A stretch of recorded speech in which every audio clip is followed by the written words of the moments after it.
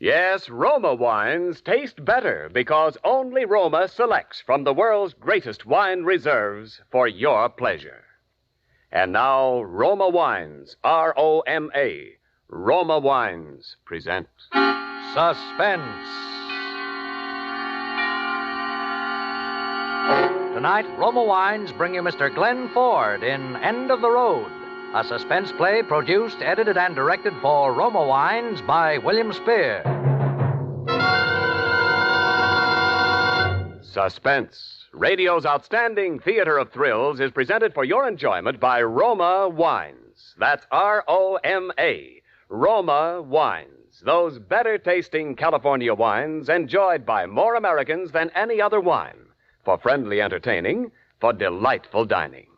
Yes, right now, a glassful would be very pleasant, as Roma Wines bring you Glenn Ford in a remarkable tale of Suspense. For an automobile salesman, I have expensive habits. I mean dames. It had been dames as long as I could remember. It's strictly murder. Also, it gets you definitely no place. So this day I was turning over a new leaf. Nothing on my mind but business. Pencil in my hand, a sheet of figures on the desk, figuring out how to sell 1 million Excelsior 8s, make $1 billion. And someone tapped on the glass. I didn't even look up, just the busy executive. Here it was again. Now I looked up. Am I disturbing you?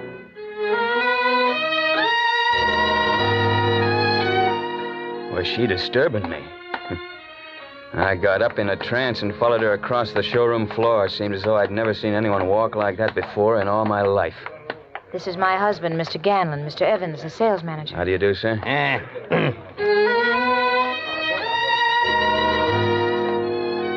So she had a husband. He was a little sourpuss runt with a limpy leg about twice her age, dressed like dough.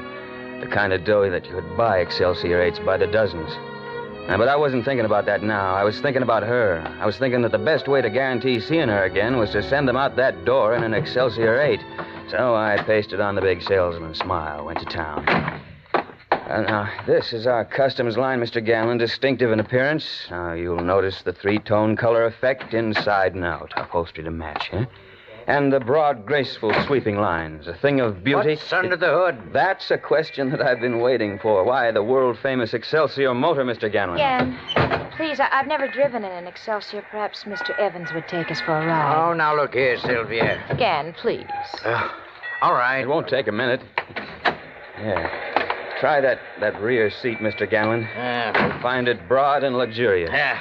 Now, Mrs. Ganlon, if you'd care to sit up here in front, you can see what it'll do. Thank you.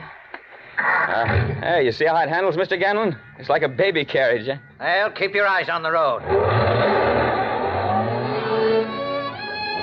I turned the corner on 2 wheels, explained about the minimum sway being on account of the stabilizers.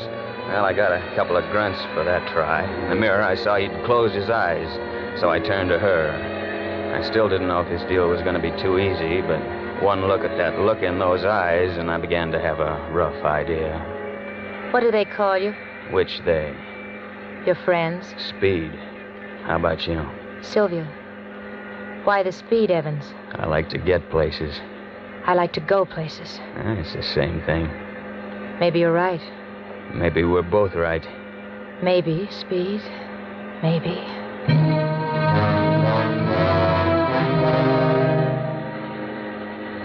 She'd asked for it. I'd have made that Excelsior turn somersaults. As it was, I showed her some driving tricks that'd make your hair stand on end. She loved them. Every once in a while, her eyes met mine and clung there just long enough. We knew, both of us, what I was selling, and it wasn't an Excelsior. Now, I can have the car ready for delivery first thing in the morning, Mr. Ganlon. What do you say? Gan, please. All right, Sylvia, all right. Now, if you'll just sign the order. I want it now, and I pay cash. Well, that's fine, Mr. Ganlon. That's just fine. I think you'll find the desk in my office the most convenient. Is that your office there? Yes, that's right, Mr. Ganlon. I'll collect all the necessary papers while you're making out the check. All right. Well, how did you like it? Like what? The car. for a start. I love it. You better drive in for a service check as soon as you can. When? Tomorrow? Tomorrow. Suppose you could manage to be alone? Yes. I'll be alone.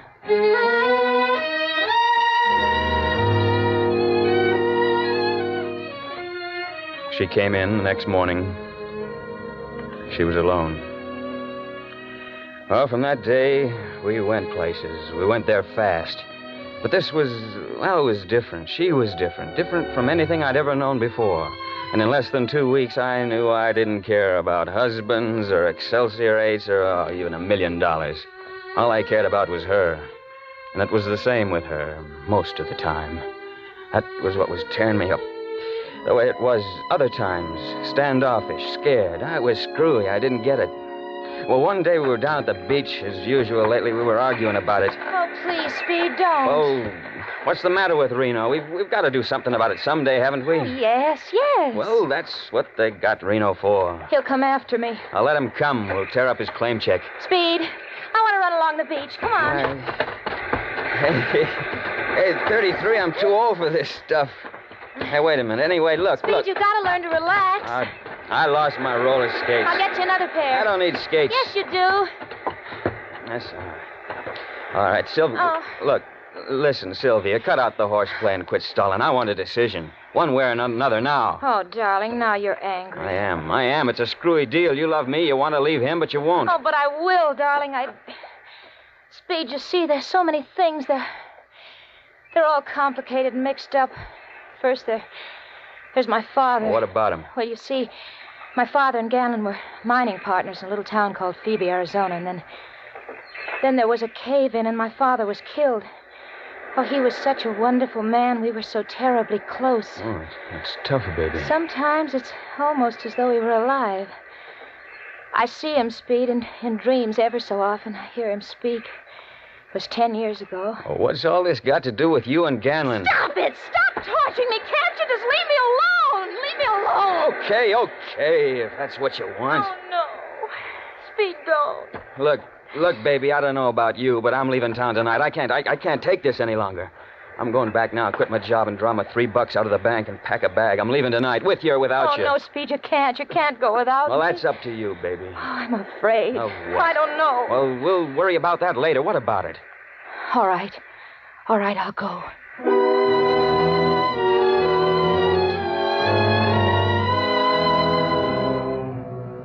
I was to meet her at the usual place at 8 o'clock.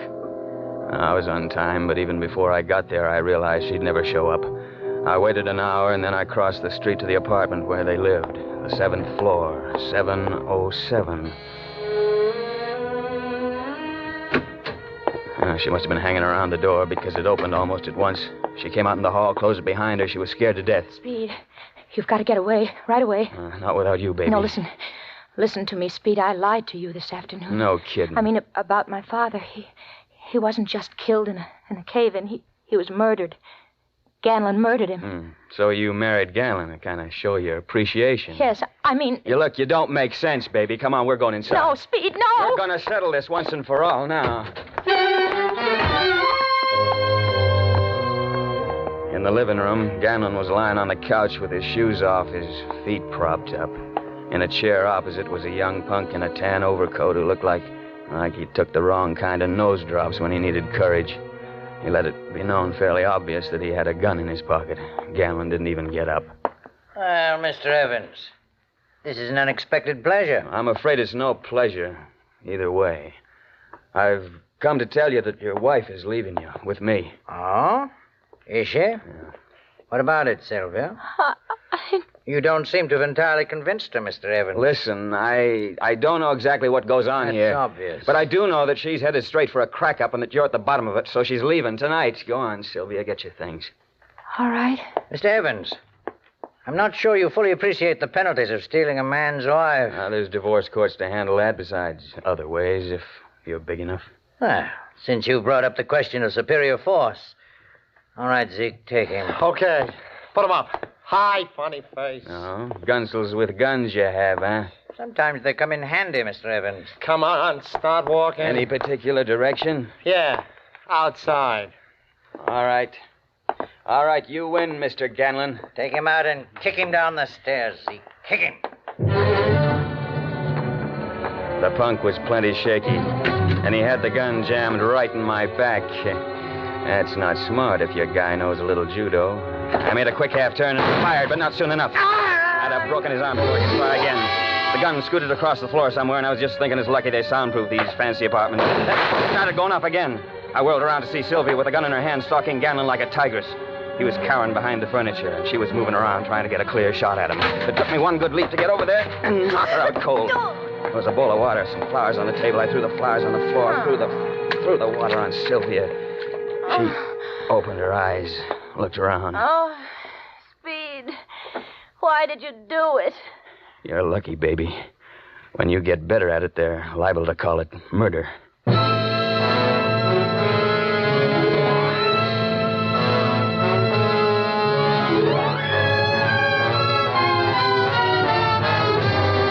For Suspense, Roma Wines are bringing you Glenn Ford in End of the Road. Roma Wines' presentation tonight in radio's outstanding theater of thrills, Suspense.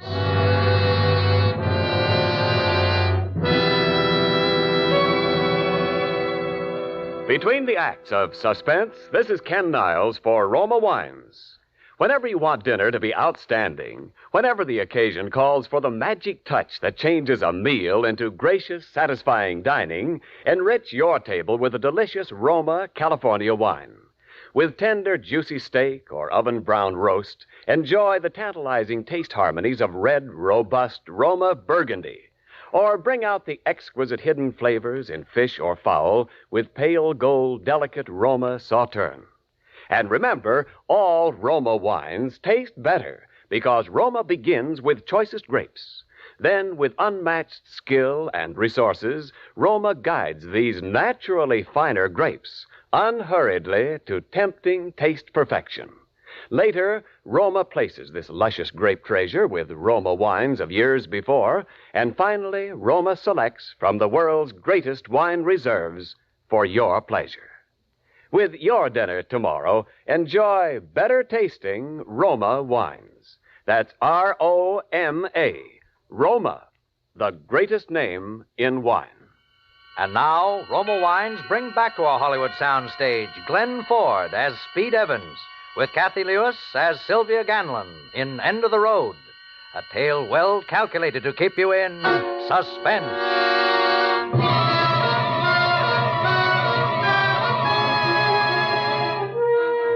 After the gunplay, I thought it would be easy. But when I tried to get her down to the car, she clawed like a wildcat, and I had to clip her again.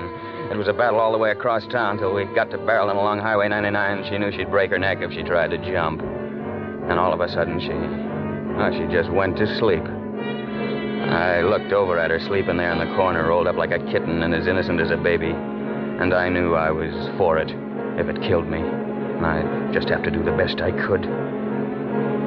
We'd passed Bakersfield, and I was headed up over the Tehachapi Mountains before she woke up. It was morning. Oh. Hello, darling. Feeling any better, baby? Oh, yes. I had such a wonderful dream. I was a little girl again. And I was with my father, and he was rowing across a lake. And then... Then what? Speed. I lied to you about Ganlon. He didn't kill my father. I was wicked to say that, wasn't I? Oh, you're just a little mixed up, that's all. Speed? Yeah? Where are we going? We're going to your hometown, baby, Phoebe, Arizona. Oh. You like the idea? I suppose so. Why? Look, baby, I'm no psychiatrist, but something happened back there when you were a kid. Something to do with the death of your father. It's had you on the merry-go-round ever since. So much so that about 9 hours ago, you tried to kill a man. I said I was sorry about that, Speed. Sure. But if you and I are going to make a go of this, I think we ought to do something more besides just saying we feel sorry, don't you?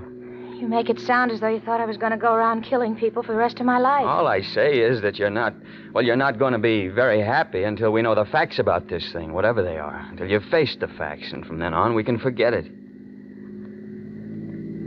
Speed, Yeah. I'm terribly hungry, aren't you? Yeah, I could do with a little something. Look, there's a place up ahead. Oh, okay. Bus just pulled in. Yeah, it's one of the regular stops here. Speed, kiss me. How's that?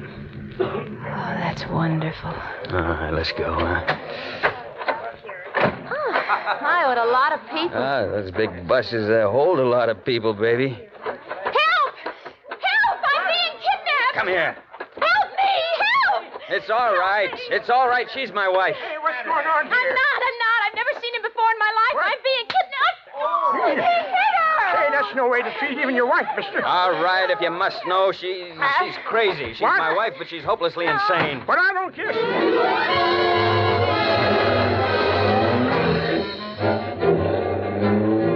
About 5 minutes later, she snapped out of it. You'd think nothing at all had happened, but I wasn't taking any more chances.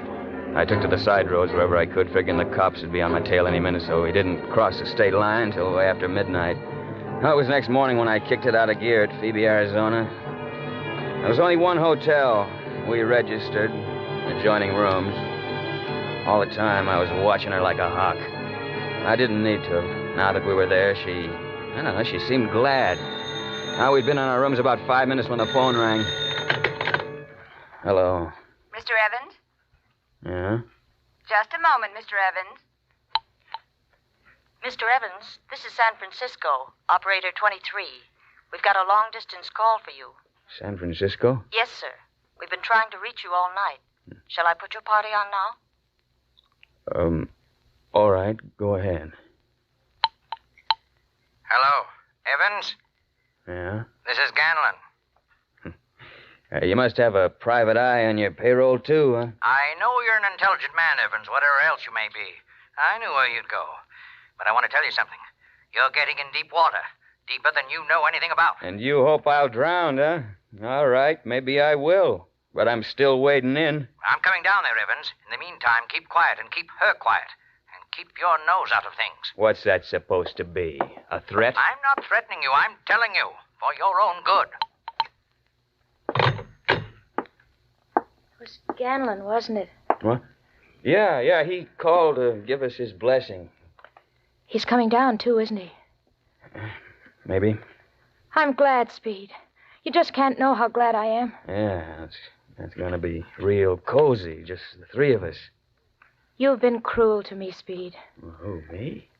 I've forgiven you, though. You know that. Why, sure, baby. I just didn't understand at first, but I understand now. Why you brought me here, I mean.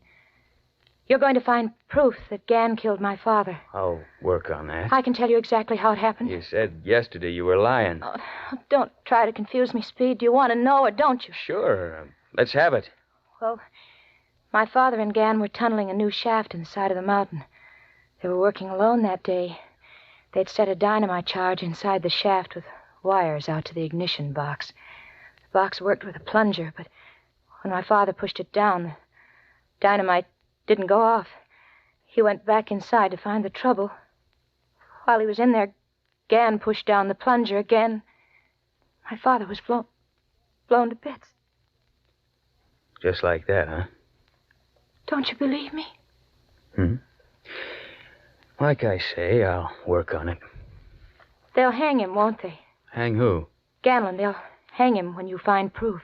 If he's guilty, they'll hang him. You'll prove it, darling. Promise me you will, so they can arrest him when he arrives. You'll do it for your baby, I know. Kiss me, darling. How's that? Oh, that's wonderful. That's all I care about. That and seeing Ganlon hanged.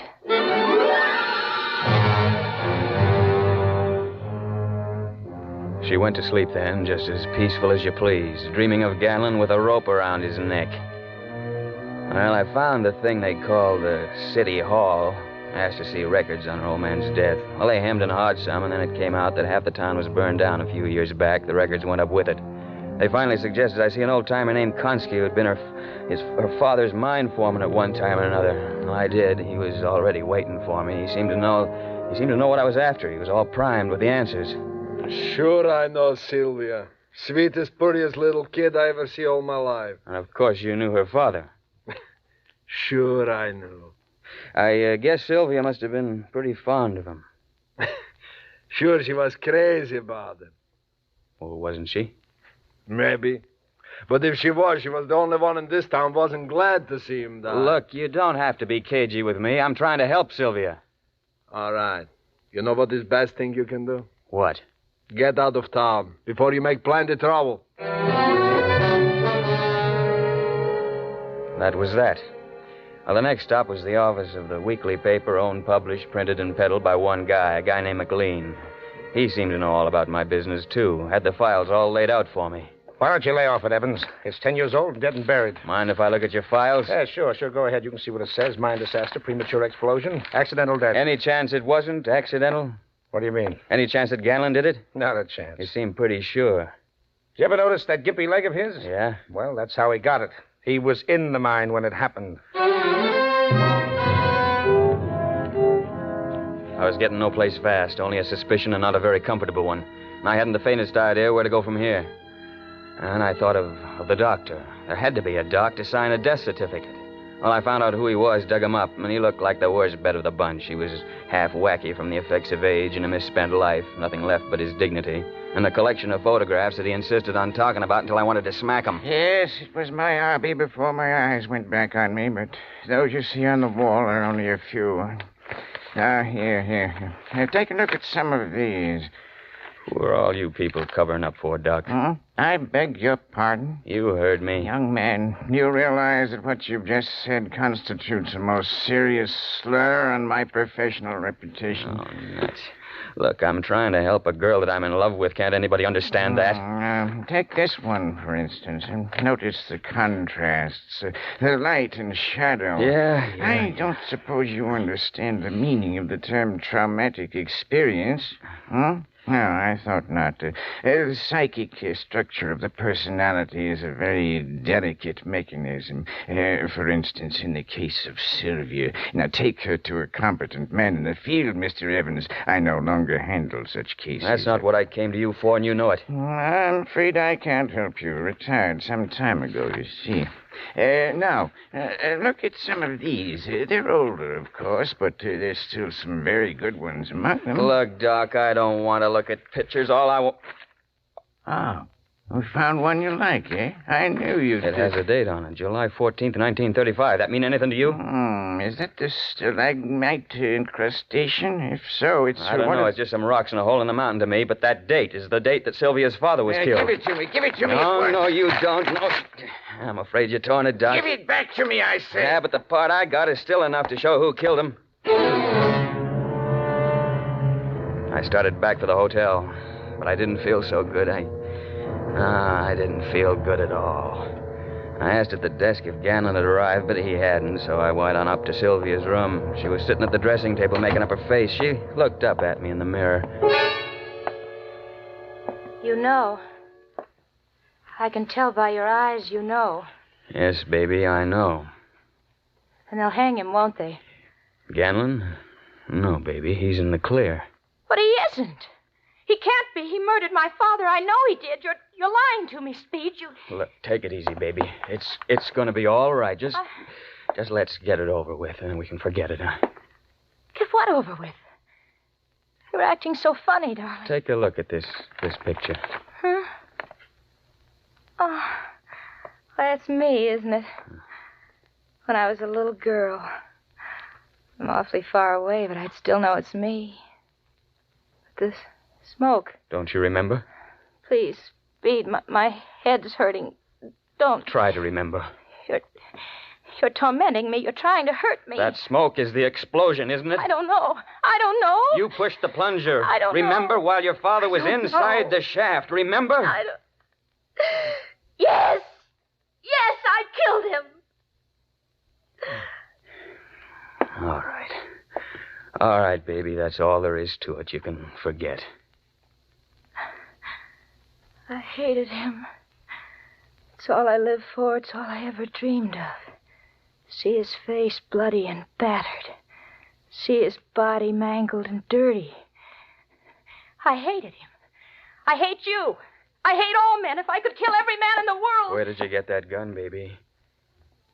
Out of your overcoat. Yeah, better put it down. I tried to kill Ganlon because he knew. Now you know. Put it down. It's too late, Speed.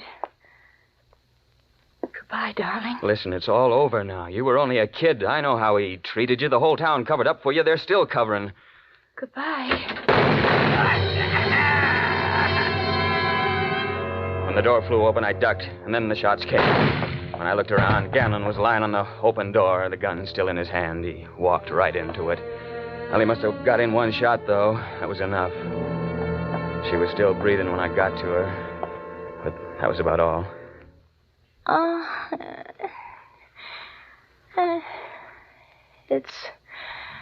It's all right now.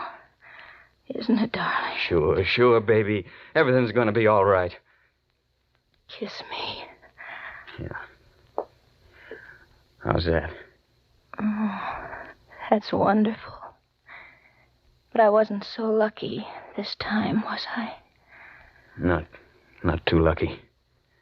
I didn't miss. No, baby. You didn't miss.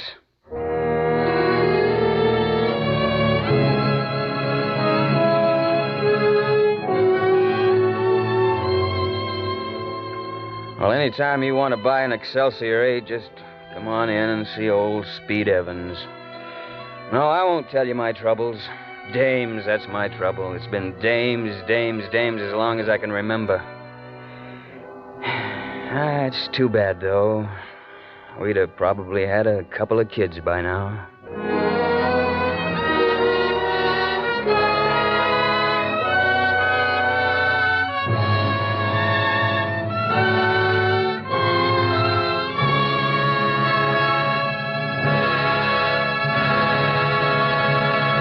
Suspense. Presented by Roma Wines, R-O-M-A, Roma, America's favorite wines. This is Ken Niles returning to our suspense microphone with the brilliant star of tonight's play, Glenn Ford. Glenn, you did a magnificent job. Believe me, I want a recording of your performance from my own personal library of suspense records. Well, thanks, Ken. You're a record fan, too, huh? Well, Mrs. Ford and I can't resist a brisk disc. A brisk disc? Yeah, you know, a torrid wax, a hot platter. Oh, now I get you. Say, speaking of platters, Glenn, isn't Mrs. F. likely to serve you a nice sizzling platter garnished with a thick, juicy steak some night soon? Oh, she's better, Ken. Well, good, because I have a little gift for you that'll make any steak taste better. Oh, suspense me no further, Ken. What's the secret? Your gift, Glenn, is a basket of Roma, California wines presented by Roma, America's greatest vintner. In that basket is a bottle of red, robust Roma Burgundy, the perfect taste companion for tender steaks, abrasive broiled chops, or any red meat. Better tasting Roma Burgundy brings out all the natural hidden flavors in hearty foods, adds pleasure to every bite. Roma Burgundy, huh? Well, I'll remember that, Ken. Remember, too, that all Roma wines taste better because Roma starts with choicest grapes, guides them unhurriedly to tempting taste perfection with skill and resources unmatched in America. Then Roma places this luscious grape treasure with Roma wines of years before to await selection from the world's greatest wine reserves for your pleasure. That's why more Americans enjoy Roma than any other wine. Well, I can't think of a better endorsement. Thank you, and good night. Glenn Ford appeared through the courtesy of Columbia Pictures and is soon to be seen starring in the Columbia picture Framed. Tonight's suspense play was adapted by Irving Moore and Robert Richards from a story by Irving Moore. Next Thursday, same time, you will hear Agnes Moorehead as star of Suspense. Produced and directed by William Spear for the Roma Wine Company of Fresno, California. This is CBS, the Columbia Broadcasting System.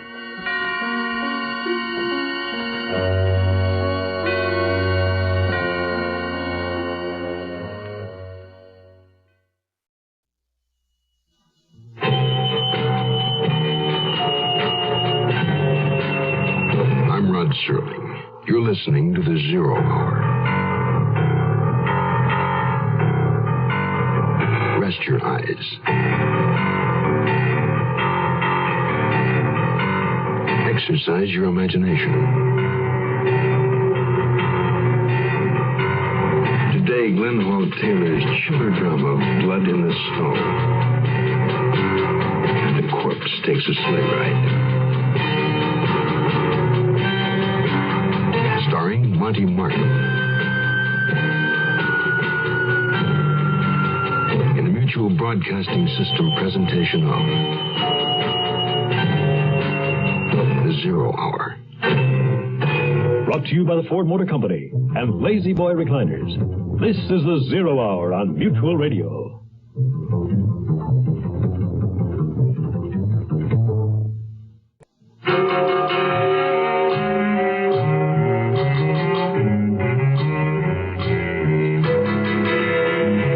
It was William Gilbert of the comic opera team of Gilbert and Sullivan who wrote, "A policeman's lot is not a happy one."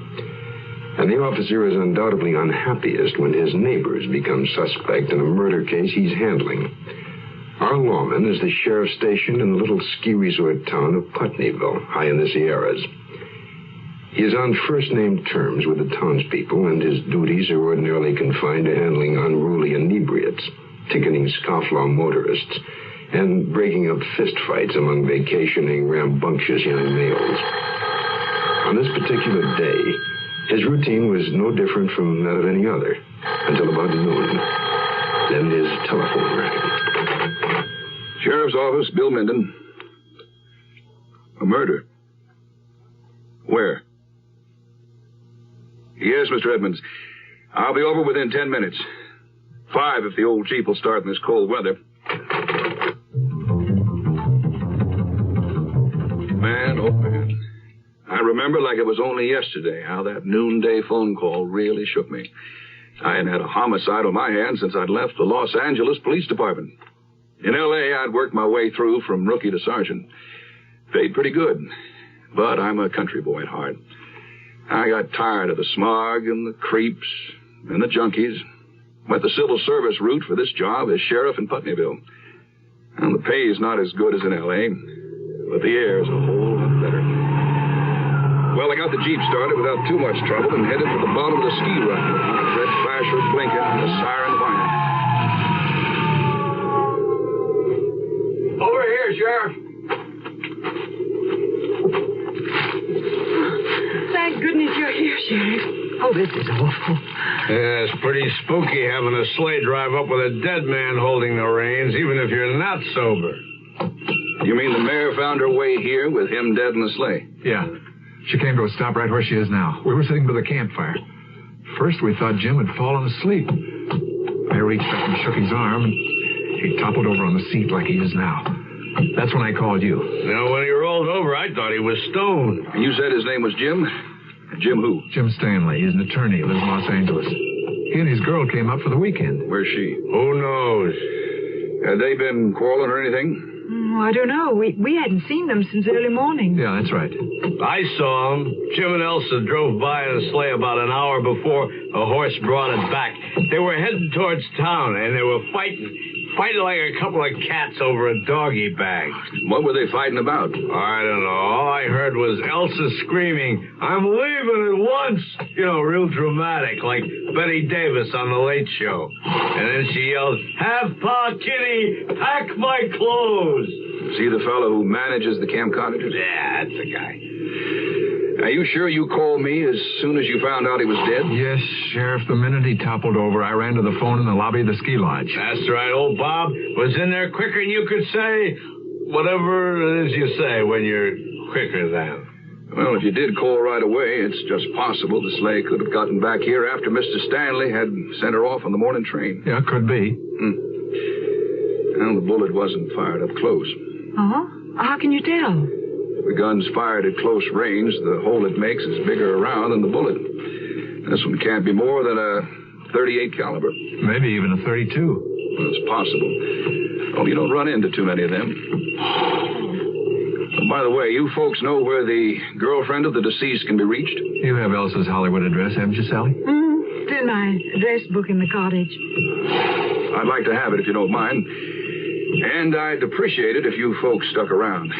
As a matter of fact, I'm afraid I have to insist on it. Yes, of course we'll stay, Sheriff. You can always find me in the bar. The way you're going, friend, you're apt to wind up under it. This altitude, too much sauce kind of makes your breath come in short pants. As my daddy used to say. Well, altitude don't bother me any. I'm used to being high. Well, just be careful you don't pass out in the snow. Pneumonia ain't any fun. You're not going to leave poor Jim's body there in the sleigh, are you? No, ma'am. I'm going to radio for the coroner. Bill Minden calling the sheriff's station. You read me? Over. Loud and clear. Over.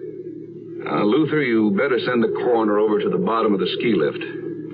Looks like we've got a murder on our hands.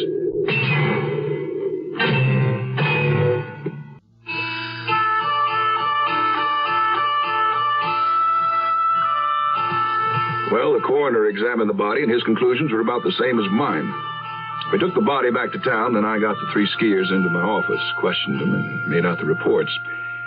Turned out that the sober fellow and the girl who'd met me at the ski slope were Mr. and Mrs. Robert Edmonds. The fellow that'd been a little buzzed, the one they called Chuck, was Charles Dixon. Like Jim Stanley and Elsa Morgan, they were all from Los Angeles. All 3 of them seemed cooperative, but I wasn't getting enough information. So the next morning, I drove up to Pa Kenny's cottage camp. Figured he might know something.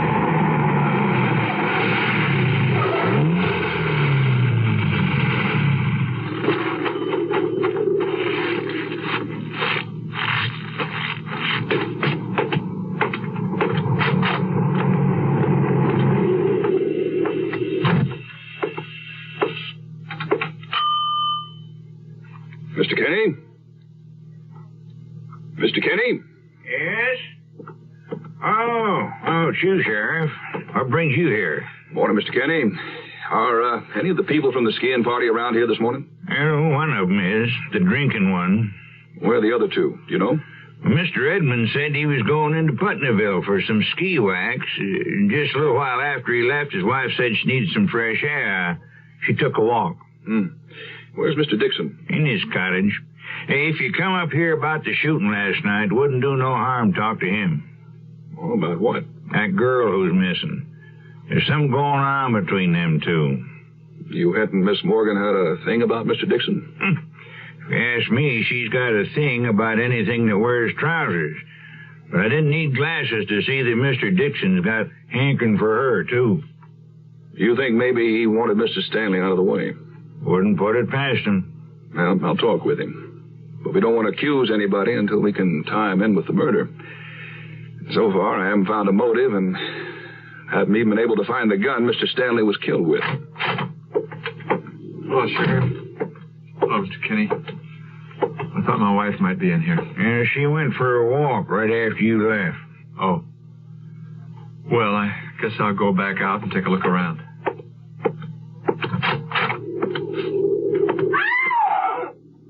Holy smoke! What's that?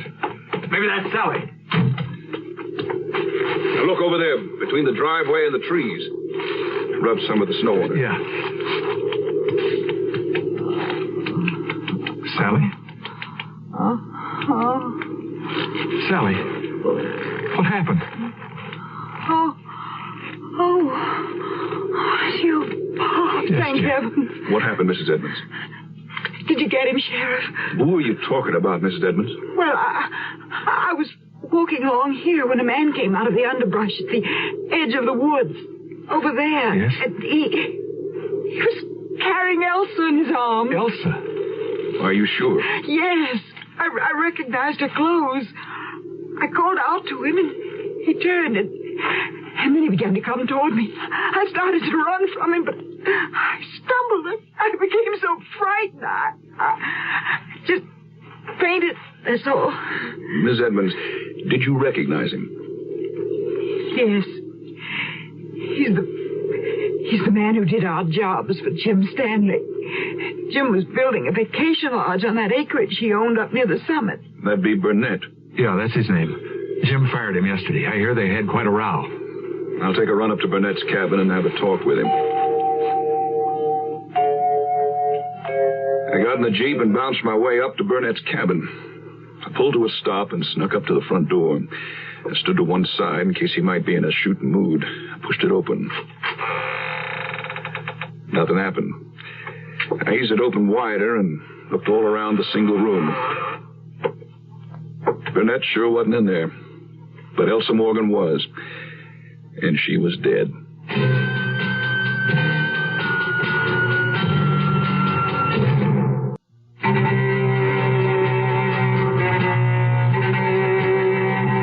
I got Elsa Morgan's body into town. Coroner took charge, and I returned to my office. I was making out a report on my newest homicide when the phone rang. It's Bob Edmonds, calling me from Pa Kinney's place. Sheriff, I thought you ought to know.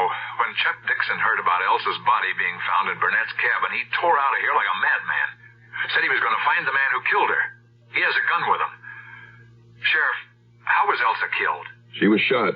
Coroner thinks it may be the same gun that killed Stanley. She'd been dead for some time, it appears. Then she'd been killed before Sally saw her being carried up the road? That's what I'd guess. Any idea where Burnett might be now? No, not the slightest. Well, Mr. Edmonds, thanks for calling. I guess I'll have to be a one-man dragnet and try to find him. Goodbye. Hello, Sheriff. Hello, Burnett. I was just about to go looking for you. Yeah, I figured it would. Sooner or later, come to give myself up. Oh, I ain't done nothing wrong, you understand, but I got things to tell you. Like what? Well, today I'm out working my trap line. About noon it was, and I hear shots. 2 shots. I think it's hunters, so I pay no attention. I keep walking down the ravine, following my line, and pretty soon I find a revolver lying there in the snow, right by one of my traps it was, like it had been thrown there. Then what?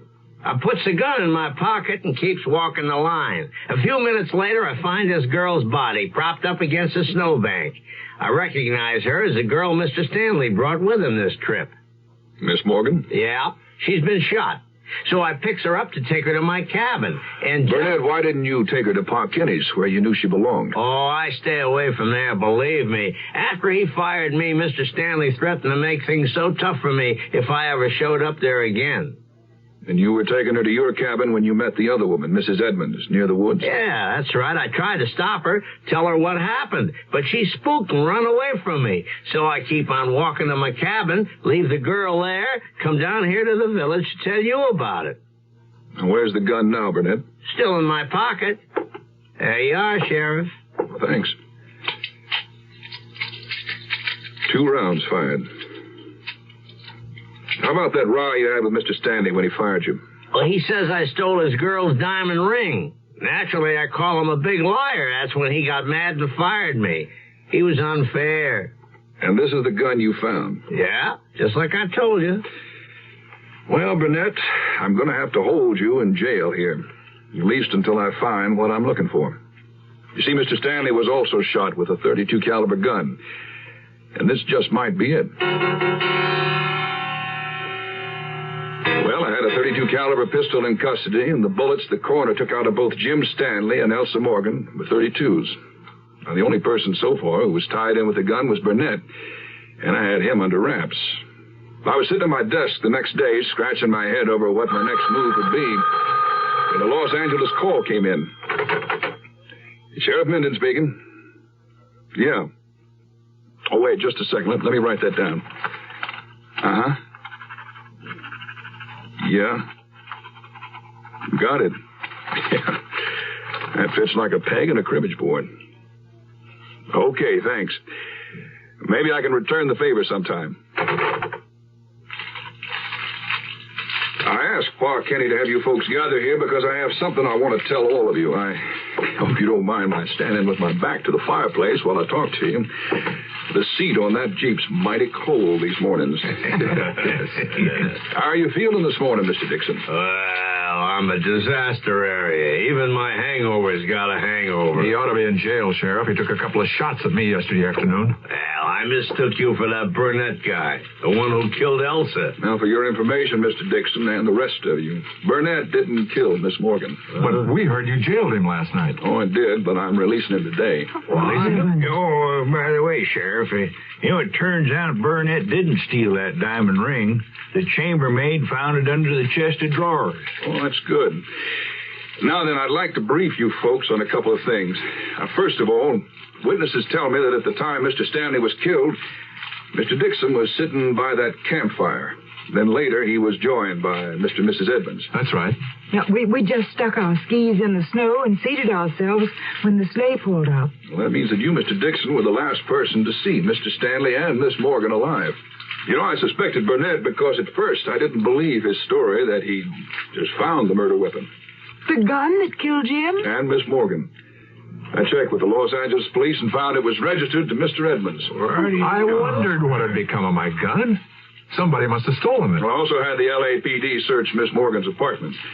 In a diary they found, she'd written that Mr. Edmonds had introduced her to Mr. Stanley. That's right, I did. So what? So, according to her diary, she'd worked as a call girl. Mr. Edmonds knew this, and he wanted her to wangle Stanley into marrying her. That's ridiculous. Why would I want to do that? Simple, Mr. Edmonds. Once they were married, you were going to blackmail Mr. Stanley. Make him pay to keep you from revealing what she was. You'll have a hard time proving your accusations, you big hick. Well, now, I don't think so. You forgot to mention that there was nearly half an hour on the morning of the murder when you were separated from your wife and she didn't know where you were. Oh, Bob, I didn't mean to say anything, but he asked me. You were just a mite too quick to suggest the bullet that went through Mr. Stanley's head was a .32. You can't prove that either. You forget Mr. Dixon was there, as well as me. Yeah, and I was sober enough to remember that, Bob. Believe me. Mr. Edmonds, looks like you're under arrest.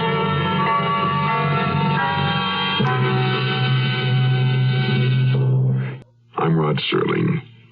Close your eyes, exercise your imagination, and join us again on our next presentation of The Zero Hour. A Corpse Takes a Sleigh Ride is an original radio drama adapted by Glenn Hall Taylor.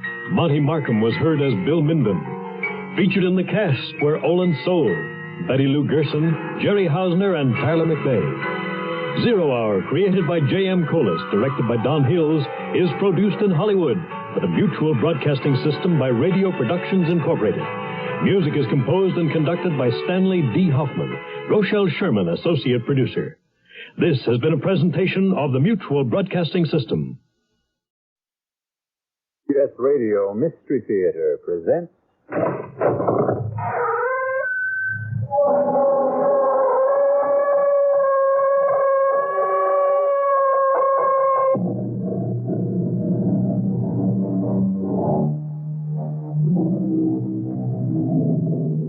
Come in.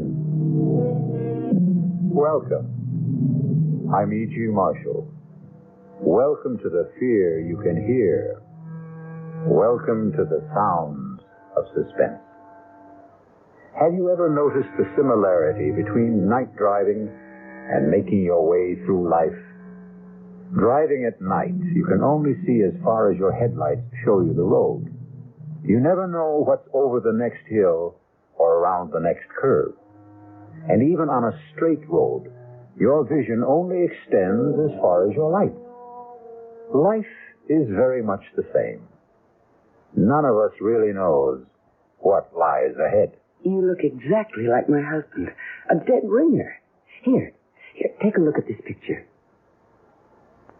Hey, that's scary. I didn't know two guys could look this much alike. How would you like to be my husband? No way. I like being who I am, Al Grissom.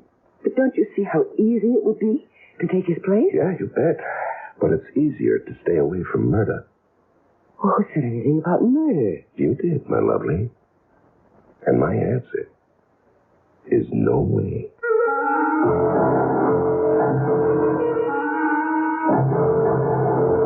Our mystery drama, Dead Ringer, was written especially for the Mystery Theater by Murray Burnett and stars Leon Janney. It is sponsored in part by Anheuser-Busch Incorporated, Brewers of Budweiser, and by the Kellogg Company, makers of Kellogg's Special K cereal. I'll be back shortly with Act One.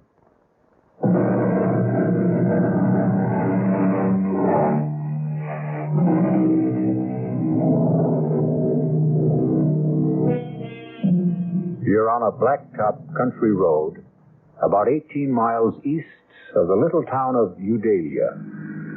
It's raining hard. You're driving a Citroen Maserati, and it handles. But you have your problem. You're going to be late for dinner, and you have a husband who doesn't appreciate lateness. The night seems to be getting blacker, and the rain shows no sign of easing. Darn this rain. While I'm at it, darn the weatherman who promised clear and cool weather. Your name is Gloria Winters. And then the headlights pick up something in the road. Whatever it is, it's a problem because it doesn't seem to move. Come on, stupid, move. Get out of my way. Why, it's a man.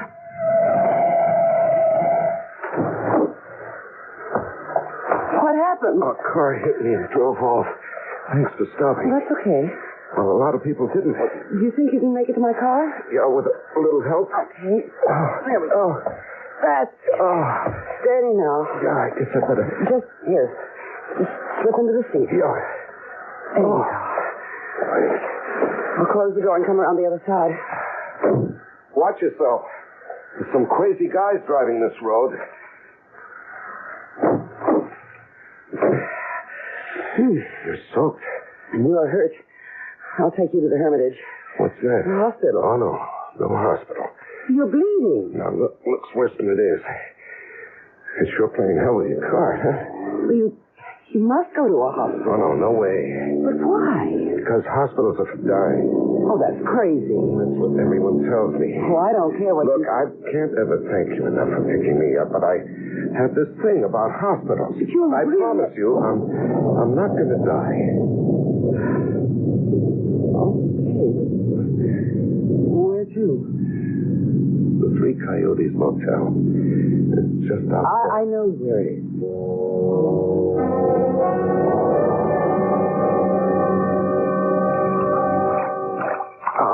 No, come on. Just put your head on the pillow and don't be a baby. You're some dynamite kind of good Samaritan. Well, I have a right to see what you look like under all that dirt and blood, haven't I? No argument. This may hurt. Oh. There. Well, now you're beginning to look like you have it perfectly.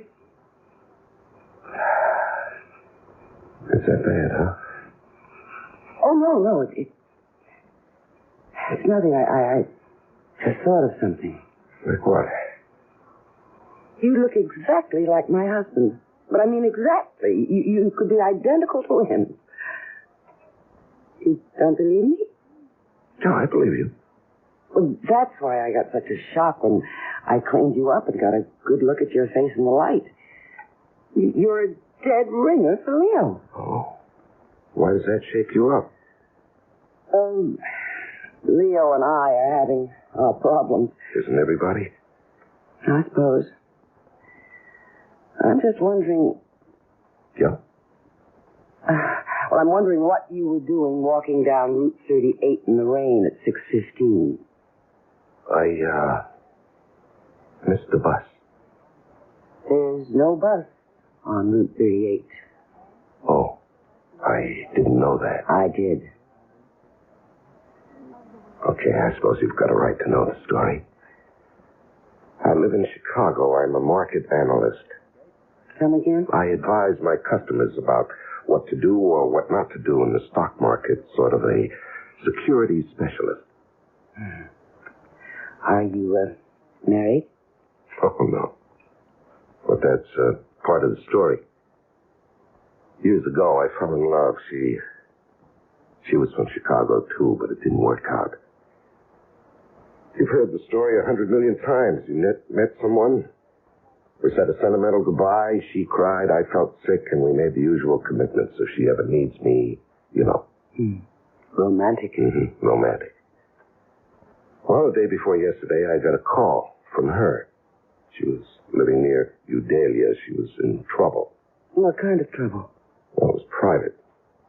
And there'll be no names. Okay. So I came. Naturally, she didn't want her husband to know. She didn't want my car to be seen by the neighbors. Well, you know how small towns are. Yes, I know. So I let her call the shots. She picked me up, drove me somewhere close to her house. She was supposed to drive me back, but her husband had called and said he was coming home early. Well, where was he supposed to be? He was on a business call that would have kept him from getting home before 9. So our appointment was cut short. She panicked, and I walked, trying to thumb a ride. This weirdo came along, and how? And you found me. What a difference. What a difference. You look like Leo, but you were completely different. Leo wouldn't cross the street to help a blind, crippled kid find his crutch. While you... And you stopped and picked up a stranger lying in the road. Well, I told you that Leo and I don't get along. But you married him. I didn't know what it would be like. Anyway, what are you going to do now? Oh, I'm going to change motels and lie low until I can go back to Chicago without having to explain the way I look. What about the girl you came to help? No, that was a bad scene. No, nothing I can really do for her. She has a decision to make. So have I. Will you help me to make it? If I can. Well, you can, Al. You can. In a very big way.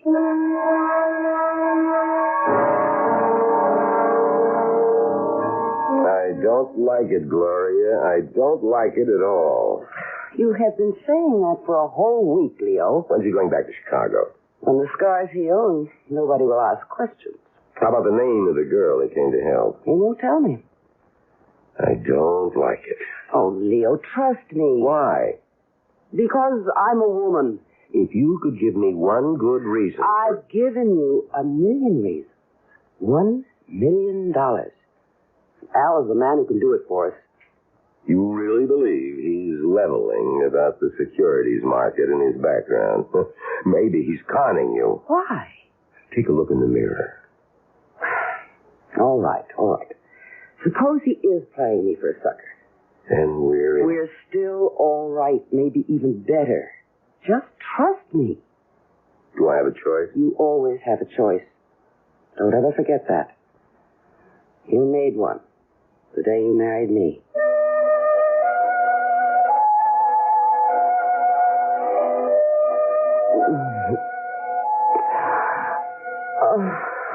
I do love you, Al.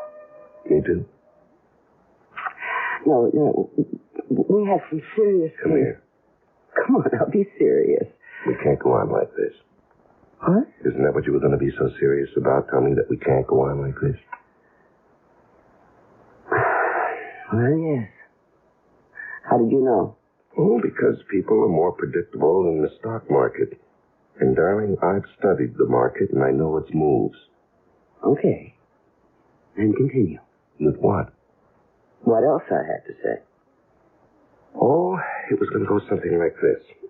I told you I was fed up with Leo, and until you came along, I just didn't see any way out, but now...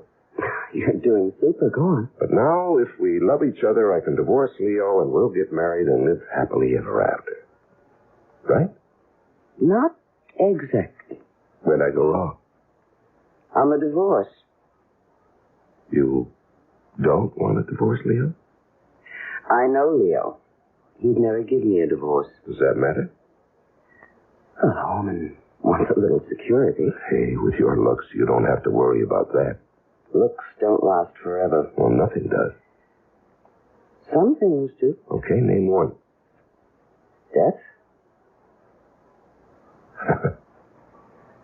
You know, I never met anyone like you. Not even that girl you came out here to help? Not even her. You have no parents, no relatives. Nobody except yourself. Just me and my shadow. We've talked a lot about Leo. You've never seen him. And I don't want to. I'd like you to look at this picture of him. Hey, that's scary. I didn't know two guys could look this much alike. I told you. Yeah, but... You thought I was laying it on for your benefit. I guess. And now? I believe you couldn't tell us apart. I guess This was in the back of my mind ever since I first saw your face. What was?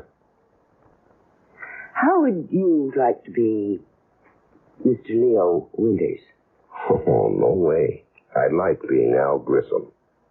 Don't you see how easy it would be to take his place? Yeah, fine, but what happens to him? Well, that's the problem, isn't it? Yeah, that's the problem. I thought maybe you could think of a way out. Yeah, I can, but I don't like it. Try it on me. No, I think you've already tried it on, and you like it. Maybe. Not maybe, positively. That's what you wanted to lay on me when you said you wanted to talk. You're not only sexy, but you're smart. Yeah, you bet. Smart enough to stay away from murder. Well, who said anything about murder? I did, my lovely, I did. I said murder.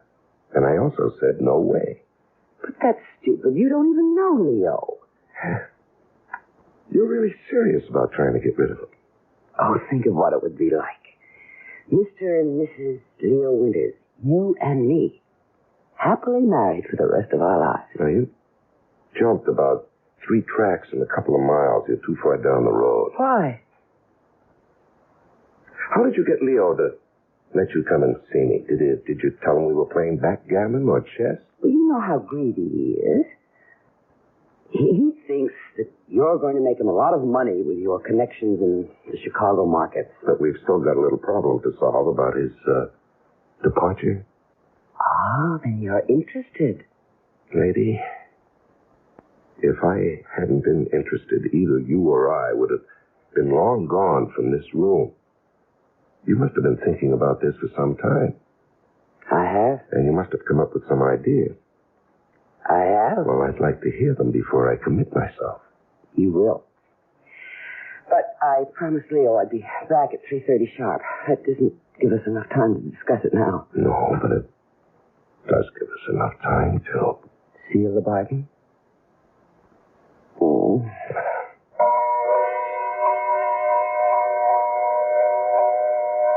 Once you agree to discuss the idea of murdering someone, you've taken the first step along a road that is full of hairpin turns, some of which don't even have warning signs.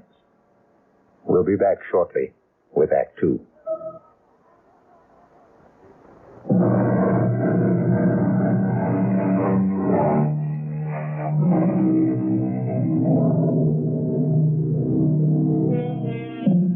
It's me again, and we're talking about murder. That is, we're not talking about it, but Gloria Winters and Al Grissom are trying to arrange a murder. It isn't a simple task, as you will hear. No, hiring a killer is just setting yourself up for big trouble. Well, do you have any better ideas? No, not yet. You'd better come up with one, because Leo's getting suspicious. Oh? You don't have a gun. Now, we've been through that. Well, you could buy one. And it can be traced. Not if we get rid of it afterwards. Gloria, I know the way the police operate. When a husband gets knocked off, the first one they check out is his wife. And statistics show they have a better than even chance of being right. But I'm going to say it was a prowler. Now, what makes you think they'll believe you? Hey. Hmm? I've got it. Why didn't I think of this before? The same thing that happened to you before, only this time it'll be fatal. Hit and run? Of course. You know, the more we talk, the more I'm beginning to think we ought to forget about the whole thing. No. All right? What car are we going to use? Well, we'll rent one under a false name. Mm-hmm. And who's going to rent it? Well... Now, you see, the guy who rents either one of us a car will remember us. And even if we give a false name... But why should they be worried if they get the car back? Because the hit and run will be discovered. They'll start asking questions. Well, I'll be home with a friend as a witness. No. Hit and run is a crime. They'll go looking for the driver of the car, and that has to be me. No, I don't like anything we've come up with. And we've got to stop thinking about murder. Now, the cops are going to be looking for somebody and continue to think of more than an accident. Hit and run isn't natural. Nobody's going to dig much into what looks like a natural death. If we could get a doctor to sign a death certificate, we'd have it made. I know a doctor. Oh? Well, he can't be in on it. He's Gotta think it's death from some kind of natural cause. I said I know a doctor. Who? His name is Carmody, Hugh Carmody. He's about 85 years old. He's our family doctor. He was my mother's doctor when I was born. Is he still practicing? Well, not really. But he refuses to give up the families he's treated for years. So he still looks after me and Leo, sort of inherited him when we got married. Mm-hmm. An idea? Just a glimmer. Would this doctor believe you? Oh, of course. Come on, let me in on it. Okay. What do you know about poisons? Practically nothing. Yeah, well, that makes us even. Now, what we need is some kind of poison that looks like he died of a stroke or a heart attack or maybe some kind of food poisoning. Mushrooms. What? Toadstools, mushrooms. They're poisonous. Yeah, but he's not going to eat them. He will if I cook them. You know, that might... No. He'll get suspicious if you give them to him and you don't eat them. Now, we need to know more about poison mushrooms. The library. I'll go there. Your mind? You'll go asking for a book about mushrooms and then call in this doctor to look at Leo who's just eaten some bad mushrooms. All right. I understand. But I've still got to... I'll see you later. Where are you going? To find out what I want. And nobody will ever know.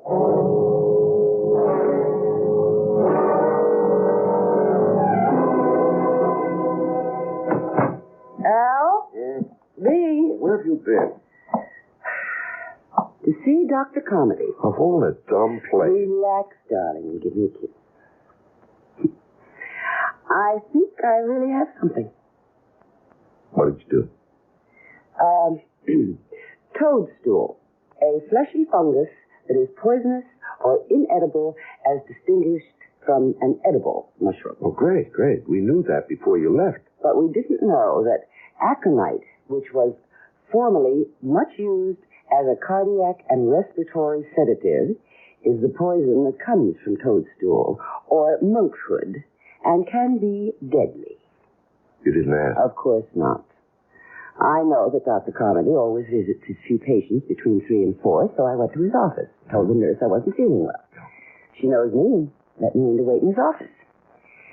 And he has a lot of books. So I read. Yeah, and what did you tell Carmody when he came back? Oh, he's such an old love. I made up a story about being tired and not feeling well, and he gave me a tonic, which I'm going to get. You know, maybe we're getting somewhere. Oh, we're there, darling. We are there. All right, slow up.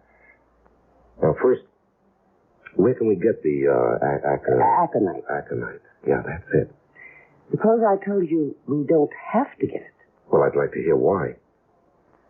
Okay. My dad had a bad heart. Oh, how long ago was that? About 7 years. And you're telling me that this Dr. Carmody prescribed aconite? Right. Well, how do you know the stuff's still good? I don't. Well, it doesn't seem to be. Well, this is the only way we can handle it. If it doesn't work, we won't get into any trouble. And if it does, we won't get into any trouble either. So what have we got to lose? You know, when you put it that way... Do you know any other way?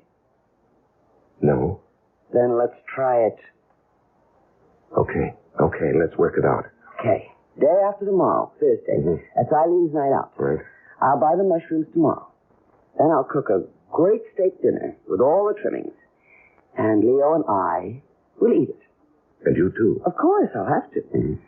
I won't eat too much, though. But enough to make me a little sick. Yeah. Then when Leo begins to feel sick, I'll suggest we call the doctor. Carmody? Of course, Carmody. He'll come and ask about what we ate, and I'll say steak and mushrooms, and he'll say, mushrooms? And right away, diagnose mushroom poisoning and give us something. Yeah, I'm with you so far. And then? And then after he leaves, I'll tuck dear old Leo into bed, tell him I have to go to the drugstore to get something. I'll go down and let you in. Wait a minute. What do you need me for? We're in this together, my love. And I want you there. Yeah, I damn well better disappear after Leo dies. That will be just fine. And we'll set up a very, very romantic meeting place.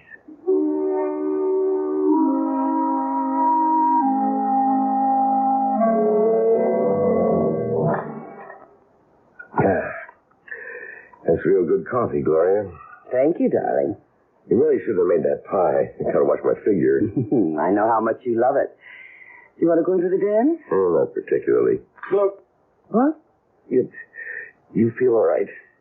I feel fine. Are you sure those mushrooms are good? Of course. Oh, I feel kind of funny. Even if they weren't, it's too soon for them to act up. How do you know? Oh, I've known about mushrooms since I was a kid. Well, all the same, I've got pains in my stomach. Call Dr. Carmody.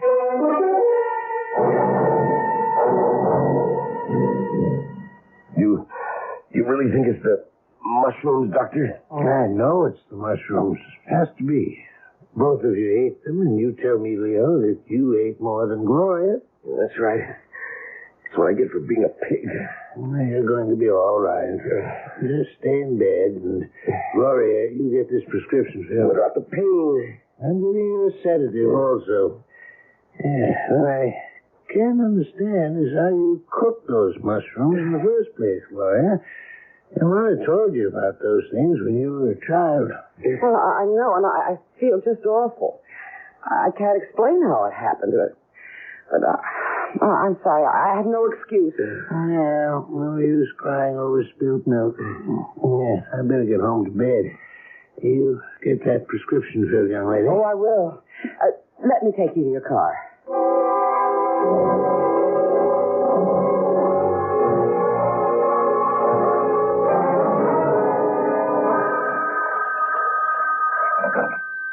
Hello? Are you ready to come over and sit with a sick friend? It worked? Like a charm. How was Dr. Carmody? Just as we planned. He diagnosed mushroom poisoning. Bawled me out gently. But we're lucky. That visit to his office paid off. How will I get into your house? But you know where the house is? Yeah, I do. Park 3 blocks away on Green Tree Lane. Mm-hmm. You know that place I told you about off the road? Yeah, I remember. Don't walk the streets. Just cut across the field. Mm-hmm. Head straight north. Better take a flashlight. Ours will be the first house you come to. The back door will be open. Okay, I'm on my way. Make it fast as you can. I think Leo heard me come back. He'll be yelling for his medicine.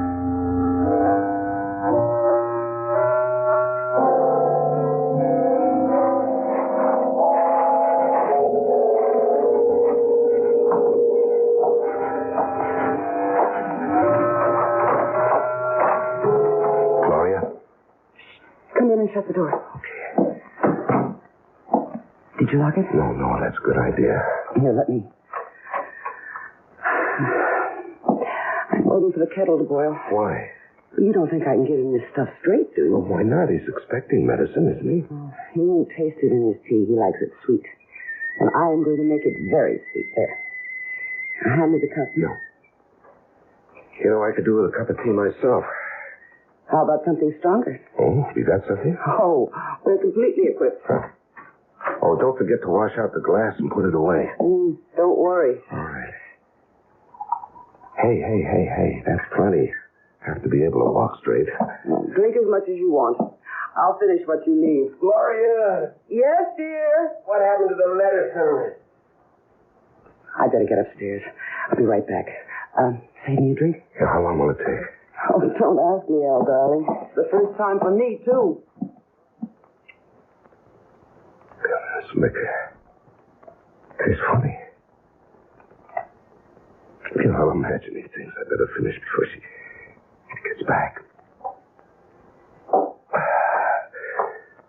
Hey, I feel funny. I better sit down.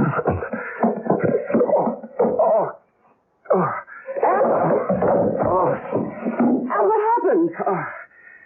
I'm sorry. I made so much noise. I don't feel too good. Don't worry about the noise, Al. It's all right with me. What? Well, I guess the aconite wasn't too old, Al. Stupid. This was a setup all the way. All the way. I must admit you did make it tough. Not as tough as you made it for me. You know, you're a hell of a Dame. You're right, Al. No, not Dame. I was going to say a hell of a liar. It wasn't all lies, Al. I'm expensive.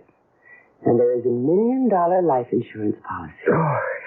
And when I saw your face, I realized that this was just too good an opportunity to miss. A little something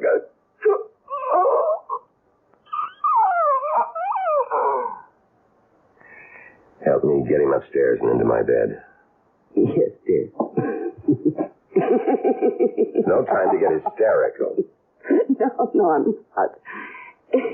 It's just funny to me that Al's going to wind up just where he wanted.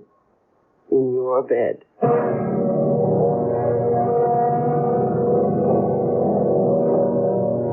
murder has been accomplished. The happy couple, Leo and Gloria Winters, still have a way to go before they achieve their goal.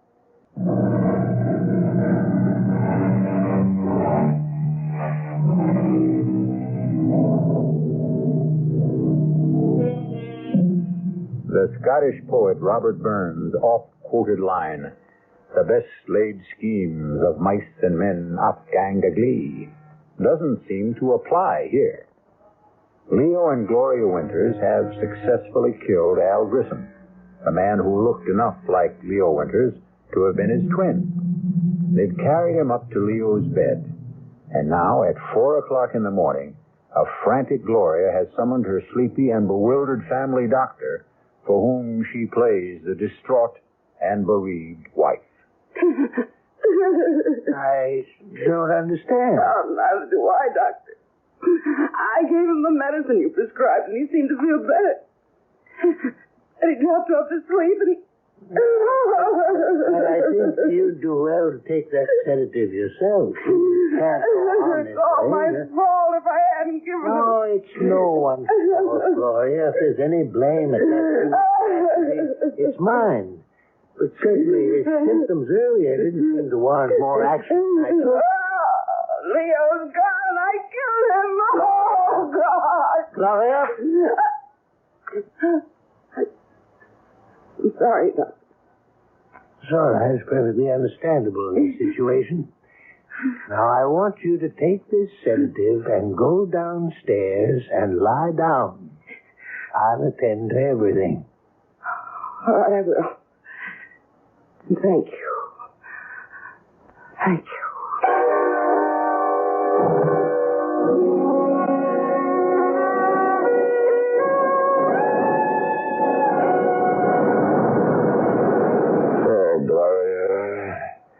Have I ever told you how clever you are? Not more than 1,000,000 times in the last week. That's an exaggeration. So? So I love you. You should. Without me, would we be here on Riviera and Fast, living the way we've always wanted, with $1 million and the whole world waiting to see that we enjoy ourselves? Do you think we can ever go back to the States? Oh, I don't want to. Do you, Leo? Much to Leo. I'm sorry. I've been pretty good though lately, haven't I, Al? You've been great. You must have really been good with old Doc Carmody, too. Oh, he was so upset and so confused. I threw the most beautiful fit of hysterics you ever saw. Wish I could have seen it. Oh, so broken up. So he insisted on handling everything, even the insurance people. Never gave him a chance to question anything. He signed the death certificate and had the body out of the house and into the crematorium before they ever got there. What about returning to the U.S.? Oh, I don't think we should for a while. Maybe in a couple of years, But never till you dare to. Maybe San Francisco, New York. We'll see. How about a dip? Al Grissom. A pleasure to see you again, Al. How you doing? Now, that's a silly question. I can see you're doing great. No one stays at a class hotel like this unless he's doing great. But I always said you had class, Al. Yes, and style. Oh, you want to introduce me to the girl who's hanging on to you? I'm afraid you've got the wrong man. Don't you mean you're afraid I got the right one, Al? Look, I don't know you. I've never seen you before in my life. Now you're not being smart, Al, and you were always very smart. That is until 3 months ago, when you made your first mistake. Hey, come on, darling. Let's get away from this. You forget it. You're finished with that getting away stuff. Well, how can I prove to you that you've made a mistake? My name isn't Al Grissom. Al. You're registered under a false name? Come on, Al. I'd recognize you anywhere. But I still can't figure why you didn't try some kind of face job. But like I said, you haven't played this very smart from the beginning. Look, mister. Oh, the name is Grafton. Lou Grafton. And I'll meet you at the Promenade Cafe in an hour. 1 hour, Al. And you be there. Who is this guy? Don't ask me. Well, who should I ask? Maybe Al. Very funny. Didn't Al ever mention this Lou Grafton? Must have said something. Nothing. Well, I don't believe you. Well, why would I lie? I don't know. But you certainly were cozy enough with Al. I found out what I had to. What we had talked about. He had no family, no relatives, nothing, nobody to trace. I'd better meet this guy and find out what he's talking about. I'll go with you. I don't think that's smart. We're in it together, Al. Who knows? I may even be able to help.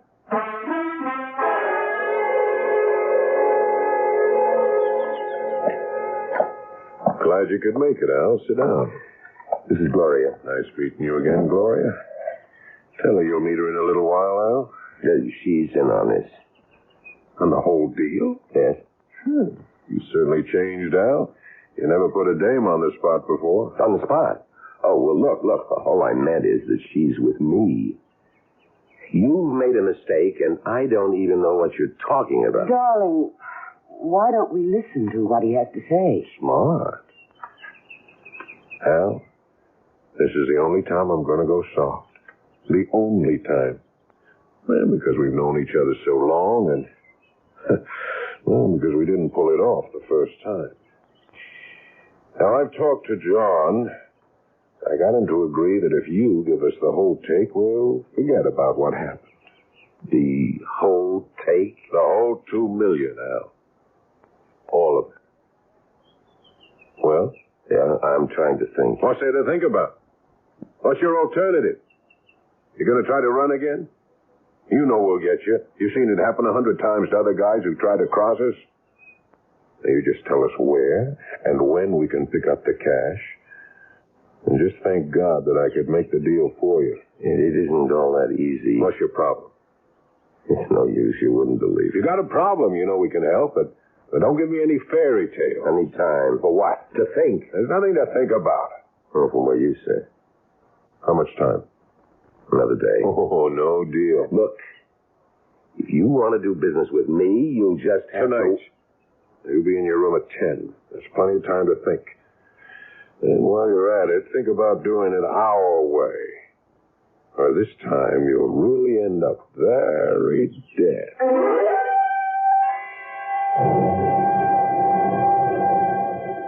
$2 million. That's a lot of dollars. Oh, you're a big help. Well, I might be if you'd stop repeating the figures over and over again. There's no way we can get $2 million. I've got to prove to them that I'm not Al Grissom. Then they'll leave us alone. And how do you do that? Of course. Fingerprints. I'll have absolute proof. Even those guys will leave fingerprints. And who's going to tell them? You? No.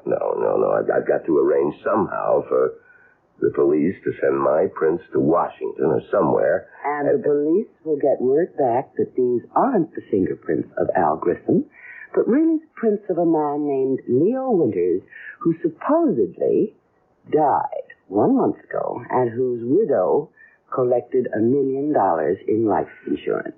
You're right. That's the only way to go. How do we convince them I'm not Grissom? I don't know. We went to a lot of trouble to prove to the world that you were. Who was this Grissom? He must have been awfully big to get into a deal like this. I think he must be calling you. Me? Who else? Well, I don't want to answer it. Oh, that's not smart. They know we're here.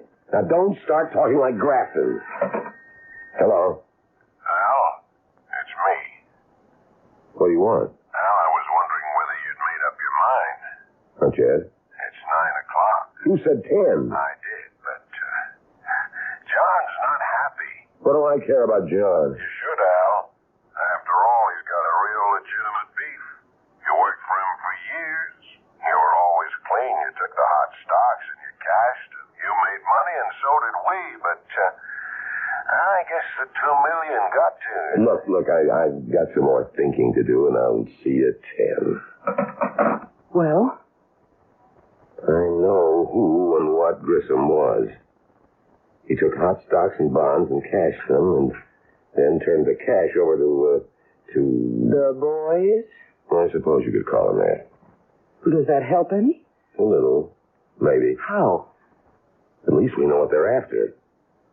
If there was some way we could trap the... some way to fool them. Well, suppose there were, then what? I don't know yet. And play along with me when Grafton comes up at 10.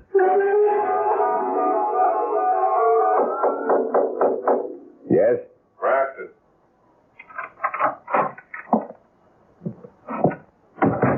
You finished thinking? All finished. And? I'll go along with you. Now, why couldn't you have told me that this morning? You had to get John's blood pressure up. Forget John. I told you I had problems. And I told you it would help. I don't have the $2 million with me. Well, we never figured you did. Where is it, Chicago? I'll pick it up. When? As soon as I can. Will you stop playing games? When? It's back in the States. Okay. Now, you'll get the next plane. Now, not so fast. It's somewhere in Udalia, and I can't go back there. Why not? A little something. The cops might want to talk to me. About what? About a girl I visited there, and an old friend. What's wrong with visiting an old friend? Nothing. If you don't get caught by her husband and get into a fight, beat him up, and he calls the cops. That's not much of a rap. That's right. But you'd want to see me in jail. Yeah, you got a point. We'll pick up the dough. No way. Why not? We're going to get it anyway. You're going to get it.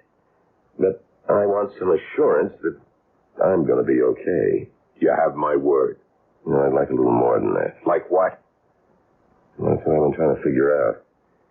Some way I'll be sure that... Look, if you haven't figured it out by now, you're not going to. I get the plane tickets. You sure don't give much time. We gave you time before, Al. Too much time.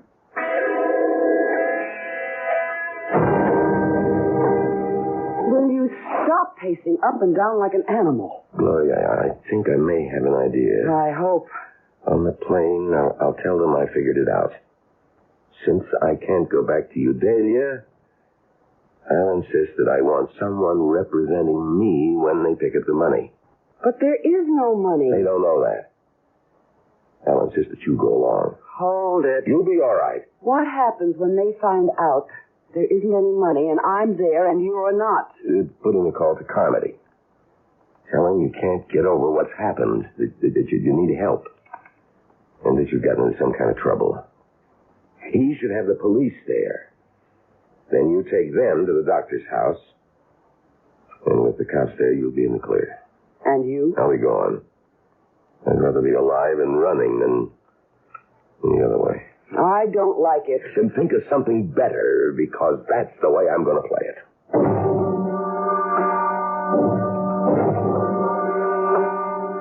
Now, Al, I know you won't get any crazy ideas at this stage of the game, but just in case you do, these two young fellas here are in our party.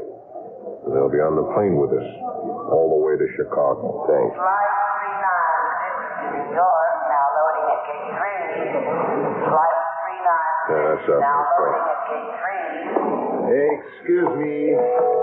One moment, please. What do you want? Lieutenant Fourneau, Interpol. I believe you are Mr. Leo Winters. I'm afraid you're mistaken. I've known this man for years. His name is Al. Mr. Winters. You heard him.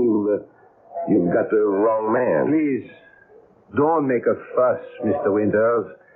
I'm instructed to hold you for the murder of an Alvin Grissom in New Delhi. Oh, me? What about her? She's my wife, and she was in on this from the beginning. The whole thing. We know all about Mrs. Winters.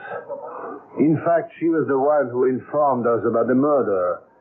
In return for some small promises. She told? You asked me, remember? You said, think of something better. And I did. Come along, Mr. Winters. Gentlemen, you will excuse us. I'm coming, Lieutenant. I'm coming without any trouble. You see, Grafton, you didn't believe me. If you'd only have believed me, maybe we could have worked out a deal after all.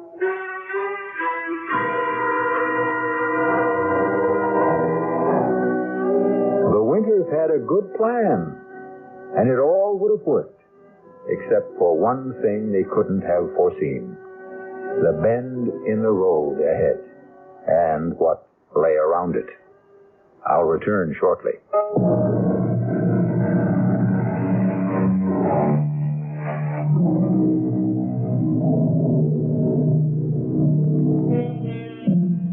If Gloria and Leo Winters could have known what lay ahead of them, they would never have gone through with their plan. That is, if they could have seen into the future and around the bend. Yet actually being able to see into the future, to know what's going to happen next week, next month, next year, is a gift that most of us wouldn't want. Because who knows what terrors may lie ahead. Our cast included Leon Janney, Joan Lovejoy, Larry Haynes, Paul Hecht, and Robert Dryden. The entire production was under the direction of Hyman Brown. And now, a preview of our next tale. Am I dead? Not quite. You're in a hospital with a bullet in your brain. As the saying goes, as good as dead. And Sherry and Herb got away with it. Oh, it isn't fair. If I only had it to do all over again. Suppose you had. Could you do better? Of course. Of course. If I knew what I know now. Naturally. That would have to be a precondition if you're asking for yesterday to live over again. Oh, please. Please, give me the chance. Can you? Well, why not? I'm a bit of a gambler myself. Let's see how you can remake yesterday. Radio Mystery Theater was sponsored in part by the Kellogg Company, makers of Kellogg's Special K cereal, and by Anheuser-Busch Incorporated, brewers of Budweiser. This is E.G. Marshall inviting you to return to our Mystery Theater for another adventure in the macabre. Until next time, pleasant dreams.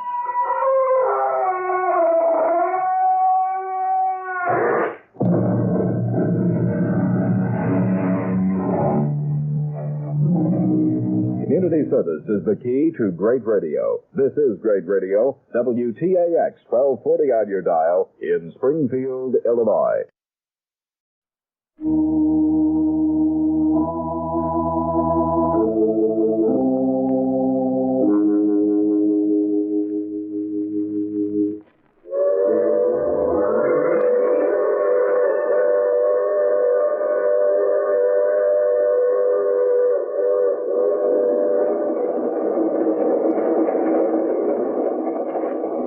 The Mutual Broadcasting System presents The Mysterious Traveler, written, produced, and directed by Robert A. Arthur and David Cogan, and starring tonight two of radio's foremost personalities, Adelaide Klein and Mason Adams, in an original radio drama titled The Visiting Corpse.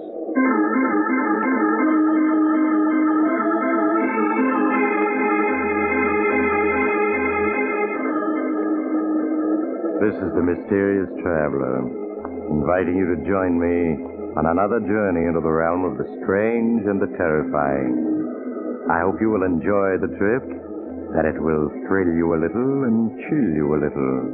So settle back, get a good grip on your nerves, and be comfortable, if you can, as we meet the visiting corpse.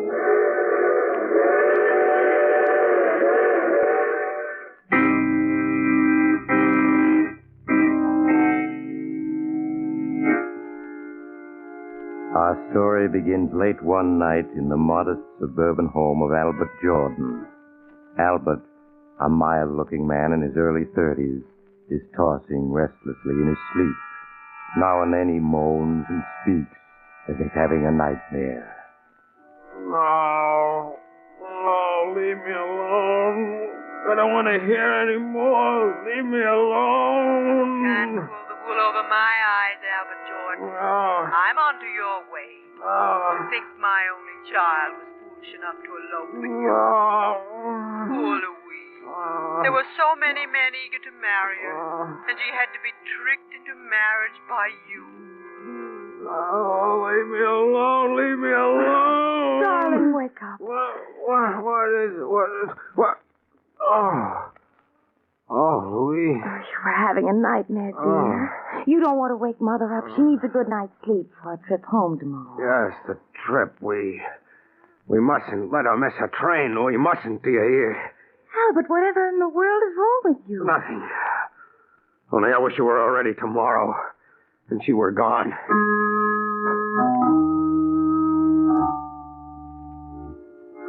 You sure you have everything, Mother? Yes, Louise, dear. Now, don't forget to ship my trunk. Now, the express man will be here to pick it up this morning, Mother. Thank you, darling. It's almost 9 o'clock, Mother. You'll miss your train. I have never missed a train in my life. You needn't be so anxious to get rid of me, Albert. Oh, Louise, darling, I do hate leaving you alone like this. Really, Mother? I'll be all right. Very well, then, if you say so, I'll go. But I'll be writing to you every day. And if he abuses you, just let me know. Goodbye, darling. Goodbye, Mother, and take care of yourself. And don't forget, Louise. Mother will come back if you need her. Yes, Mother. Goodbye. Louise, if your mother pays us just one more visit, I'll leave this house and I'll never come back. But, darling, it's only natural that Mother should want to visit me. I'm the only one she has in the world. Yes, but she doesn't just visit us. She lives with us. In the past year, she spent 8 months with us. She has her clothes here, a key to the house. Well, she's even listed in the phone book under our number. Please, Albert, she's gone now. Let's not quarrel. Yes, she's gone now, but in 2 or 3 weeks, you can be sure she'll come back to spend a few months with us. I'm warning you, Louise. I won't be responsible for what happens if she keeps coming back.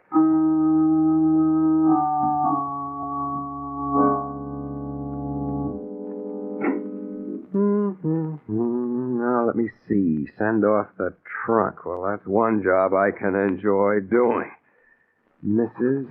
Heather Roden, 125 River Road, Ferndale, Pennsylvania. Oh, that won't be necessary, Albert. What? My trunk can remain here. Mother, but you want to catch your train. I've changed my mind about going. I won't leave my little girl alone. I'm sure she needs me.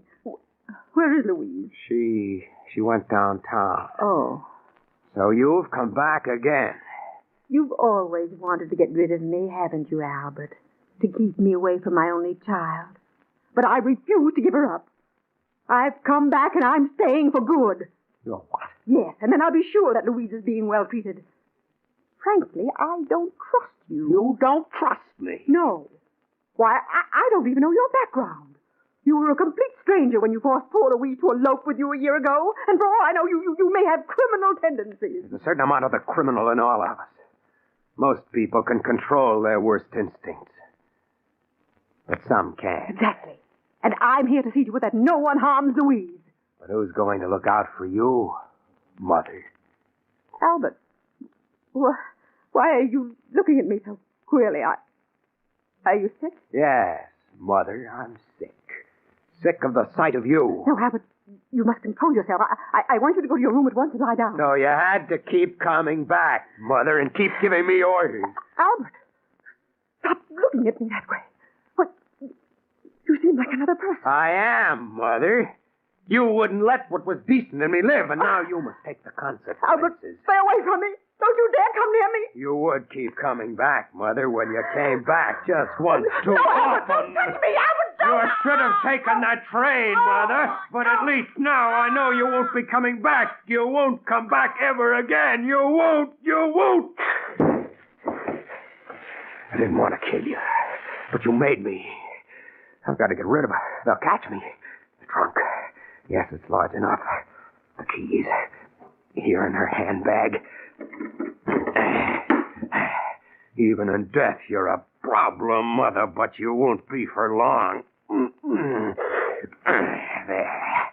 Now I'll just pack this clothing around you tightly. That does it. Now I'll have to get rid of the trunk. Albert, are you home? Louise, the trunk, I've got to get it closed. That you, Albert? Yes, dear. Oh, I see you're locking the trunk. Yes, I was getting it ready for the expressman. It should be here now. Albert, is anything wrong? What do you mean, Louise? I don't know. Your face is so flushed. It's, just a little warm in here, that's all. Look, we forgot to pack Mother's robe. I know she'll want it. I'm afraid you'll have to open the trunk again, Albert. No. I mean, the trunk is full already. We couldn't get anything else in it. Nonsense. When Mother and I packed, it was only half full. Please open it. But it's locked, and your mother has the key. Yes, you're right. Well, we'll just have to mail the robe to her. I'll answer the door. It must be the expressman. Make sure the tags are on it, dear. Tags?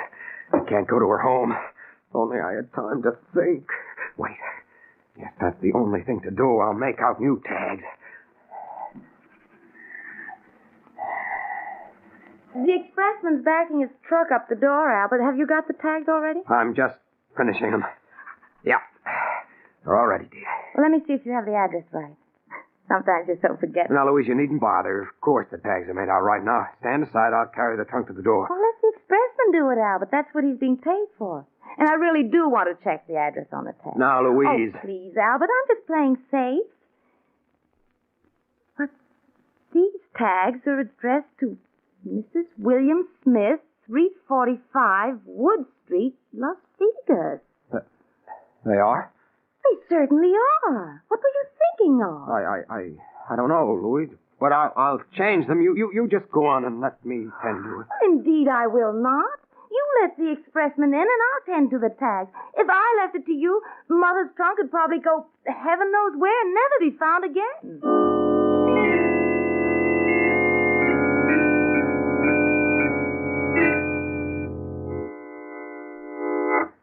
Albert, I'm really worried. Worried, Louise? It's a week now, and no word from Mother. She said she'd write every day. Nah, dear, maybe she's been too busy to write. Too busy? You know Mother doesn't do anything. No, there's something wrong. I feel But now, it. you mustn't worry, Louise. I'm sure that she's all right. Oh, I'll answer. I'll come with you. Maybe it's a special delivery letter from Mother. Good morning. I got a trunk for you folks. Why, it's Mother's trunk. Why, yes. You've always wanted to get rid of me, Albert, to keep me away from my only child. But I refuse to give her up. I've come back, Albert, and I'm staying for good. No. What'd you say, Albert? Hey? Nothing? Lady, the trunk. Oh, bring it in, won't you, please? Okay.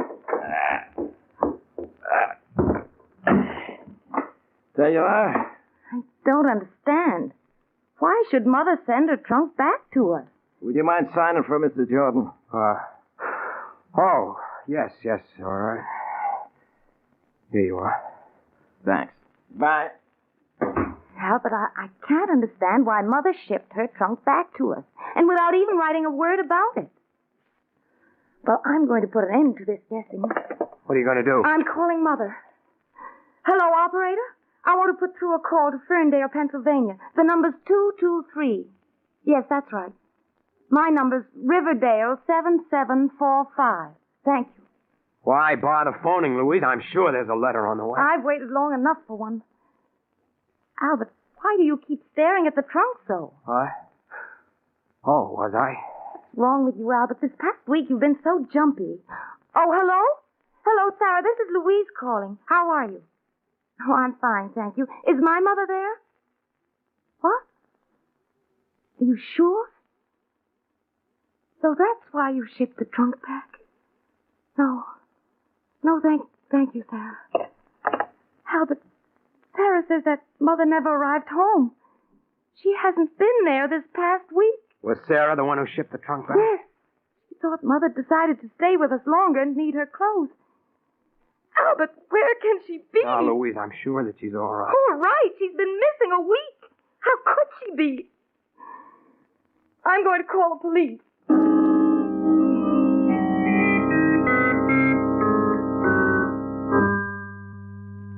Oh, Albert, where can she be?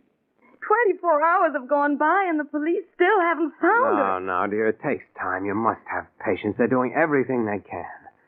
Suppose she's dead. You mustn't talk like that. Nothing is known yet. Why do you keep staring at her trunk? I don't know. Darling, it just upsets you to see the trunk. It keeps reminding you of your mother. I'd better put it in storage. All right, Albert. Do as you please. Now you're being sensible, dear. I'll take good care of Mother's trunk.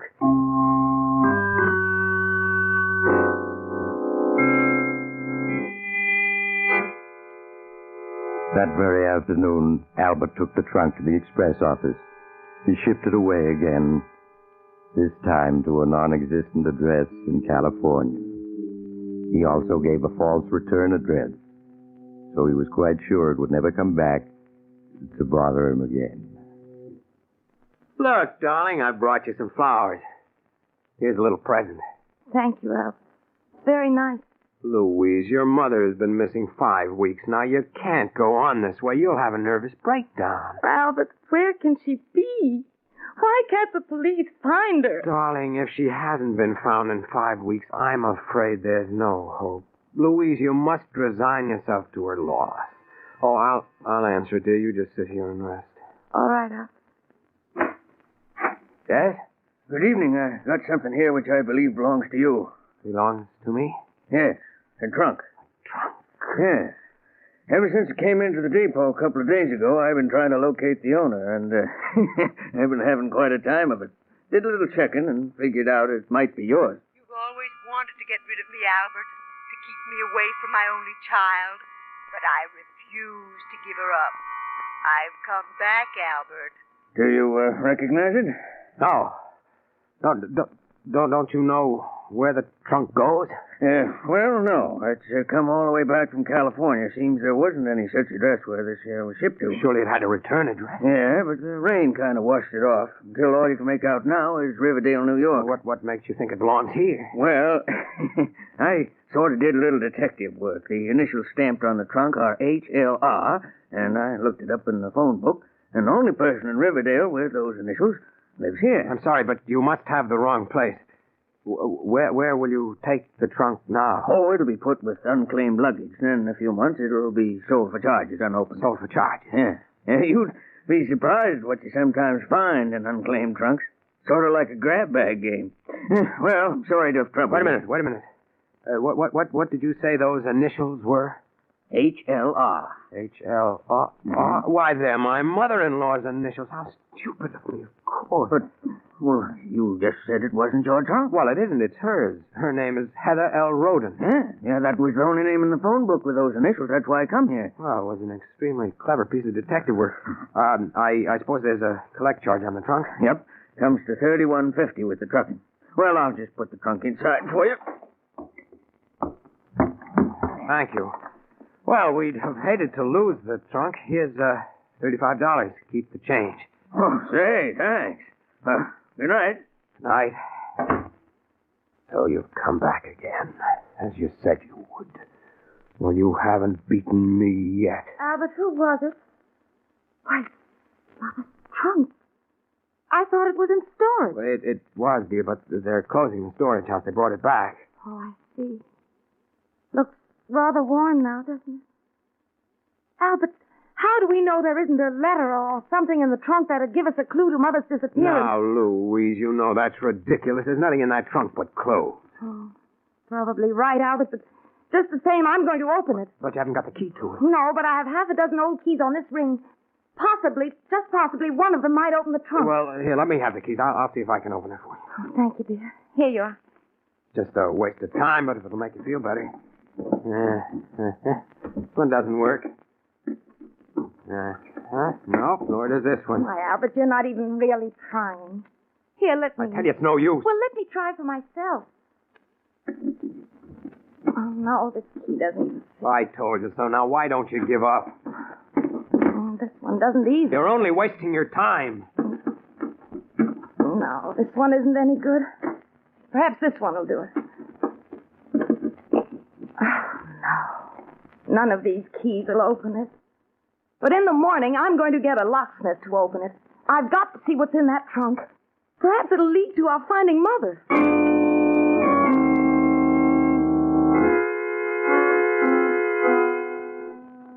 So she's going to get a locksmith in the morning, is she? Well, you won't be here when he comes. I'll see to that. You've always wanted to get rid of me, Albert, to keep me away from my only child. But I refuse to give her up. I've come back, Albert, and I'm staying for good. You're not, do you hear? You're not. You'll never come back after tonight. Never.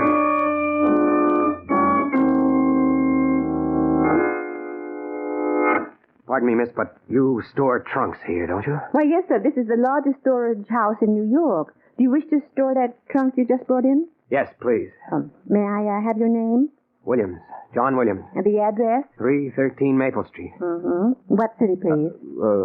Baltimore, Maryland. Okay. Now, the charge for the trunk will be $4 a month. How many months do you want to store it? How many months? Well, let me see how much money I have. I've only $8 with me. Well, that'll pay for 2 months, then. If you want to keep it here longer, you can mail us your check. Yes, I'll do that. Okay. Here's your receipt, Mr. Williams. Thank you. Good night.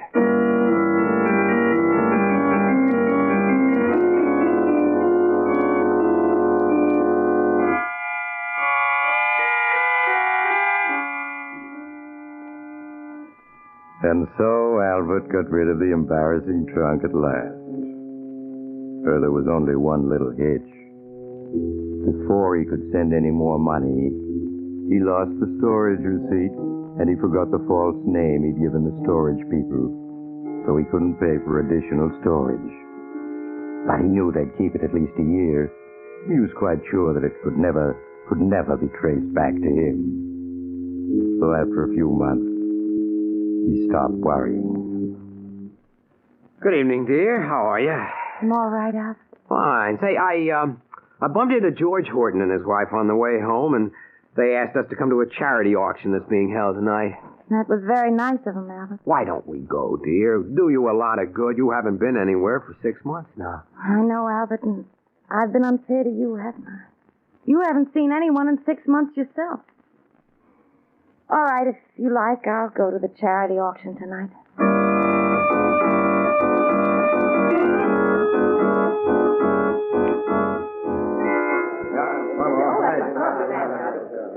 All right, ladies and gentlemen. Now, what do I bid for this beautiful antique lamp? Do I hear $5? Oh, come, ladies and gentlemen. Look closely at this work of art. Now, do I hear $5? I'll bid $5. Now, there we have a lady with a real sense of beauty. Now, do I hear $6? Good evening, George. Hello, Albert. I'm glad that Louise and you came. How are you, Louise? Quite well, thank you. It was nice of you to invite us here, George. Well, we've missed both of you quite a bit these past months. Well, I hope you'll be seeing more of us. You know, you've got quite a crowd here tonight. Yes, we hope to raise a good deal of money. You know, that auctioneer is a genius. He can sell the most useless object to make it seem valuable.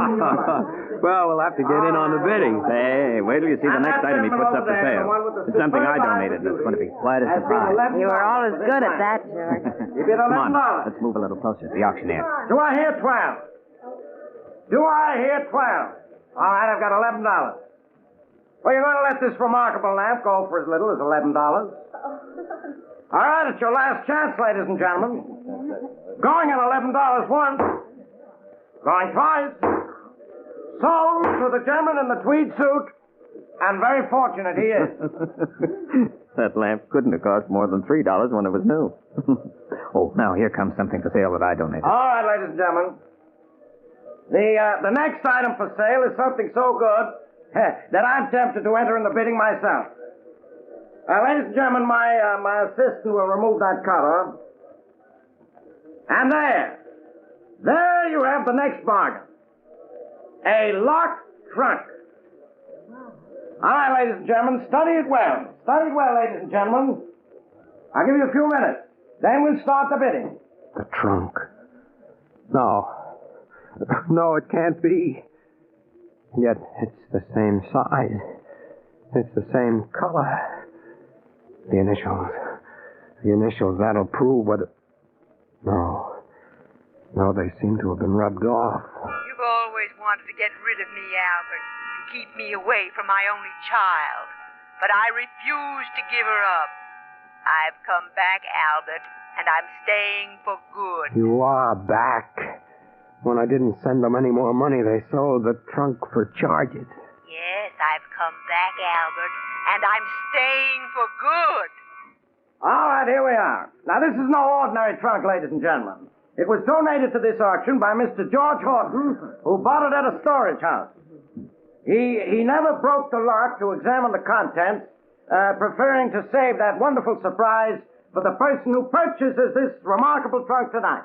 All right, who knows what it contains? Perhaps the crown jewels of Russia. Or, better still, 5 quarts of scotch. All right, now who'll start the bidding for this mystery trunk? I'll bid $20. $20? Why, madam, the trunk alone is worth 40. Who knows what's in it? I've come back, Albert, and I'm staying for good. No. Albert, you look so pale. Is there anything wrong? Huh? What? Oh, no. Everything's all right. Oh, come, ladies and gentlemen. The contents of this trunk may be priceless. Do I hear a bid of $30? I'm afraid I'm just as curious as everyone else to know what's in that trunk. I'll bid $30. We have a bid of $30 from Mr. Horton, the gentleman who donated this mystery trunk. All right, do I hear $40? Albert, that trunk looks something like Mother's, doesn't it? So you've noticed. Surely I hear $40. Why, any dealer would pay $40 for the trunk alone. That means you'd have the contents for free. Come on, ladies and gentlemen, do I hear $40? $40. Ah, there's a lady with a shrewd eye for a bargain. All right, who'll bid $50? I'll say 50. But, Albert, we don't need a trunk. Oh, let him have fun, Louise. After all, it is for charity. Besides, you can never tell what's in the trunk. I wish I could bid on this myself, ladies and gentlemen. I now have a bid of $50, which I am convinced is only 1/10 the true value of this trunk. All right, do I hear $60? $60. $70. That's more like it. Now, do I hear $80? $80. $100. Ah, you people are beginning to show a real appreciation for this trunk. Who'll make it 110? 110. 120. Do I hear 130? 130. 150. Oh, fun, Albert, but you're going too high. Leave me alone. Albert, what's wrong with you? The gentleman has bid $150. Do I hear any more? Going once at 150. Going twice at 150. Sold to that gentleman for $150. I never saw anyone go after anything the way you went after that trunk, Albert. Well, I'm afraid nothing will satisfy the crowd now but for you to open up the trunk and reveal what's in it. No, I'm sorry, but I don't intend to open until I get home. No. Come on, Albert. Now don't spoil the fun.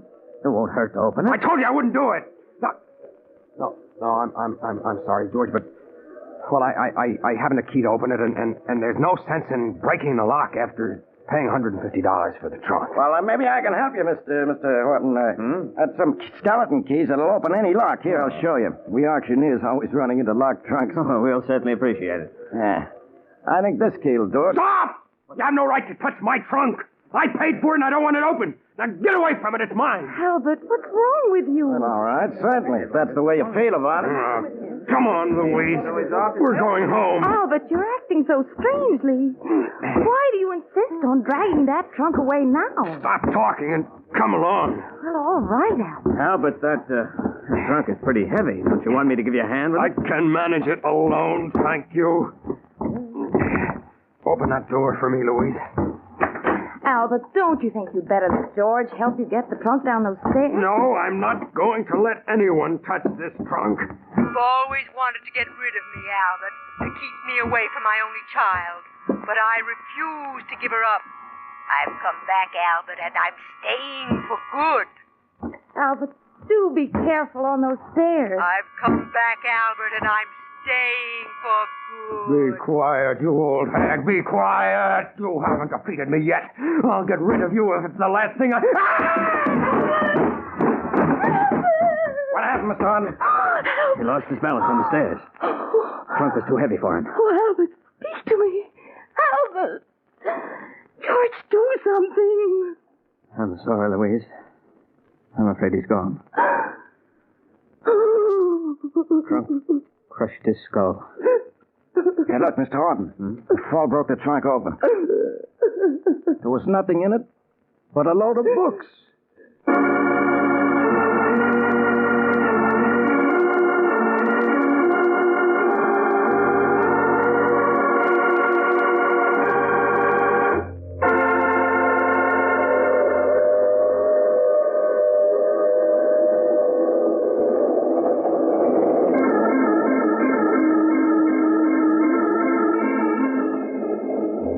This is the mysterious traveler again. Did you enjoy our trip? Too bad about poor Albert. Then there are always some mother-in-laws you simply can't get away from. They keep coming back like an old refrain. Oh, well, Albert's now a free man. Unless, of course, he's being haunted on the other side. Now, I recall another case in which a young man who woke up to find himself dead decided that... Oh, you have to get off here. I'm sorry. But I'm sure we'll meet again. I take this same train every week at the same time.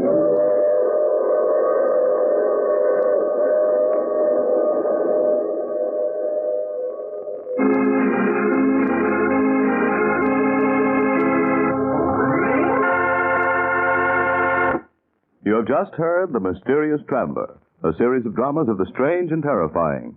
All characters in tonight's story were fictitious, and any resemblance to the names of actual persons was purely coincidental. In tonight's case were Maurice Toplin, Adelaide Klein, Mason Adams, Bill Keene, and Connie Lemke. Sound was by George Cooney, broadcast engineer Al King.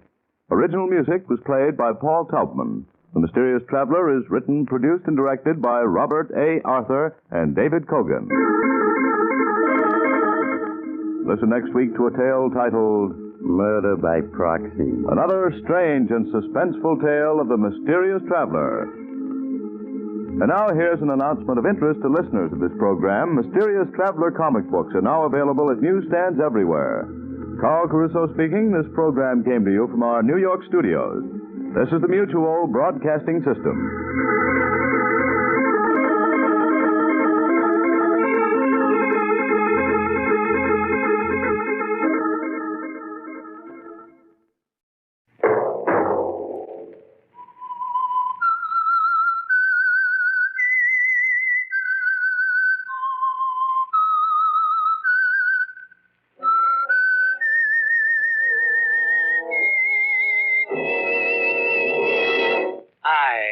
The Whistler, and I know many things, for I walk by night. I know many strange tales, hidden in the hearts of men and women who have stepped into the shadow. Yes, I know the nameless terrors of which they dare not speak. And now, the Whistler's strange story, Lonely Highway.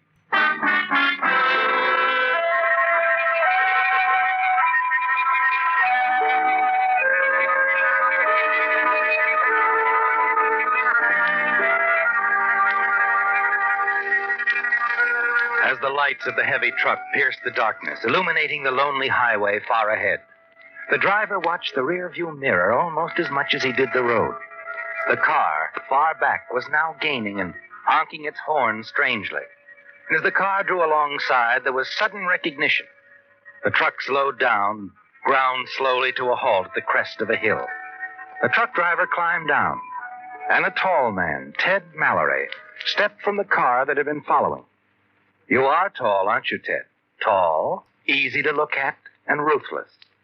You walk forward to meet your partner, because this entire matter has to be handled quickly, doesn't it, Ted? Glad I caught up with you, Harry. What's up, Ted? I had to talk to you, Harry. Well, would it keep till tomorrow? I didn't know what to think until I recognized the car. No, it won't keep, Harry. Too important. Something on the holdups we've been having? Well, not exactly. Frankly, I thought that was just what was happening. I guess you know that's why I took this run out myself tonight. Sure, Harry. I know all about it. Well, it's got to stop, Ted. We're losing drivers. We'll lose our insurance next. I know, Harry. That's why I want to sell. Now, look, we've been all through that. If you chase me out here tonight, No, the arguing's over. As a matter of fact, Harry, the partnership's over, too.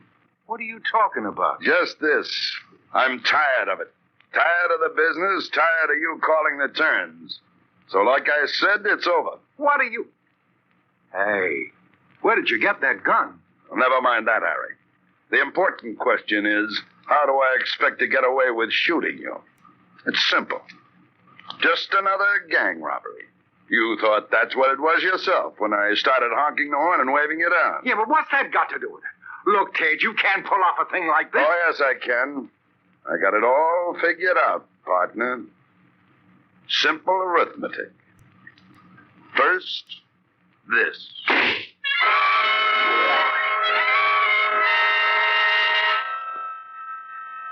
That was your first move, wasn't it, Ted? And it's over. Now your second move. You lift your partner's body back into the truck cab, release the air brakes, and leap clear as the huge vehicle begins to roll forward and start down the hill. You watch, almost fascinated, the truck's running lights clearly visible as she rushes headlong toward a curve below. And then you gasp in surprise as she rounds that curve perfectly. You run to the crest of the hill and look down. The truck is making every curve perfectly, with your murdered partner at the wheel.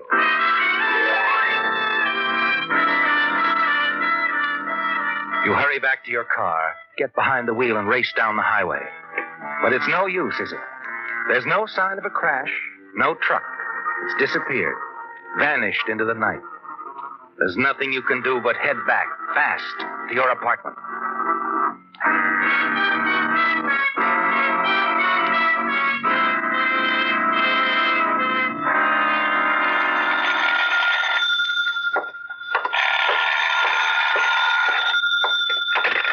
Hello? Ted? Oh, Ted. Hello? Hello? Who is this? Ted, I'm sorry. It's Helen. Helen Murdoch. Helen? What's the matter? It's Harry. The police just notified me. Well, now, please, Helen, pull yourself together. What happened? They found his body a few hours ago by the side of the highway. He's dead. By the side of the highway? You mean he went off the road or something? Crashed his truck? No, Ted, there was no sign of the truck. They just found Harry. I'll be right over, Helen. I'll be there in 10 minutes. Your careful plan went wrong, didn't it, Ted? The truck at the side of the road, the shooting of your partner, then watching the heavy vehicle start down the curving highway and take every turn as though perfectly driven and controlled. Next morning, you'll hear the newsboys shouting the story of another hijacking, the disappearance of the truck owned by your freight lines. Your mind whirls as you wonder what could have happened. If it was the work of a gang with a member hiding in the back of the truck. If so, there was a witness to what you did, wasn't there, Ted? Someone who saw you kill Harry Murdoch. Late that afternoon, you receive a police report. The truck has been found, parked near the Hilltop Cafe on Highway 101. You take a driver with you, hurry to the spot. Find a highway patrolman waiting there for you. Good afternoon, officer. I'm Ted Mallory. Well, there it is, Mr. Mallory. There's your truck. Oh, the cargo, I don't suppose... Clean. They took everything. Everything. Everything. Including my partner's life. I don't think they planned to do it, Mr. Mallory. What makes you think that? Well, up to last night, they'd steered clear of murder. Usually knocked the driver out, tied him up, and left him in a truck. I see. Last night, someone in the gang had a nervous trigger finger. Murderous rat. We'll get him, Mr. Mallory. Don't you worry about that. I know, officer, I know. It'll be easy, though. After what happened, the killing, Gang will probably lay low for a time, even break up or move on somewhere else. You think they'll move on? My guess is they'll move on.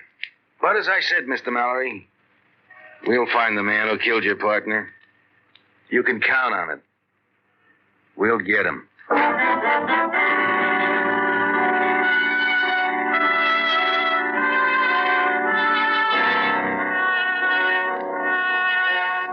You turn, nod to your driver, and wait till he drives the truck away. Then, with the police officer, you walk back to the cafe. A few moments later, he too drives off.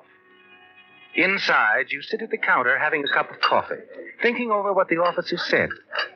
And then a man sits down next to you. Very unfortunate, Mr. Mallory, about your partner's death. Yes.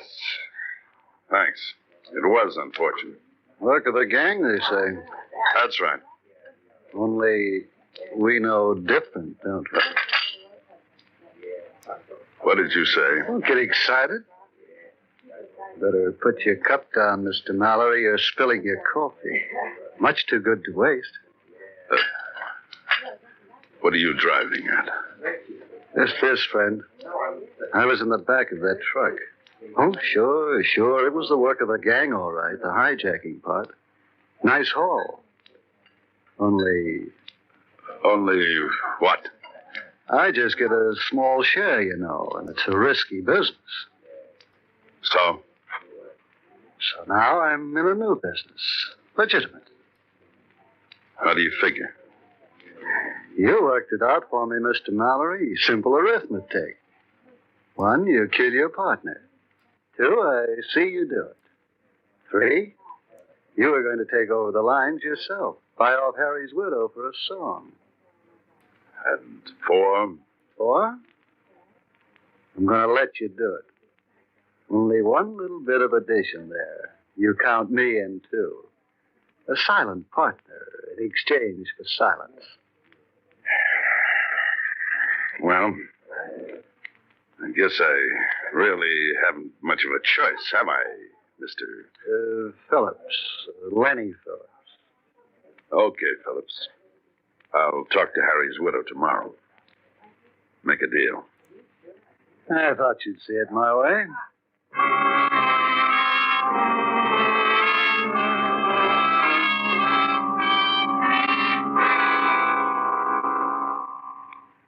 Ted, I do hope you understand why I don't want to sell. It all came so suddenly. I want time to think. Well, whatever you say, Helen, I must admit it surprises me a little. I'll be at help, too. Really, I will. By the way Harry used to talk, you men have needed someone like me around that freight office to take charge of the accounts. Never mind, Helen. I said I understood, didn't I? We'll find something for you to do.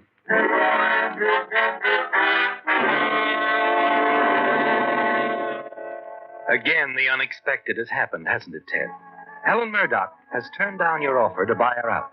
Made it clear she intends to remain with the freight lines as a partner. And you wonder why. You can't quite accept her explanation, can you? No. You feel certain there's something else behind her move. Her decision complicates matters, doesn't it? There's definite cause for alarm. And there's still Lenny Phillips to think about.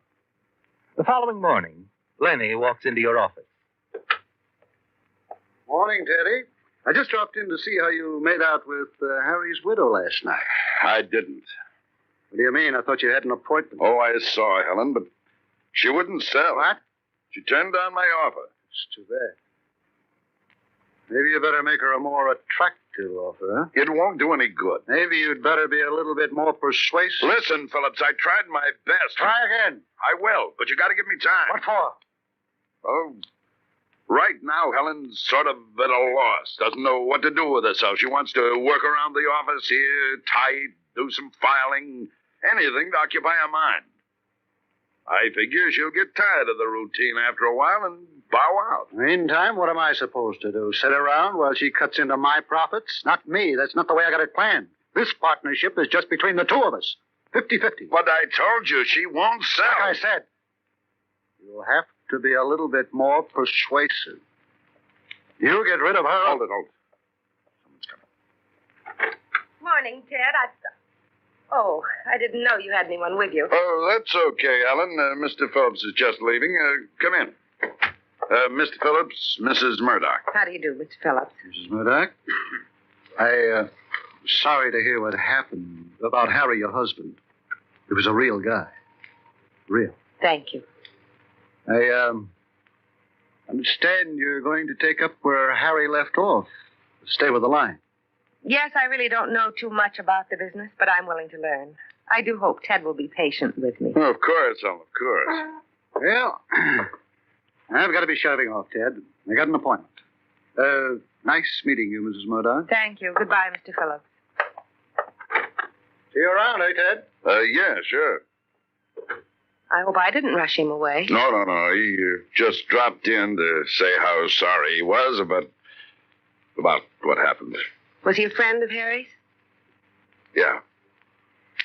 Well, Ted, where do I hang my hat and coat? I'm ready to go to work. Well, sure. You can use Harry's desk over there. I didn't know you'd be in so soon, or I'd have straightened things out. Well, I'm rather anxious to get started, Ted. I hope you don't mind my moving in like this. That won't be much of a problem, really. If I do say so myself, I do catch on to things quickly. Very quickly.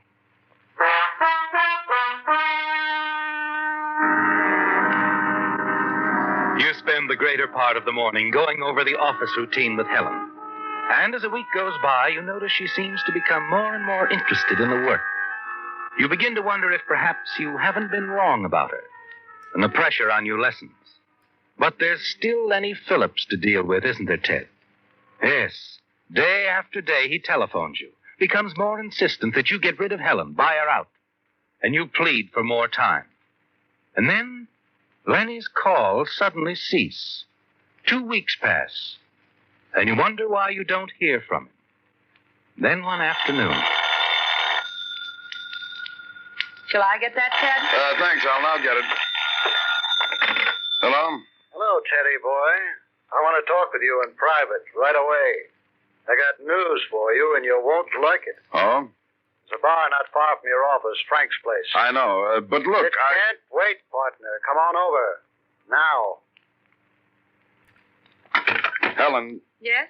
I've got to go out of the office for a while. If I don't get back by 5:30... I'll close up. Okay. Oh, and about dinner tonight. All right if I stop by to pick you up around 7? Well, that'll be fine, Ted. 7 o'clock. Good. That'll give me time to see the party you just phoned.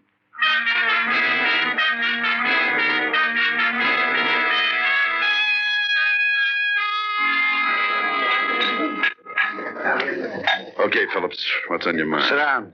Look, if it's about Helen, I'm taking her out to dinner tonight. I'm going to ask her again about something. Sit down. All right. Let's have it. You trying to pull a fast one? What do you mean? Your partner's widow. What did you tell her about me? Well, I didn't tell her anything. Why should I? She's been asking about me. What? Yeah, in that little coffee shop across from your office. Guy runs it as a pal of mine. He told me. What? Why would she do that? I thought maybe you might know. No, I don't know. She must have had some reason for asking. Yeah, she... Wait a minute. The day you met her in the office, she asked me if you were a friend of Harry's, and I said you were. Maybe she asked about you at the coffee shop just out of curiosity. Maybe. But I don't like curious women. You better see to it that this one doesn't get too curious.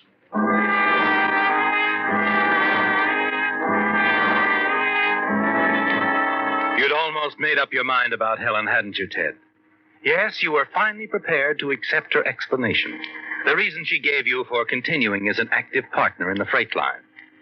It was something for her to do to occupy her time. Something to help her over the shock of Harry's sudden death. But now she's inquiring about Lenny Phillips. And you don't like that, do you? No. And you've got to do something. You think about it as you hurry to your apartment and pace the floor. And then finally an idea occurs to you. It's a way out, isn't it, Ted? And you decide to move fast.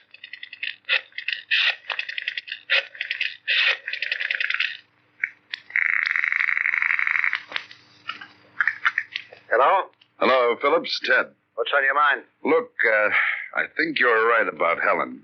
She's getting too curious. When I got back to the office, she started asking me questions about you. Something's got to be done about that. Right. And I have an idea. Suppose we meet and talk it over. Frank's place will do, say in half an hour. I'll be there.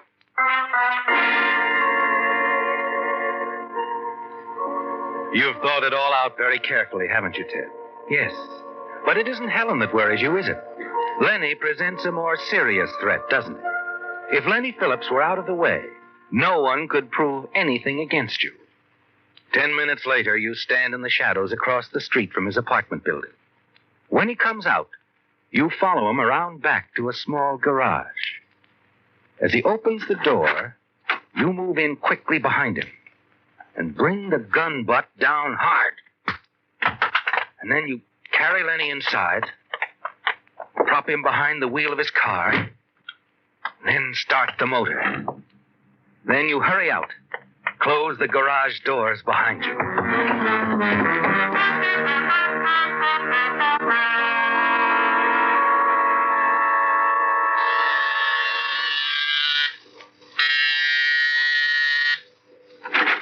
Oh, hello, Ted. Come in. I'm sorry if I'm a little late. It's quite all right. Oh, I fixed some drinks. Fine. Just thought it'd be nice if we had our cocktails here. Besides, I wanted to talk to you, Ted. Good. I hope it's... Sit down, please. Oh, sure. Oh, what's on your mind, Helen? It's about Harry, and, well, it's not going to be easy for me to tell you this, Ted. What is it? I know how close the two of you were.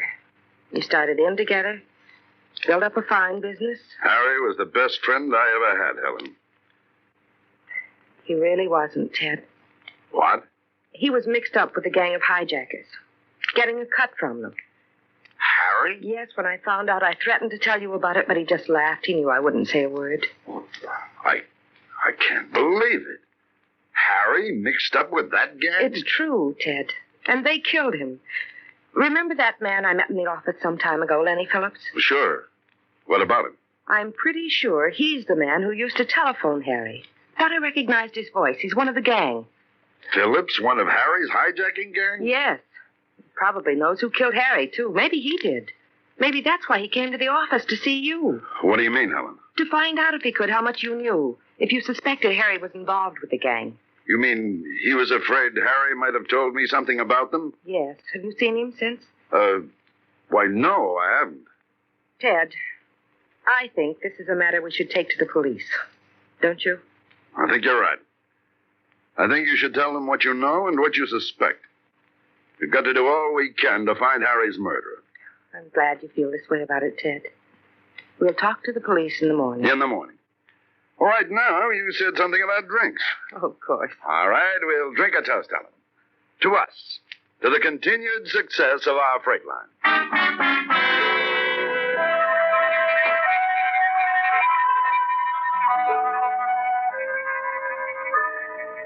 You're certain you're in the clear now, aren't you, Ted? Helen Murdoch doesn't suspect you of being involved in her husband's murder. And you're glad you moved as quickly as you did to eliminate Lenny Phillips, the one and only witness to the slaying. In the morning, Helen will tell the police what she knows about Phillips, and they'll find him. But too late.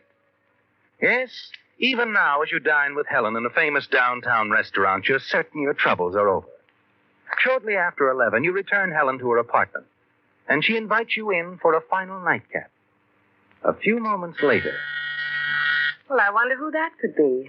Rather late to be calling. I'll get it, Helen. Yes? This is Mrs. Murdoch's apartment, isn't it? That's right. I'm Lieutenant Emerson, homicide. May I see you? Well, of course. Come in. Thanks. I'm Mrs. Murdoch, Lieutenant. What is it? You know a man named Phillips? Lenny Phillips, Mrs. Murdoch? Why, yes. Someone tried to kill him tonight. Fortunately, the attempt was unsuccessful. Phillips is at the emergency hospital now, but is in no shape to talk, at least for the moment. That's why I'm here to ask a few questions. Someone tried to kill Phillips.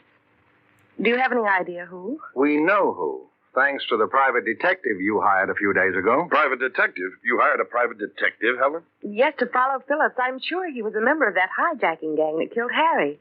I wanted to find out everything we could about him before they got to you. Your private eye found out plenty tonight. He gave us a complete description of the would-be killer and the number of the license plates on his car. According to the Motor Vehicle Bureau, The car is owned by a man named Ted Mallory, your late husband's partner. Now your partner, Mrs. Murdoch. Know where we can find him right now? The Whistler. Listen next week when once again the United States Air Forces in Europe present The Whistler.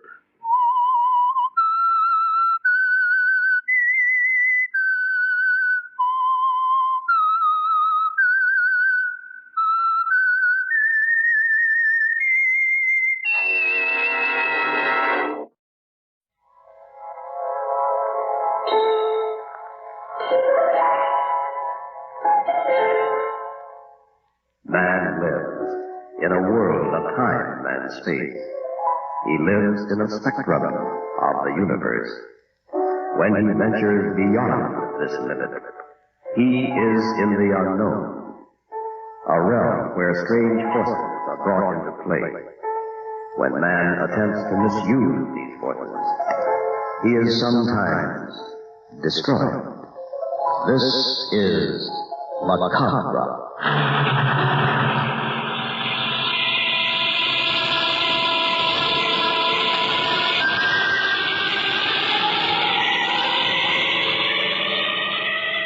The Far East Network presents in special performance Macabre.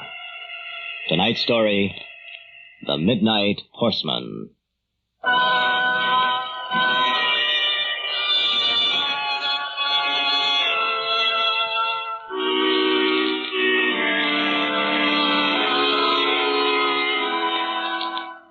Ladies and gentlemen, if you will step down this corridor, I will show you some of the newer paintings which have just arrived. Really, Roderick, that's all I've heard about since I married you. The house looks like an art gallery now. Come on, Belle. Let's see what the man has.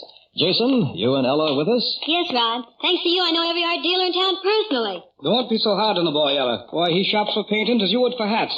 Who knows? Someday he might find a lost Rembrandt. Ladies and gentlemen, here is the find of the century. The artist is an unknown Oliver Turnquist. It is called The Lake. What is the price? Its value has not yet been determined. It was part of an estate sale we purchased recently in Europe. I should say in the neighborhood of $10,000. Notice the clean strokes of the brush, the Roderick, in the corner.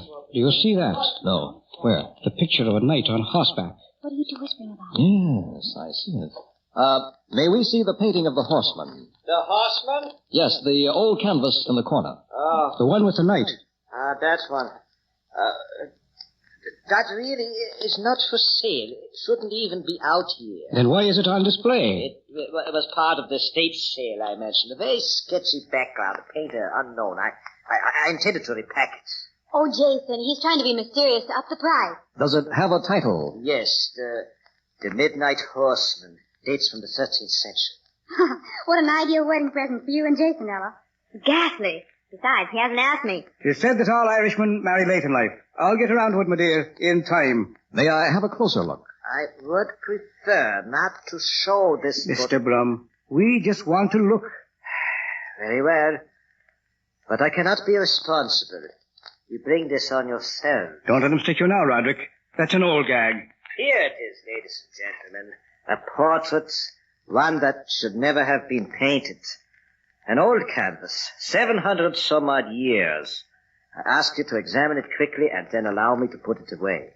Oh, Roderick, it's terrifying. You're not going to buy that. I won't have it in the house. I'm just looking at it, Belle. Magnificent.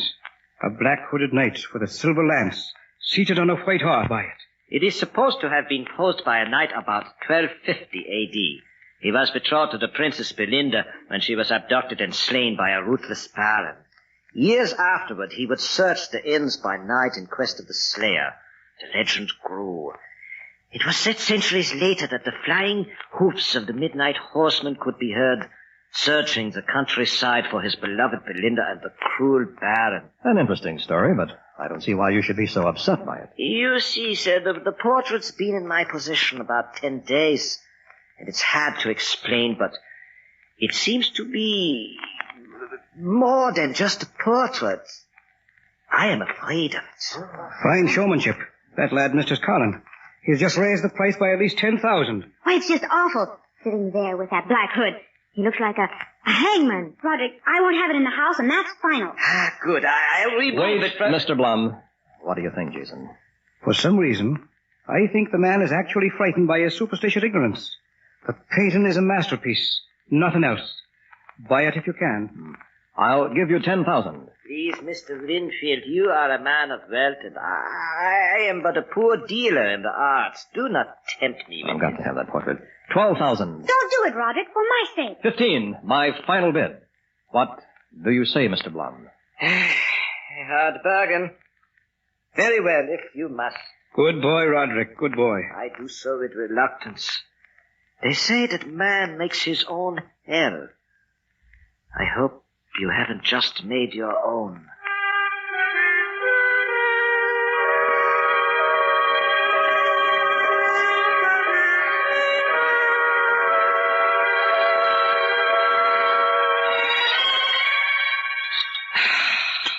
Supper fit for a king, Belle.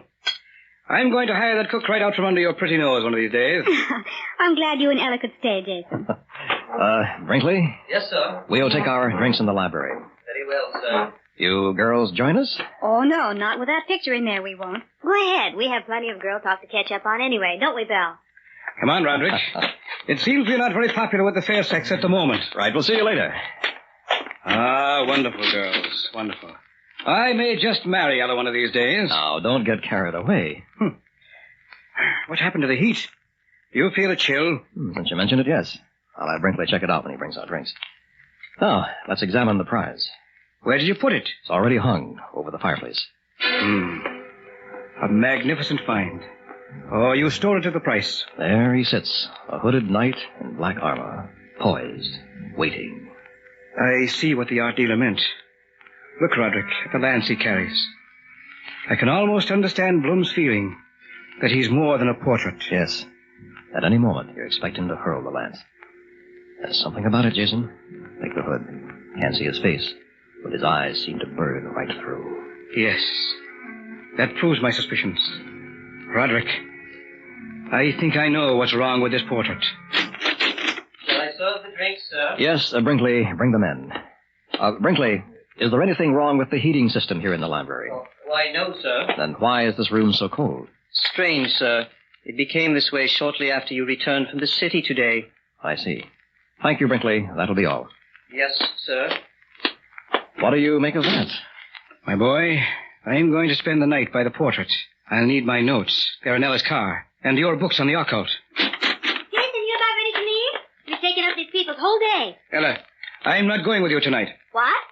Ella, dear, drive home like a good girl now. I'll see you tomorrow. You're spending the night here? I have a few notes to make.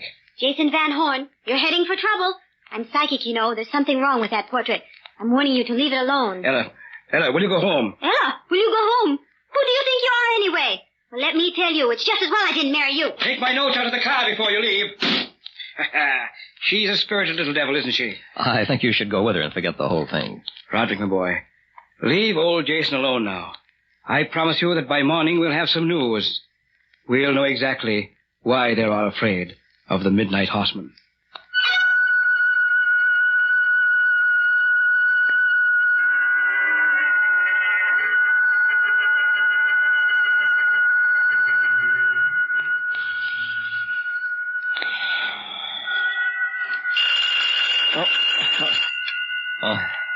Phone.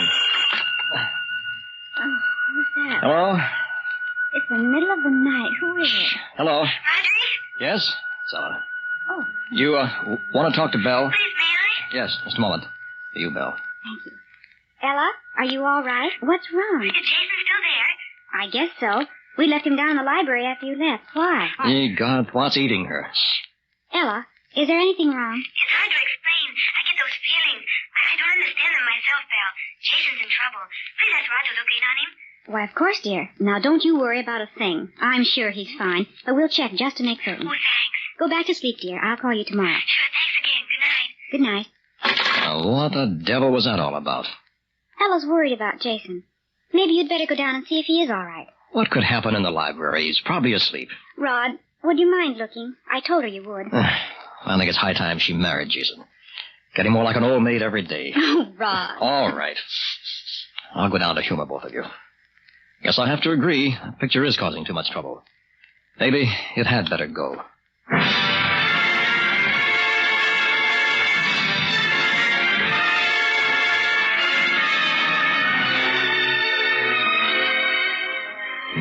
Library door still closed. Not a sound from in there. Must be asleep.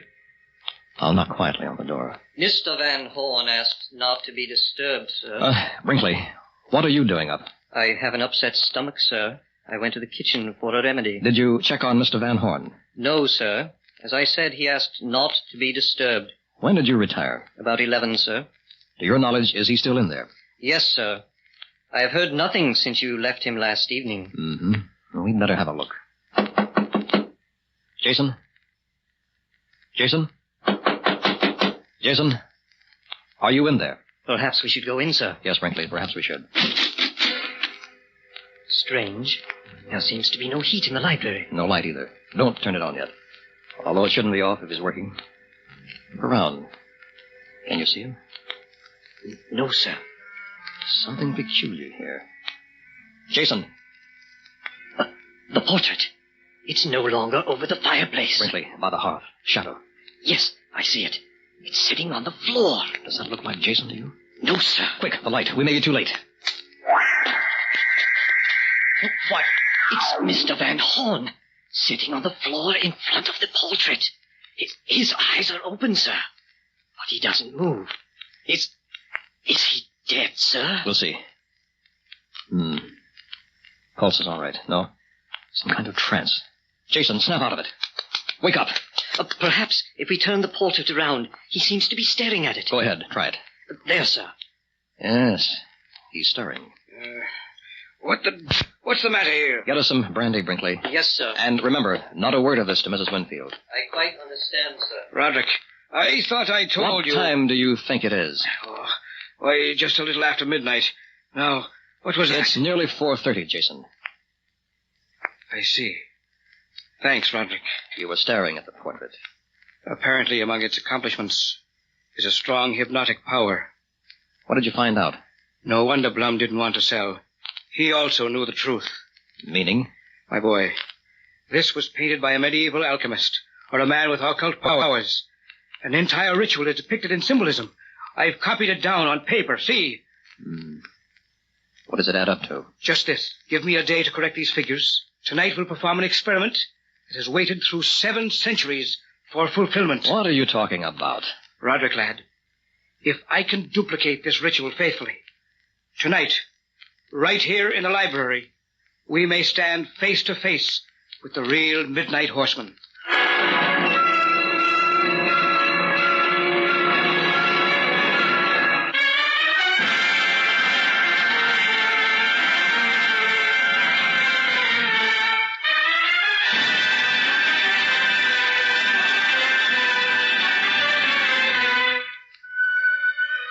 What's the time? Nearly midnight. Everything is set. Portrait in a square, facing north. We've drawn a circle around us. Each holds a fresh tree branch. Exactly at midnight, we recite the words. This is a rare moment, Rod. There's something unnatural about this, Jason. As if we were trying to play God. The ritual wouldn't exist if it weren't meant to be used. All I did was buy a portrait. Now look how it turned out. If we're able to do this tonight, we'll go down in history as the first men to span 7 centuries. You don't want to forget what that man is looking for. Shh. Midnight. Here we go. Ready? I don't like it at all. Good. That'll add tension. That's good. Here are the words, lad. Let's say them slowly and clearly. Absom, Vada, Geta, Lum, An, Jectai, Som. Hear anything? No, just the clock. What went wrong? Let's see. Quick, drop your branch over the picture. I would forget that. Now the timing's off. Sit very still. It may work yet. Jason, you believe in too many old wives' tales. Shh. Don't scoff at things you don't understand. It should begin with the sound of a cold wind. Then we'll hear the hoofbeats of a horse approaching. Just be patient, Roderick. It didn't work. I can't understand what went wrong. I was so careful. Well, that's that for tonight. Wait. Do you hear it? The wind. He's coming. We've won. No. In a moment, he'll stand here as big as life. No, stop it, Jason. We did it, lad! We did it! You pulled the picture out of the square when we were so close. Why?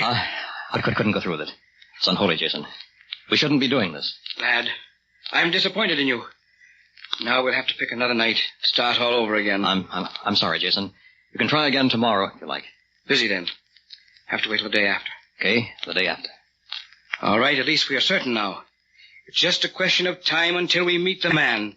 In person. In this very room.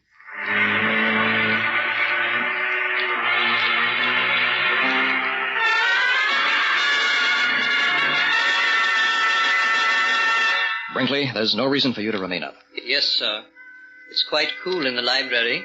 Shall I bring you a coat? No, thank you. Mr. Van Horn did not come tonight. That's right. It's nearly midnight, Brinkley. I don't want to be disturbed further. Yes, sir. I quite understand, sir. Ring if you need me, sir. Yes, sir. Good night. Good night. I wonder if I should try it by myself. Jason'd be pretty disappointed if it worked, and he weren't here, though. Cold in this room. Jason thinks it's caused by some field of force around on the picture. The portrait. There it hangs above the fireplace. A hooded knight. Like a hangman out of some distant nightmare. Bell's right. It is terrifying. Wait. I can't look away. I'm being hypnotized. No. I did it. Jason was right. Don't stare at the horseman. Lord, it's uncanny. What's the time? 11:50. Should I try? Why not?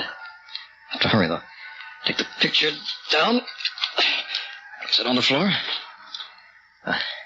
With a tree branch. Oh, it's under the couch. There.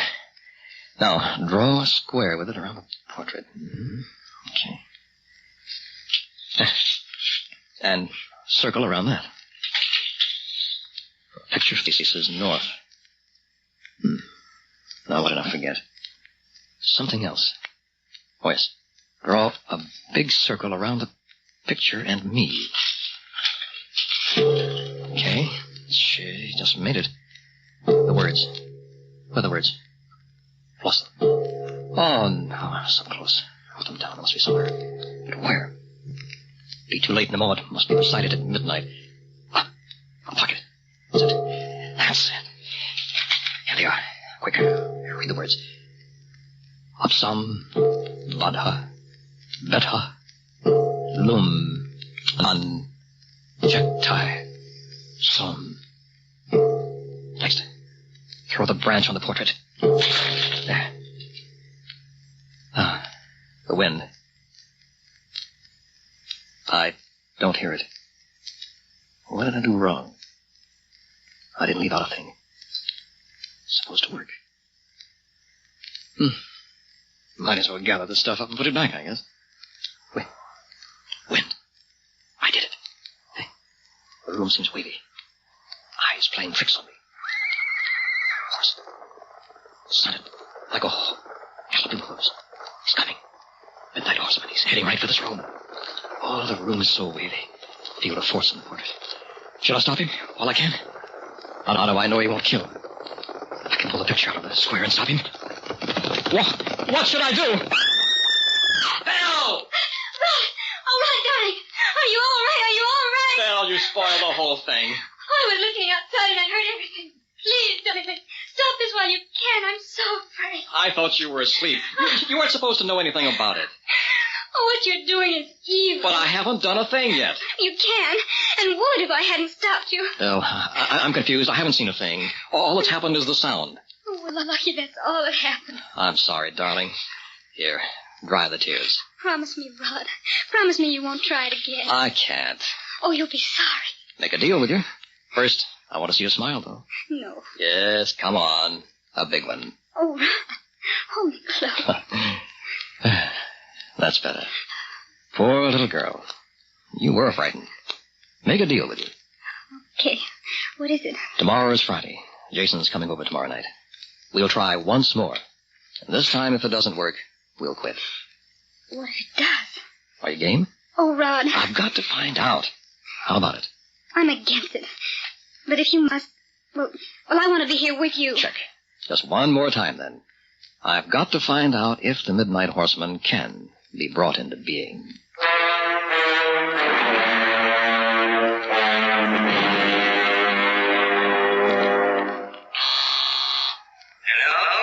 Hello, is this Eric Blum?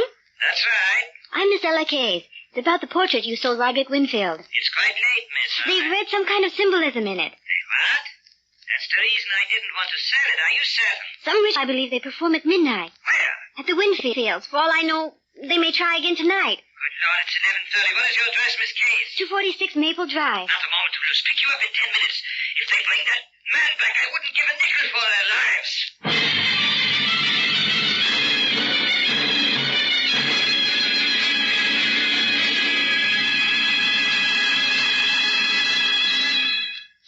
This is it, Bell and Rod.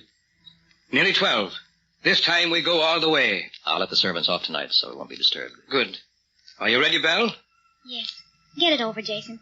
And remember, this is the last time. I promised it would be. Take your places. When the clock strikes, throw your branches on the picture and recite the words. Come what may, we won't try to stop it. Oh, Rod. Take it easy, Bell. Everything's going to be all right. The branches, quick! The words now. We'll read them together. Asom, Bada, Yeta, Lum, An, Jektai, Sum. Rod. Shh. It should begin now. Listen. I wonder if it'll work again. Takes time. Listen. There it is. A horse! It's working! It's working! Rod, it's still stopping. I missed the chance of a lifetime. Look, a room. It's getting weighted. Be quiet. In a moment, a man centuries old will stand before us. Living, breathing. And hating. Bell, you promised. Stop him. It's our last chance. He'll kill us. You've got to stop him. Too late, Bell. That house is about to crack through those windows. I'll pull the picture out myself.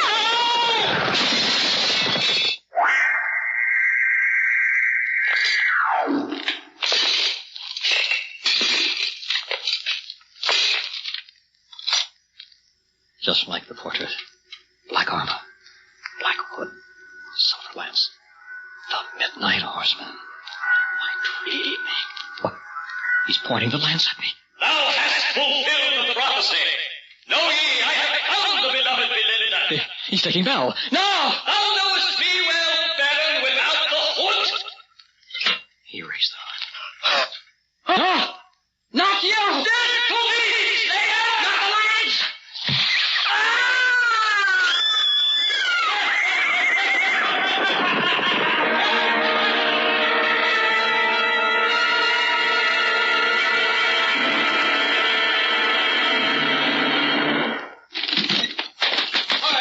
We're too late. They've done it.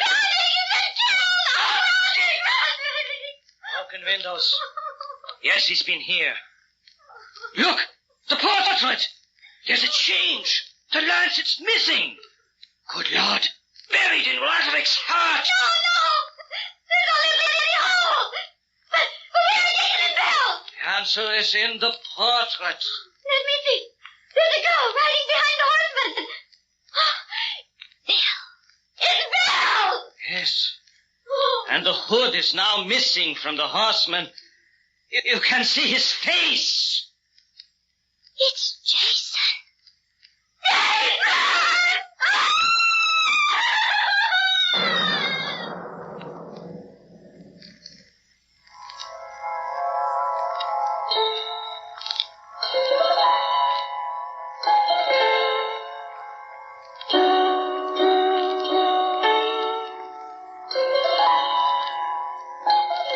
You have just heard Macabre, a special Far East Network presentation. Tonight's story was The Midnight Horseman. In our cast were John Buey as Jason, Frankie Oka as Belle, William Verdier as Roderick, Sandra Mori as Ella, Walt Sheldon as Eric Blum, and Milton Radmilovich as Brinkley. Technical supervision was by Airman First Class Larry Dooley, with sound patterns by Airman First Class James Conley. This is Air Force Sergeant Al LePage speaking. Macabre was written and directed by William Verdier.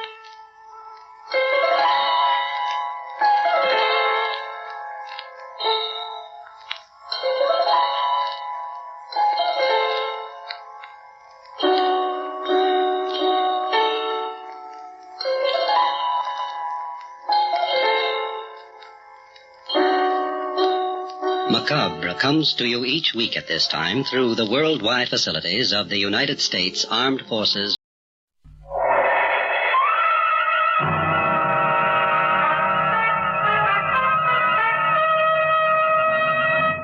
Obsession.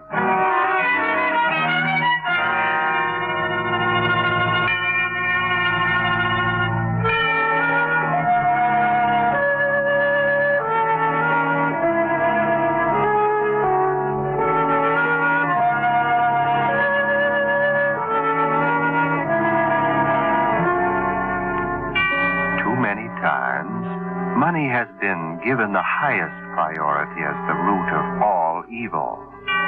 However, money has nothing to do with evil. Evil is within. The evil is the obsession one has for money that lends the impetus to lie or steal or cheat, yes, or even murder. In a moment, you'll hear the story of an evil obsession for money. A story that centers around these moments, starring Bonita Granville.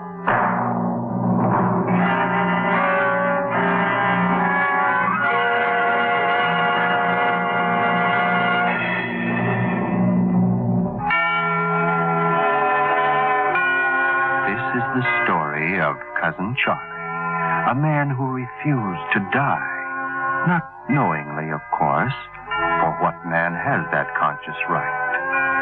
But in the house of Trina and Jake Crowley, there is desperation that merges into near panic as the days pass. Jake Crowley works for a bank as custodian of money, and at this time of the year, the green and silver of it has none of the joyous glitter of Yuletide.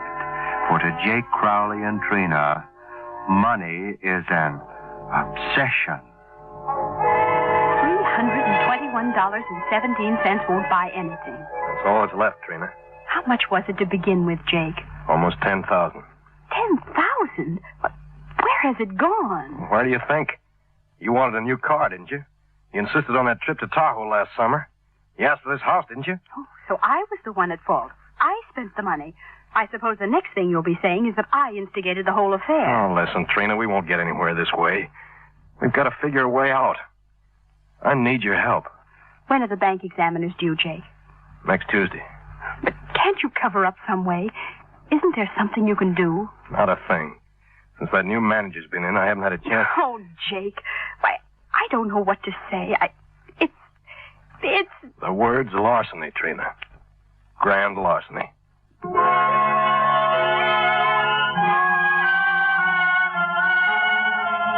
And that's how it began. That was the reason we had to do what we did. We were desperate. There didn't seem to be any way out. No way at all. Then, as though fate had planned it, a letter came. Oh, try and be nice to him, Jake. Cousin Charlie doesn't visit us often. Well, it's too often to suit me. When's he due in? Noon train tomorrow. He says we needn't bother meeting him at the station. He'll come ahead to the house. Oh, that's just dandy. I can hardly wait to hear that cheery laugh of his. Then there's the one about the two bookies who went to heaven. Have I told that to you? Is it funny? Sure is. Well, then you haven't told it. Then I haven't told it. Say, that's good. That's real good. Yes, that is good. Cousin Charlie, I've laid out some towels for you if you want to freshen up. And your room's ready whenever you are. Oh, thanks. I guess I'll go upstairs and Say, where's that little traveling kit of mine? Oh, over there with your suitcase. Oh, so it is. Getting so I can't see a thing without my glasses. Think I'll take my suitcase up, too. Oops, dropped the kit. Oh, here, I'll get it, Cousin Charlie. You seem to have... Why, you seem to have a lot of money here, Charlie. Oh, kit come open, didn't it? It's in cash. Sure. Just sold a piece of property of mine in Missouri. On the way out here, some funny old codger bought it. Insisted on doing business in cash. Quite a lot of cash by the looks of it. Yep, $10,000. That's an awful lot of money to carry around. Yes, haven't had a chance to deposit it yet. You know, the funny part of it is, I've been trying to get rid of that property for years. No one to touch it. Then suddenly this fella offers me $10,000 for it. Just like a present, ain't it? Yeah. Well, guess I'll go up to my room. Good night, kids. Good night, Cousin Charlie. Right. You know, Jake, I've been thinking, as long as Charlie has the guest room... $10,000. $10,000, Trina. That'd make up what I'm short at the bank. Oh, I know. I know, but I don't think... $10,000. Jake. Good Lord, Jake, you... Cousin Charlie's got $10,000.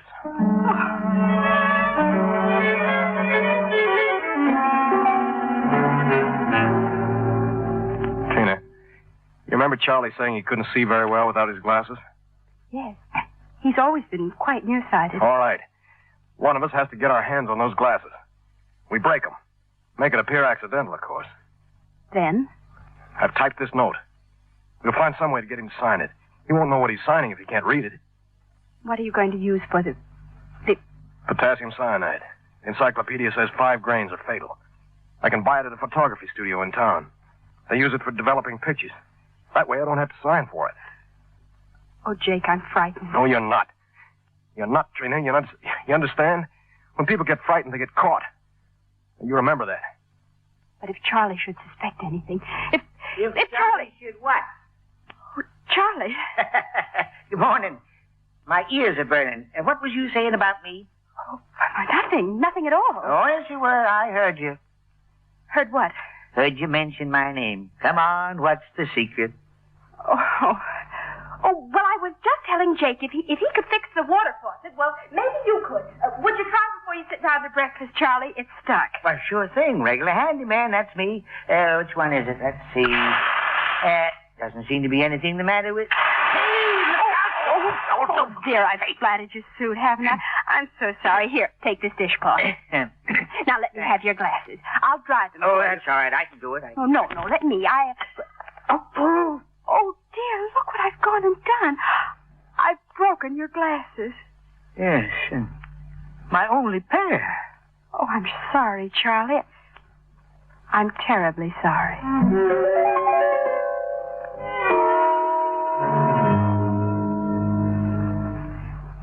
It was later that afternoon.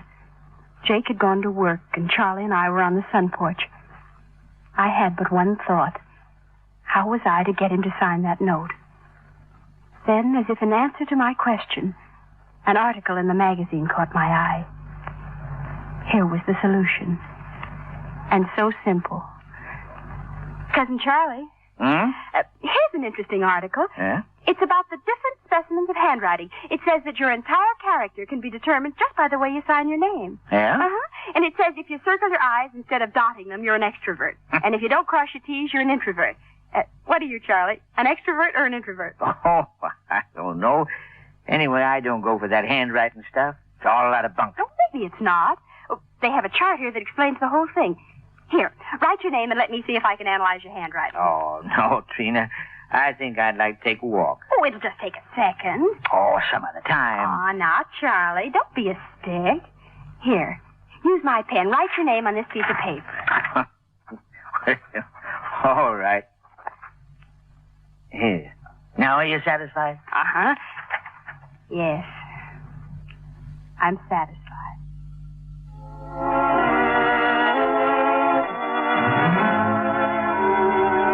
So far, so good. Then the next step. Jake was late getting home that night. Charlie and I had finished supper, and he'd gone into the living room. I was straightening up in the kitchen when I heard the car turning in the driveway. Jake came in the back door. Jake, you're late.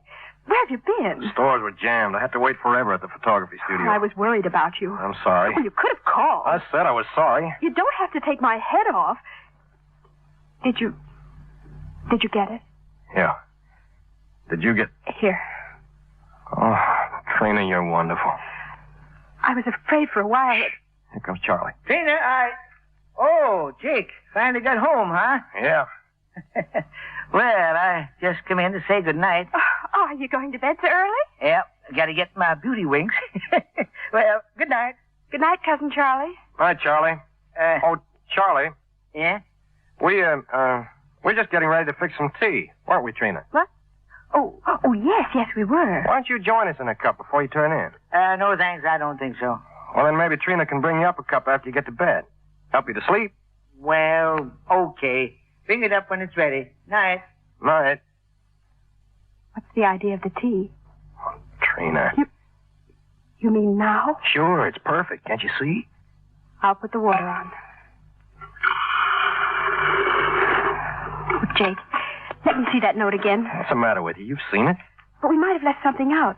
There might be a mistake. I tell you, it's all right. If it'll make you feel better. Here. Now, is there anything wrong with that?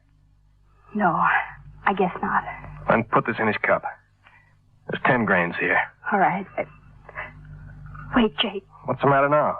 The police will ask where we got the poison. Oh, Trina, don't you think I've thought of that? Charlie must have found it in the desk. I used it last summer for developing pictures. Oh, Jake, I'm afraid I'm going to be sick. You're not anything of the kind. You're all right. Everything's planned perfectly. Now take that tea up to Charlie. All right. Go ahead. Up the stairs. Yes, I'm going.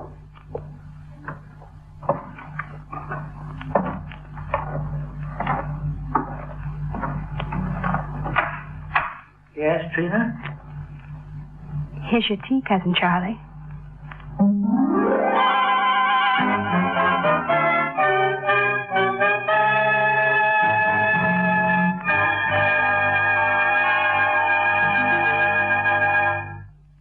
Murder in cold blood for only $10,000. A cheap levy against life. $1 a day for 27 years. And Cousin Charlie is nearing 50. $1 a day for 27 years. And that is the price Jake Crowley and Trina has placed on life, with no rate of interest. The perspective on money and life becomes incredible when that perspective is twisted and warped by obsession.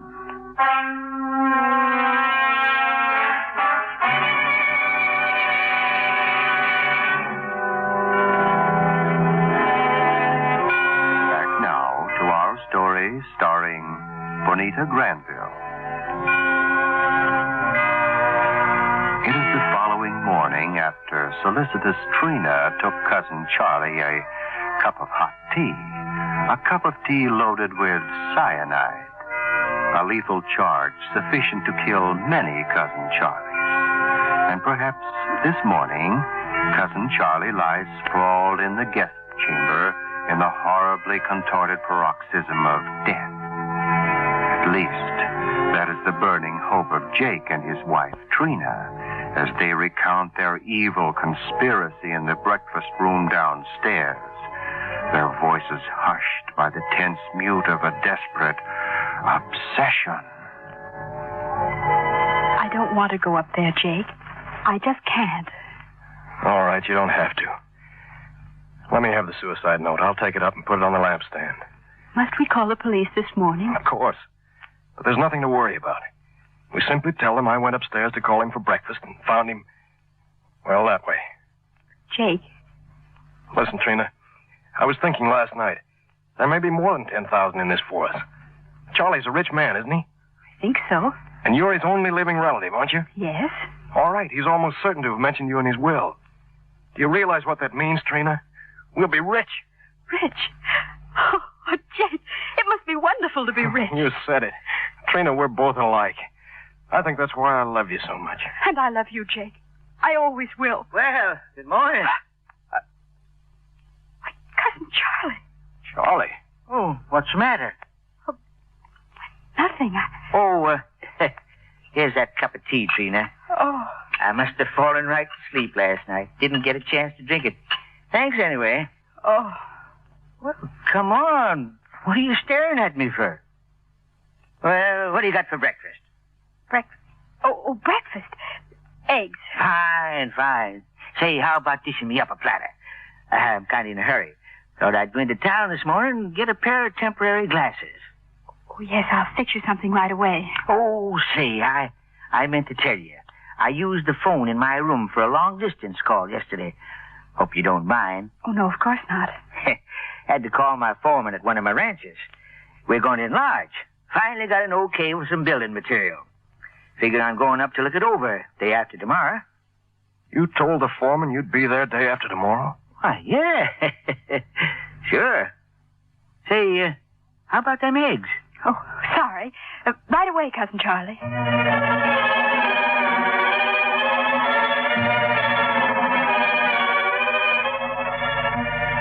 Jake and I had been very lucky. If Charlie had drunk the tea after making that phone call to his ranch, the police would have checked with the foreman and become suspicious. Yes, we had been lucky, but it hadn't solved our problem. So that evening... Trina, did Charlie get back? He's in the front room, listening to the radio. Did he get his glasses? Why, yes. Good. There's only 2 days left, Trina. Oh, I know, Jake, but... Listen, this is foolproof.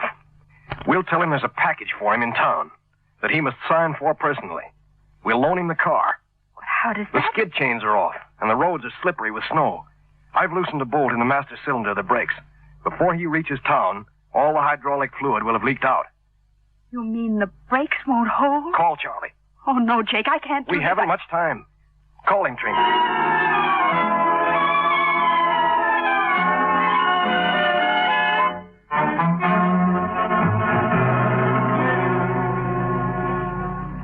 It was easy to talk Charlie into going.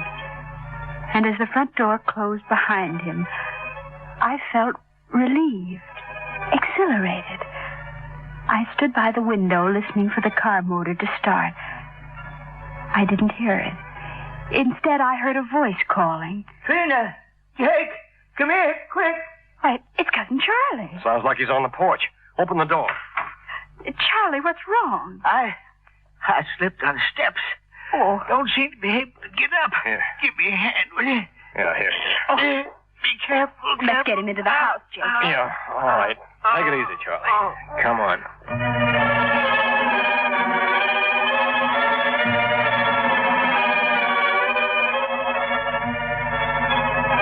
Charlie had sprained his ankle. We called a doctor. He advised Charlie to stay in bed, and he would pay him another visit in the morning.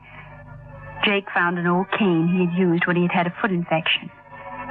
We left it at Charlie's bedside and went downstairs. Jake was furious.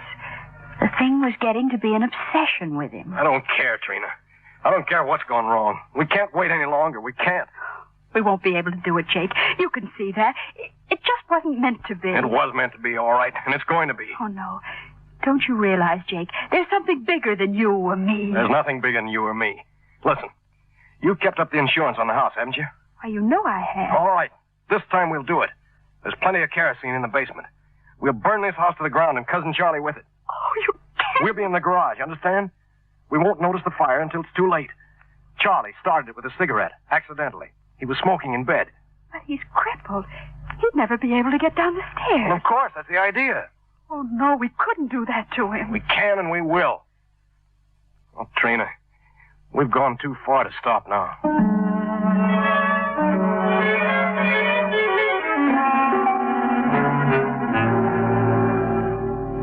Hello, Charlie. How do you feel? Oh, a little better, thanks. Say, Charlie, that money of yours, don't you think Trina and I'd better put it away for you? Oh, I don't know. Nobody's going to rob me, are they? Oh, no, of course not. I just thought, well, we have a wall safe downstairs, and inasmuch as you're laid up... Oh, come to think of it, might not be a bad idea. There's my traveling kit over there. Take it down with you. Fine.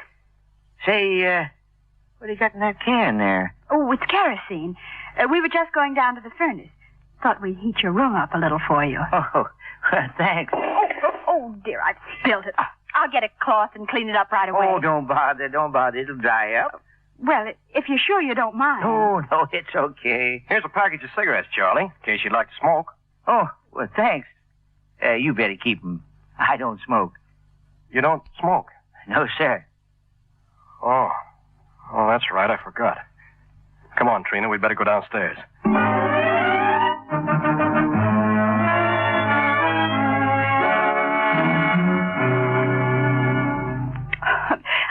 But Jake, regardless, why can't we tell the police that it started with a cigarette? Don't be a fool. Don't you think they'd discover he didn't smoke? No, we gotta find something besides a cigarette. What can it be? Well, I'll get it. Hello? Speaking. Oh, hello, Evans. Yes? Yes? Hey, what? They're on the way over here now. Yeah. Yeah, I'm glad you called. Thanks. Goodbye. what is it, Jake? Jake, what's wrong? They've discovered the shortage at the bank, Trina. The investigators are on their way over here now. Evans said he thought I'd like to know. He's a nice kid. But how?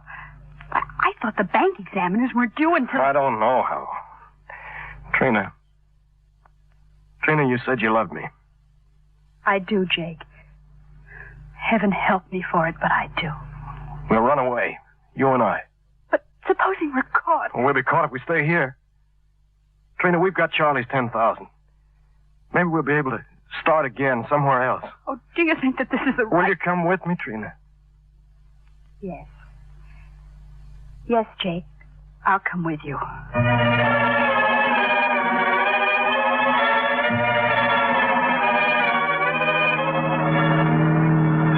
Are you afraid?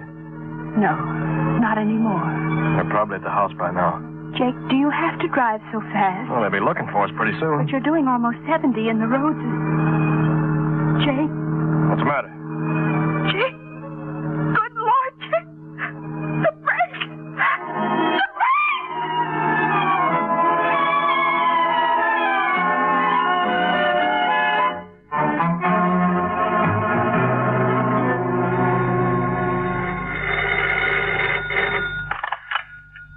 Hello? Who? Well, this is Charlie Barton. They... what? Both of them? Yes. I'm Mrs. Crowley's cousin. Well, I have a sprained ankle. But if you'll send someone... Yes. Yes, I'll come down and identify the bodies. What? What? $10,000? That's strange. I was planning on giving them that money as a present. Why? I thought the world of those two kids.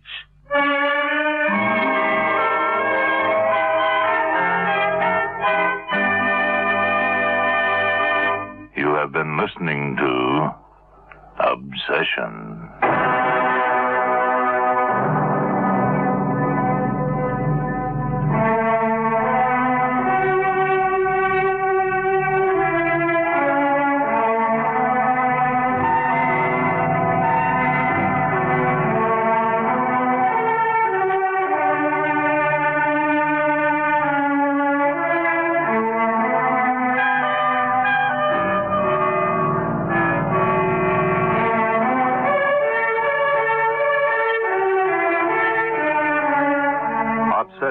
Has come to you through the worldwide facilities of the United States Armed Forces Radio and Television Service.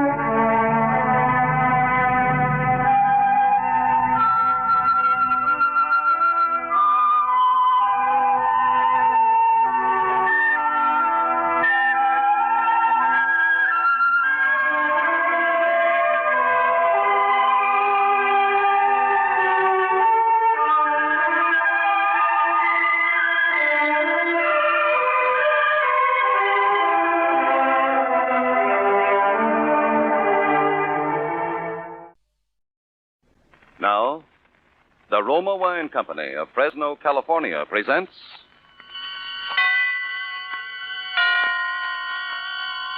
Suspense.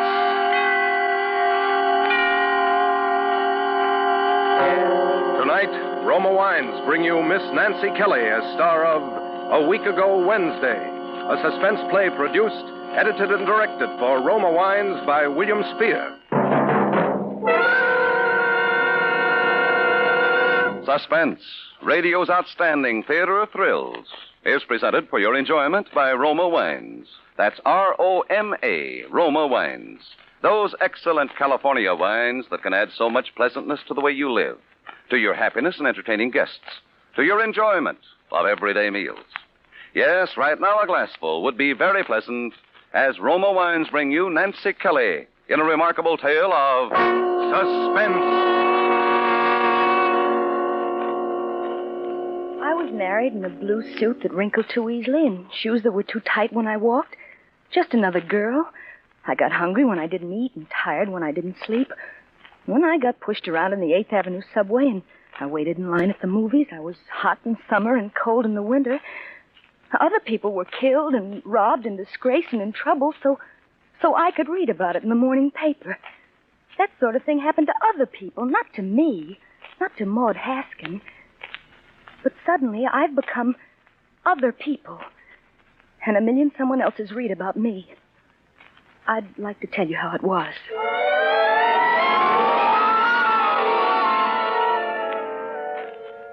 Harry and I had quarreled that Wednesday morning. I've tried to remember why, but I can't. I've tried to think, but... Well, I wasn't in any hurry to get home after work that day, that Wednesday. So I sat for a while on a bench in Central Park. The sky looked moody and had a dirty face. I watched evening happen quickly because it was going to rain. It started to come down, doing my crying for me. And I ran. I knew suddenly that I wanted to go home. I wanted to climb the stairs to the little furnished flat. I wanted Harry to be there so I could put my arms around him and feel him warm against me. I wanted to tell him that I loved him and that I was sick because I hadn't kissed him goodbye that morning. I nearly fell running up those narrow little steps. I stumbled a half a dozen times before I reached the 3rd floor, apartment 3B. I was nervous, and I was too eager to get in. My hand was clumsy, all thumbs, and the key wouldn't fit. It dropped to the floor. I stooped to pick it up, and as I did, the door was unlatched from the inside. Harry! I saw it open, and I nearly sobbed with joy and relief. Harry! Yes, what is it, dearie? But it wasn't Harry. Not Harry looking anxious because I was late and worried because I was drenched with the rain. This was a stranger in our apartment. A small, dark woman with eyes like 2 shiny brown buttons and a pinched little face. Well? She was wearing a flowered apron, and in her hand she held a limp dish towel. I blinked at her stupidly. Well, what is it? I don't want to buy anything. I'm busy. I'm making supper. Oh, but you don't understand. I'm... Looking for somebody? What apartment did you want? This is 3B. 3B? Yeah. What apartment are you looking for? Oh, but I'm not. I won't be much help anyhow. Better ask down the hall. We only been living here a few days. Living here? Yes. What's the matter with you, dearie? Are you sick? Don't you feel well? Oh, no. No, I don't feel very well. And your clothes? Why, they're sopping wet. Well, the rain. I got caught in the rain. What are you talking about? It isn't raining. Oh, but you're wrong. It is raining. I just... Listen here, young woman. What kind of a game do you think you're playing? But are you sure? Well, I ran. I ran all the way because there was thunder and lightning. We had a storm a week ago, but it ain't rained like that since Wednesday. Wednesday? A week ago? Oh, no. No. Here, don't do that. You sit down there, dearie, and I'll get some water. Don't move now. And supper not ready and company coming. Oh, I sat on the sofa. Harry and I had talked just last night about having the spring in the middle cushion fixed. Or had we? I ran my hand over the top, cautiously, afraid. And then I stopped as if I'd suddenly taken hold of a live wire. For my fingers curved over the lumpy roughness of a pillow with a broken spring. Here, drink this. Easy. Are you better now? Don't talk, just drink it. Easy. That's it, dearie. Thank you. Over the rim of the glass, she watched me. I sipped the water slowly while my eyes drank in the room. Well, there was that crack at the base of the lamp from the day Harry got his raise. He'd been swinging me around the room, around and around in circles until we were both dizzy and knocked the lamp over. And there was a little table near the window. And there was the rug with the worn spot in it, and the fireplace and the mantel. But our wedding picture on it was missing. And in its place there was a cheap blue vase. There, better? Are you better now? Oh, much. Thank you. Want me to call a cab for you? Where do you live, dearie? Why, You were looking for someone when you come. Friends of yours? Huh? Oh, friends. Friends, yes. Yes, friends of mine. Harry and Maud Haskin. Haskin? But don't you read the papers? You mean you don't know? Know what? Why, about the murder, of course. We moved in a few days after it happened. My husband didn't like the idea, but an apartment's an apartment these days. Foolishness being squeamish about those things. But I said to him, Charlie, it's a vacancy. So what if there was a murder here? You don't mean nothing. Murder? Tell me. Tell me about it. Oh, he looked such a nice young man, too. At least in his pictures. Who? Who are you talking about? Harry Haskin, of course. Murder. Harry? Yes, with an ice pick. Horrible. Right in that kitchen. Don't bother me none, but my Charlie won't eat there. Ice pick? Murdered? Isn't it awful? And everybody says they seemed so much in love. And she was so young, they say. What? Did you know them well? Oh, yes. Yes, very well. Must be a shock to you. Can't understand Is it in that paper? May I see it? Sure. Been full of nothing else for almost a week. She was right. Ice pick murderer awaits conviction. The headline screamed out at me. I closed my eyes for a minute to blot it out. Perhaps when I opened them again, the words would be gone. But they weren't. Big and bold as life or death, they mocked me. Ice pick murderer awaits conviction. And underneath the little black letters pieced themselves together to form the words killer, bloody, motive. And then they jumped crazily on the page. Well, there was a picture of Harry. Harry, my husband. I tried to read under it, but I couldn't. Oh, maybe I shouldn't have let you see that. Better sit down again, dearie. No, let me alone. Oh, I'm all right. Let me alone. Sure, all right. After all, I didn't ask. Oh, I'm sorry. You've been very kind. Please, I'm better go.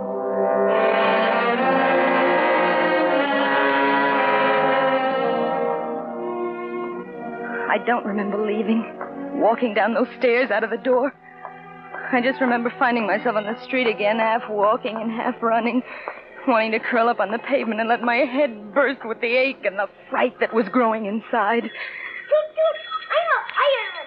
Watch out, I'm a fireman. Toot, toot. I was back in Central Park again. Toot, toot, I'm a From out fireman. of nowhere, a little boy on a scooter came tearing around the bend. He turned sharply to keep from running into me. I watched him lose his balance and try to regain it dizzily. I'm a fireman. Watch out, lady. Hey, lady, watch out. Watch out. Oh. He toppled over and fell in a pathetic little heap on the ground. His knee was bleeding. I ran over to pick him up. Oh, my knee. It hurts. Oh, my knee. Help me up, will you? I bent over him, my arms outstretched to lift him to his feet again. And then I remembered. I was dead. I'd been murdered by my husband almost a week ago. I was dead. Help me up, lady. Will you? I froze. This little boy, if it were true, and it was because I'd read it in the paper myself, if I were really dead, I knew I couldn't touch this child.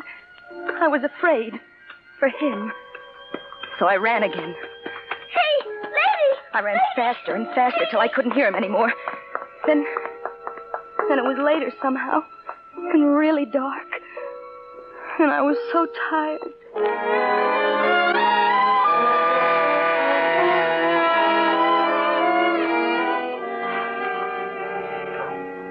I found myself back on that bench again. The same bench I'd been sitting on earlier that evening. No one was around. I stretched out and tried to sleep. I knew I was awake before I opened my eyes. It smelled like morning, fresh and clean, and I felt the sun soak into me. I thought when I open my eyes, I'll be back in my own bed again. I'll reach out my arm and I'll find Harry there beside me, and everything will be all right when I open my eyes. I did. And it was still Central Park. I sat up stiffly and I smoothed out the wrinkles in my skirt. I wondered where I was going to go or what I was going to do. I tried not to think of Harry, where he was now. Maud, darling. Are you all right? Harry, you. Oh, golly, baby, I've been worried sick about you all night. Where have you been? Honey, I'm sorry about yesterday. Will you come home with me? Home? But look at your clothes. They're still damp from the rain. Oh, if you get sick, I'll never forgive myself. How do you feel? Are you all right? Rain. Oh, yes. Yes, I'm all right. Oh, good. Come on, then. Let me take your arm. His big hand and long, strong fingers pressed against my arm. My head still ached, so I let him lead me. We left the park from the entrance on 72nd Street as a little boy on a scooter came tearing around the bend. Toot, toot! I'm a fireman! Watch out! Toot, toot! I'm a fireman!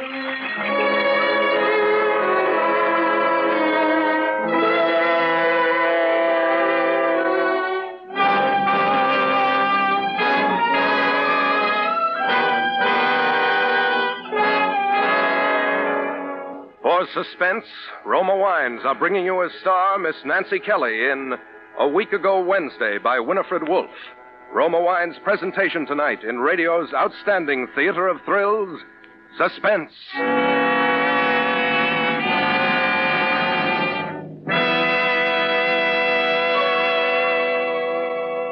Between the acts of Suspense, this is Truman Bradley for Roma Wines. With the holidays ahead, here's good news to all who enjoy fine Roma wines. To all who serve Roma wines for gracious hospitality and for mealtime pleasure, Roma wines are now featured at new low prices. In plentiful supply, too. Roma California wines offer you full selections. Sherry, port, muscatel, or Tokay for entertaining, Burgundy or Sauterne for mealtime enjoyment, and champagne to make any happy occasion unforgettable. Each of these fine Roma wines brings you taste luxury at new low prices.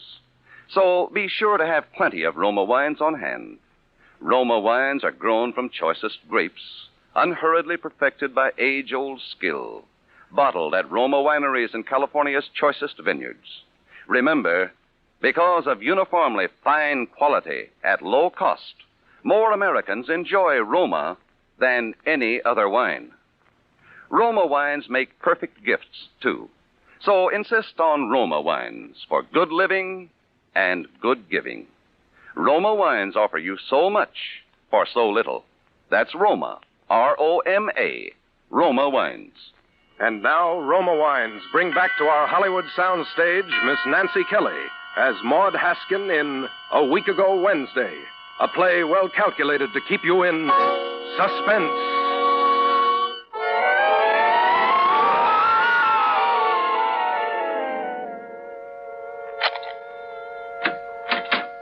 Gosh, place looks awful, doesn't it? I don't know how many cigarettes I smoked. I tried to sleep, but I couldn't, so I tried the couch, and no luck there either. That broken spring didn't help much. I was almost out of my mind worrying about you, honey. I got hungry about 3 o'clock in the morning, but I couldn't eat. Dirty dishes still in the sink. Never mind, I'll wash them. Maud. Darling. Yes? Come here, will you? Why are you standing near the mantel? Why don't you come over to me? Huh? Oh, I was looking at the picture on it. Our wedding picture. It's there. Of course it's there. Where should it be? Darling, put your arms around me so I'll know you're real, that you've come back. Where did you go? Where were you? I don't know. All right, I won't ask questions now. Just put your arms around me tight and tell me you still love me.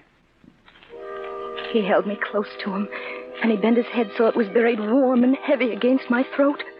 I thought it wouldn't hurt because he's pressing me too tightly if I were dead.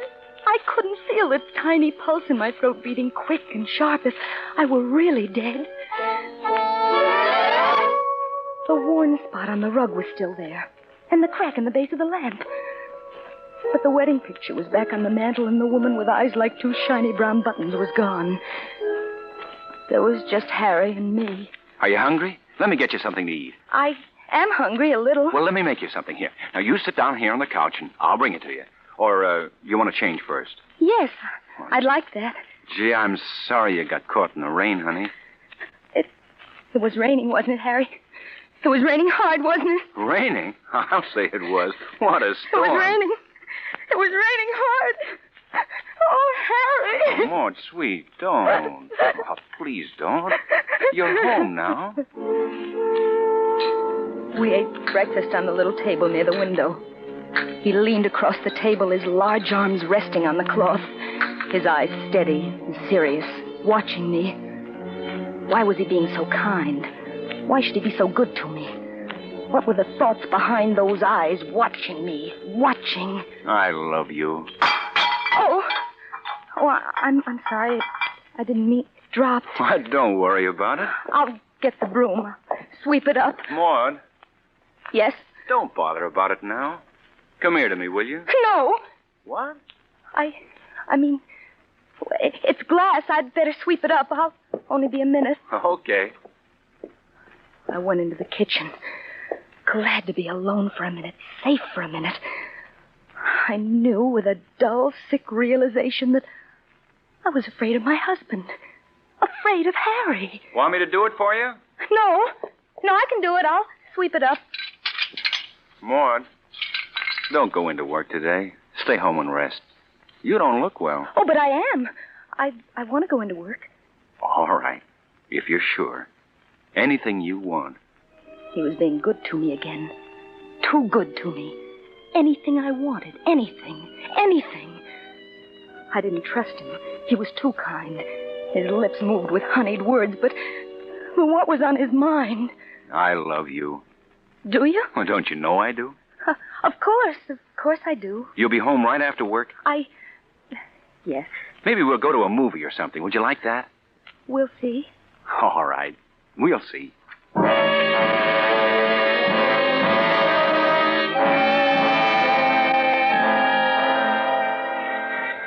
He walked me to the 8th Avenue subway like he always did. And when he kissed me goodbye, a slim tremor of fear went through me. See you tonight, darling.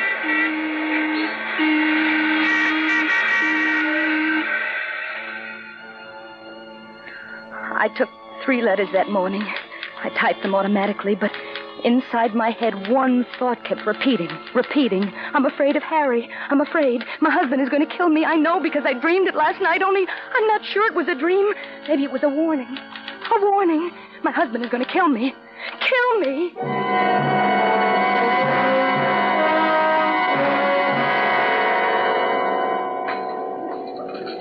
Fry 2, looking at the moon. Wheat down. What'll it be, lady? Ham on rye. Coffee. Coming. Ham on rye.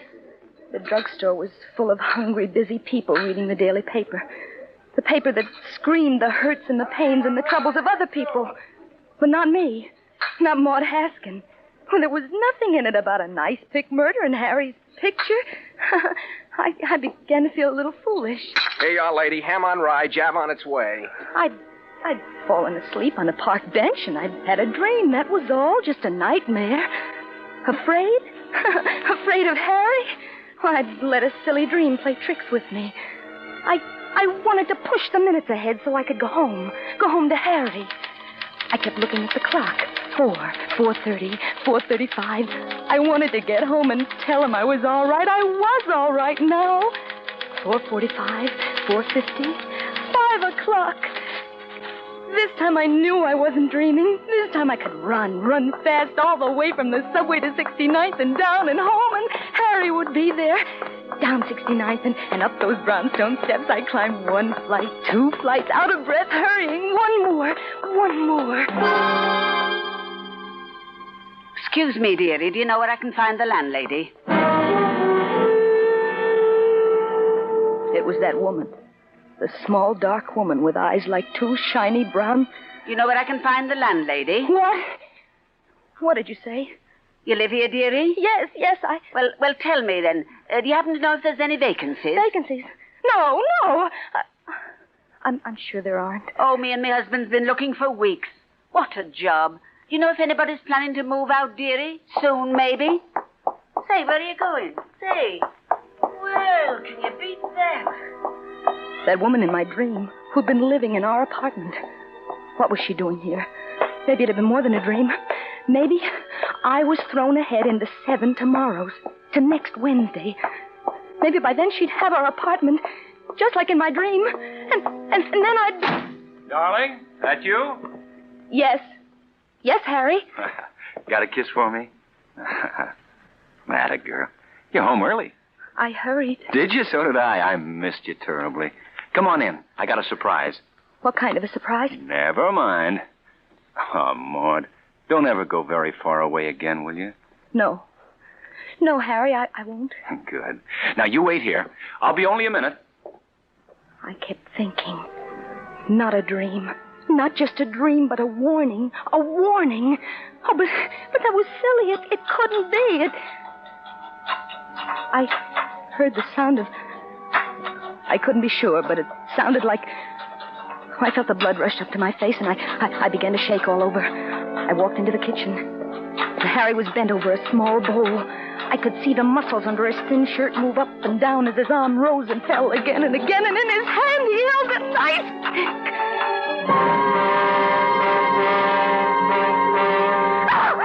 Maud, what is it? What's the matter? Nothing. What are you doing? Oh, why did you come in? This was going to be a surprise.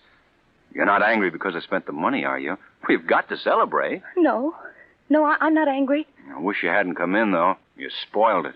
I'm sorry. I didn't mean it. Doesn't matter. Nothing matters as long as you're here. He put the ice pick beside the bowl, and he took me in his arms. And all the time he kept telling me he loved me, I was looking fascinated at the ice pick, thin and sharp. The ice pick. Spoil his surprise. Yes, I'd spoil it. He thought he was going to kill me, but I wasn't going to let him. I wasn't going to let him. Gee, I love you. I love you. I'd smother the lying words in his throat before he could say them again. I'd been warned, and I wasn't going to let him do it. I reached out, and I felt my fingers creep around the handle of the ice pick. I was strong and safe now. That dream wasn't going to come true. I'd make sure. I held it tightly, and I raised it behind his back, and I saw it over his shoulder, poised like a serpent ready to strike. Ready. Darling, I love you. I'd done it. I put all my strength into that blow, and the ice pick half disappeared into him. Maud, His arms, still around me, grew limp. I felt them slide heavily, big hands dragging at my body as he desperately tried to stay on his feet. His long fingers clutched at my belt, and he tore it from me. And then he fell, still holding it in his hand. He was still at my feet, a red circle of blood on his white shirt, and in that circle, the ice pick.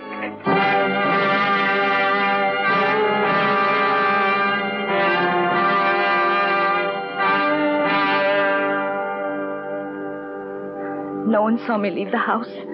It was a clear, cold night. Overhead, a plane made its way past the stars. I remember looking up at it and thinking, you can't even see me. You don't even know I'm here. And that I've just killed my husband and left him lying dead on the kitchen linoleum. But I knew. And somehow I didn't care. All I kept thinking was, not me. Not me. It wasn't me lying dead with an ice pick in my back. I'd been cleverer than he. I'd done it first. I stumbled into the park. And then I dropped from exhaustion. I slept all night on the grass.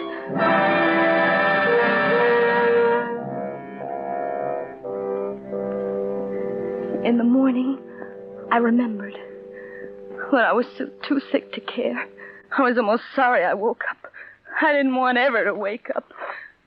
I started to walk again. I kept on walking until I couldn't go anymore. There was a bench. I sat down. Someone had been there before and left a newspaper. I picked it up and I read it. And then I knew. As big and bold as life or death, it mocked me. Ice pick murder, and the words killer, bloody, motive jumped crazily on the page. And Harry's picture, just as it had been in my dream, only this time I read on. Harry Haskin dead, murdered, police searching for wife Maud Haskin. And then I knew. What? Harry never wanted to kill me. Harry loved me. I tried to run away from a dream, just a dream, and instead I made it live, and now Harry was dead.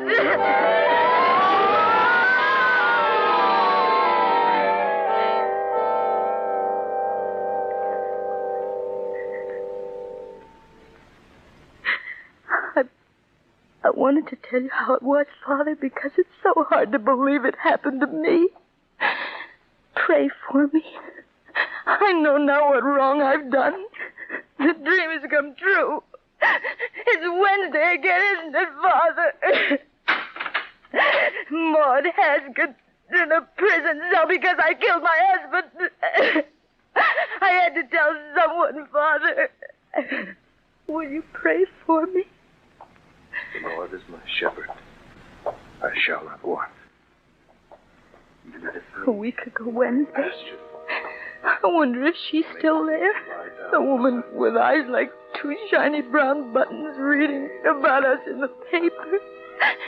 I wonder if she's there now.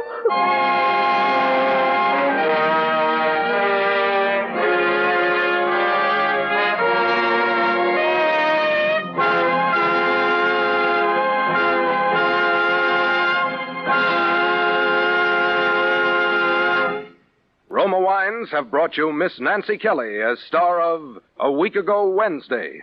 Tonight's study in Suspense. This is Truman Bradley for Roma Wines, the sponsor of Suspense. This is the time of the year when unexpected guests and old friends drop in for surprise visits and joyous reunions. To make the evening more pleasureful, famed hostess Elsa Maxwell makes this suggestion. Serve guests a wine that adds warmth to the welcome. Such a delightful wine is Red Roma California Port. A heartening wine, a gracious wine that adds so much to the enjoyment of an evening with friends. Roma Port is vibrant with the rich brilliance of a precious ruby, the softness of velvet, with the fruity fragrance of the fresh grape, and a delicious nectar-like taste of natural sweetness. Roma Port is a proud wine in a family of California's finest. A true wine, always unvaryingly good. Priced so reasonably low. Try Roma Port soon, won't you? That's R-O-M-A, Roma Port. Nancy Kelly will soon be seen in the Paramount picture, Follow That Woman. Next Thursday, same time, Roma Wines will bring you Mr. Glenn Ford as star of Suspense, radio's outstanding theater of thrills. Presented by Roma Wines, R-O-M-A. Made in California for enjoyment throughout the world.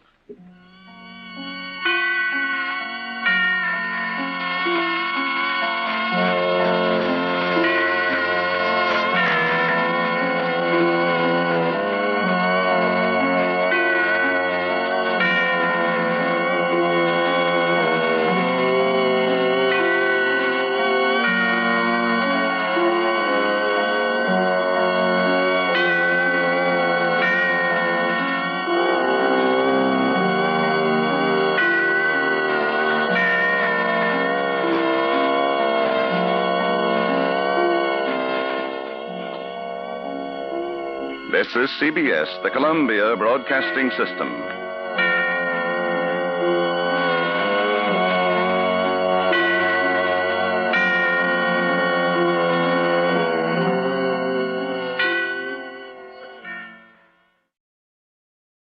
I suppose all of us have heard or even used the expression, I'd give a year of my life if I could have such and such a thing, or if such and such a thing would happen. But what if you suddenly felt the years of your life being taken away from you? It happened to one man. Me. The man you'll hear about in the story World Enough and Time on Theater 5.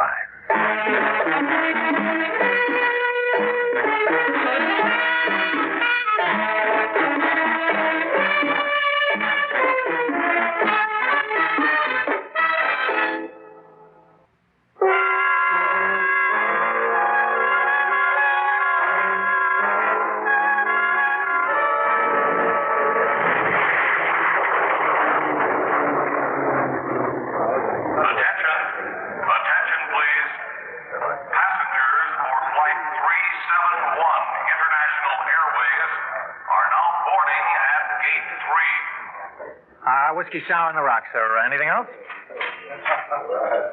Well, hello, Mr. Dean. Well, hello, George. You're looking well. Haven't seen you for a while. Stopping at some other airports lately? No, just very busy. Out of the country a lot. Hey, Sid, who's the sharp-looking guy who just walked in? Him? That's Matt Dean. That's a swinger for you. Huh? Rich, plenty of dough, but regular. You know how some of these guys with a few bucks are? Well, not Dean, the real prince. Well, I never seen him in a place before. He seems to know everybody here. What's he do? I don't know exactly. Manufactures airplanes or something. I think he's in a lot of businesses. You know, different things.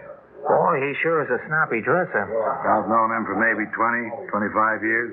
Huh? Yeah, true. As long as I'm tending bar here, I know him. He's always dressed to kill, too. Come on, are you kidding me? That guy ain't old enough for you to know him all them years. He's only about, 30 years old? That's what you think. He looks the same for all the time I know him. Never changes. Never gets old. You know, he must be pushing 60 or better. Are you kidding me? Now, look, why should I kid you? He's about 60, I'm telling you. I'm 62, and when I started here about 25 years ago, Dean and I were about the same age. You'd never think it now, just looking at the both of us. I mean, I look broken down like what I am, but Dean, he flies around, makes money, stays young, I guess.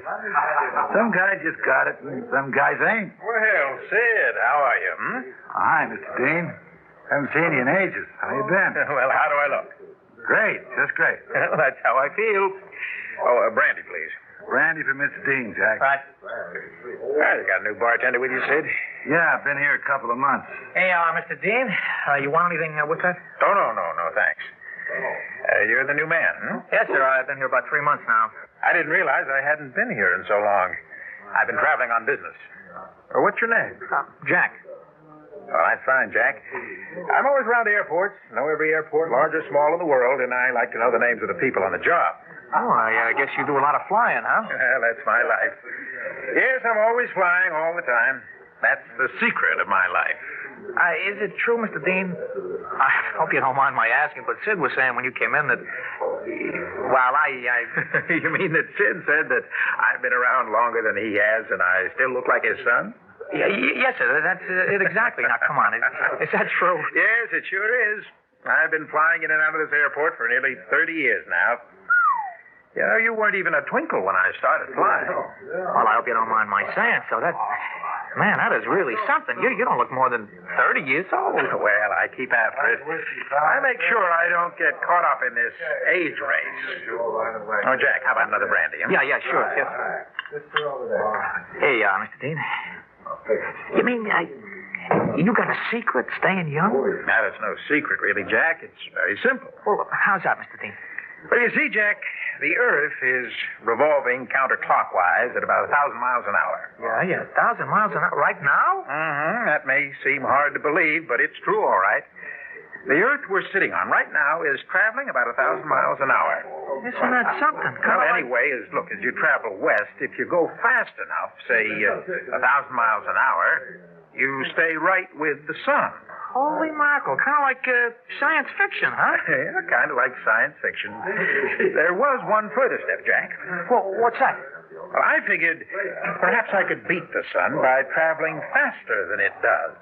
What? You see what I mean? Faster than the sun. I bought an experimental jet which could fly at about 1,200 miles an hour. Now, of course, my plane, an FY 630, can do about 2,100. Wow, that's really moving. Yep.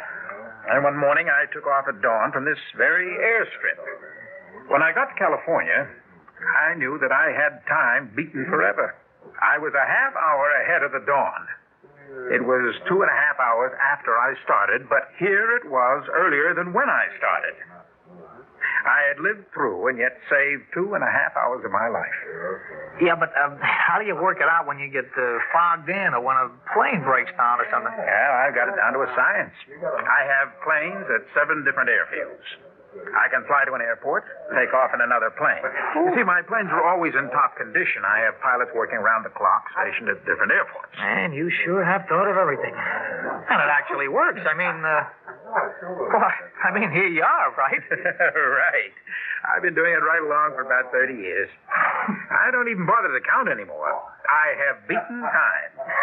Oh, I sleep and eat on the plane, land in some city, spend maybe an hour or so for business or fun, and I'm off again.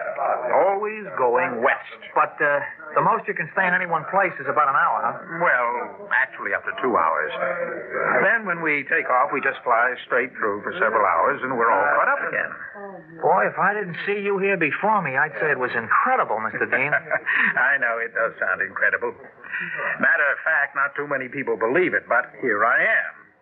Whatever the rule book says about it being impossible, I'm the living proof that it is not only possible, but that I am doing it. Well, I guess you really found the fountain of youth, Mr. Dean. Yeah, you found Shangri-La. Right. That's the name of one of my planes, Shangri-La. How about that?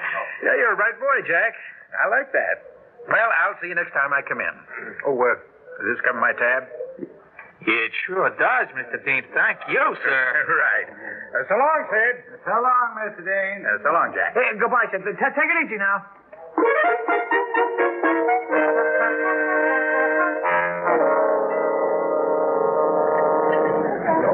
All right, now, Stuart, this contract with Rollington is to be ignored. Let them think that we have absolutely no use for their company. Yes. Then when they come to us wondering why we haven't answered them, we'll be in a better position to dictate our terms. Fine, Mr. Dean. You're really convinced that they'll come to us and be concerned about our silence? Oh, yes. I'm sure of it. $1 million account, and they're not going to follow up? I don't care how big they are. They'll come around, and then... Pardon me, Mr. Dean? Oh, yes. You wanted me to remind you, sir, when it was 1:45, sir. Oh, thank you. Good man. Thanks. All right, gentlemen, I think that's it. My chauffeur's waiting outside. I've cut my time a little close today so that we'd complete our discussions on this contract. Now I have to get back to the airport. Good day, gentlemen. Good day. All right, Louis. Let's make a beeline to the airport. Yes, sir. Hey, watch out! Hey, did you see it? That crazy guy in the car ran right into the rear of that limousine. Hey, mister, you all right? Hey, it looks pretty bad. Look at his head. What? He's all cut. Help me up, please. Louis, help me up. Hey, wait a minute. You want to stay till the doctor sees you. Hey, look at his head. Look, I haven't the time. Louis, help me up. We got to get back to the airport. Quickly, Louis. All right. Let me through. Stand back. Give him air. You, okay, mister? Yeah, I'm perfectly fine, officer. If you just help me into my car, I'll be even better. I've got to get to the airport. Oh, no. Now, wait a minute, mister. Your head. You may have a concussion. No. You better stay where you are. Now, let me help you. Look, officer, I'm sure that there's a doctor at the airport. Yeah. I can take care of it. Here, please just help me into my car, if you will. No, here comes the ambulance. Now, you better go to a hospital and have this thing taken care of. Now, look, officer, I can't go to the hospital. I've got to get to the airport. But, look, I must take off right away. I haven't time for the hospital. I must keep up with my schedule. Now, I must leave. But listen. Louis, tell them. Now, help me. I must get to the plane before it's too late. Look, call Stewart and tell him what's happened.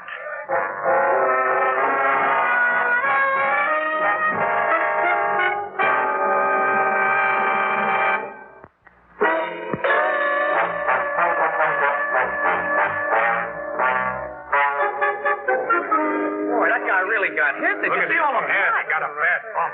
But I tell you, I don't want to go to the hospital. Will you get your hands off me, officer? Look, I have got to get to that airport right now. Just let go of me. Now, take it easy, mister. You're getting hysterical. Take it easy. Look, will you just get your hands off me? Now, let go of me. Now, you'll be all right, mister. You'll be in the hospital in a minute. I have got to get to the airport. Now, let me out of here. Let go of me, I tell you. Once you get to the hospital, you'll be okay. Would you let go of me? Let go of me! Hold him, somebody. All He's right. delirious. Here you are. Bring this stretcher.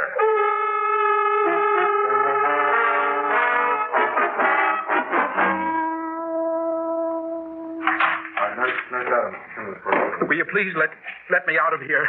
I've got to get out of here immediately. Don't you understand? You have no right to keep me here. You'll have to be quiet, sir. There are other patients Look, here. I don't give a hang who's here. I want to get out of here immediately. Now, I must.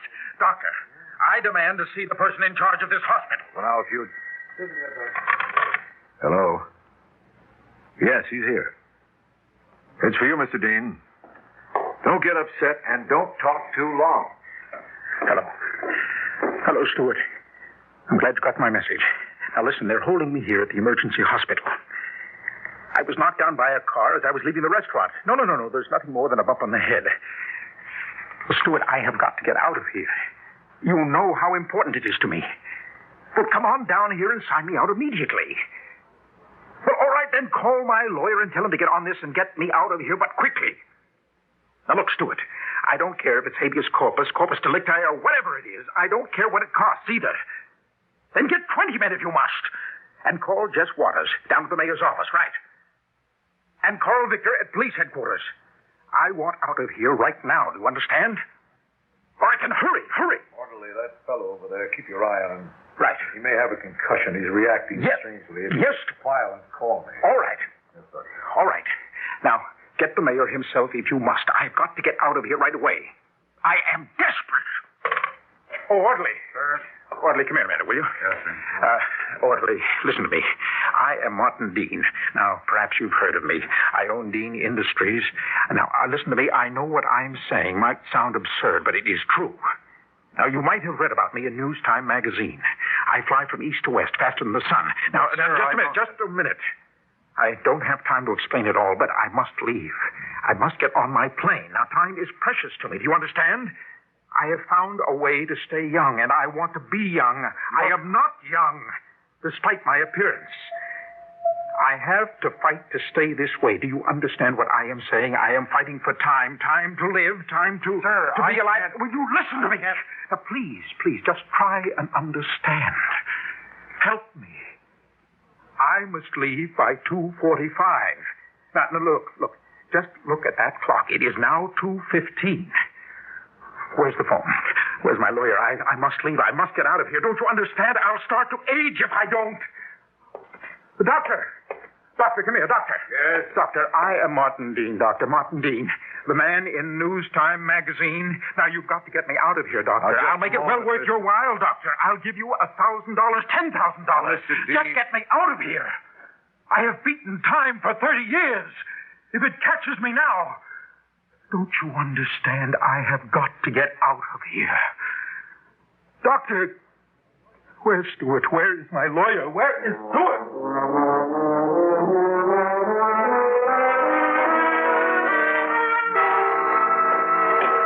I've got to take off by 2:45. I've got to get away. I'll never be able to make up the time if I don't. Stuart! Come here. Here I am. Quickly. Stuart, get me out of here. Mr. Dean, I rushed right over as fast as I could. Now, look, Stuart, just tell them who I am, pay them anything they want. Just get me out of here. Right away, Mr. Dean. Just be calm, Mr. Dean. Be calm? How can I be calm when these fools have kept me here 45 minutes already? Get going, man, get going. I have got to get out of here. Look, right away, Mr. Dean, right away.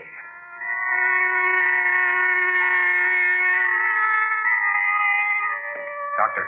Yes. Doctor, my name is Roger Stewart. I'm Executive Vice President of Dean Industries. Mr. Stewart, is this fellow really Martin Dean? Certainly. Now, I don't know what happened, but I've got to get him out of here immediately. Well, what's all this nonsense about beating time and time catching up and all that? Oh, I admit it sounds incredible, but this man has seemingly beaten time. At least he's not grown old in 30 years. What? Mr. Dean is 62 years old. 62? Well, I haven't given him a thorough physical, but from what I've seen, Mr. Dean has the constitution of a 30-year-old man. Doctor, here are his papers, identifications, passports. He is actually 62, you see. It's incredible. Just incredible.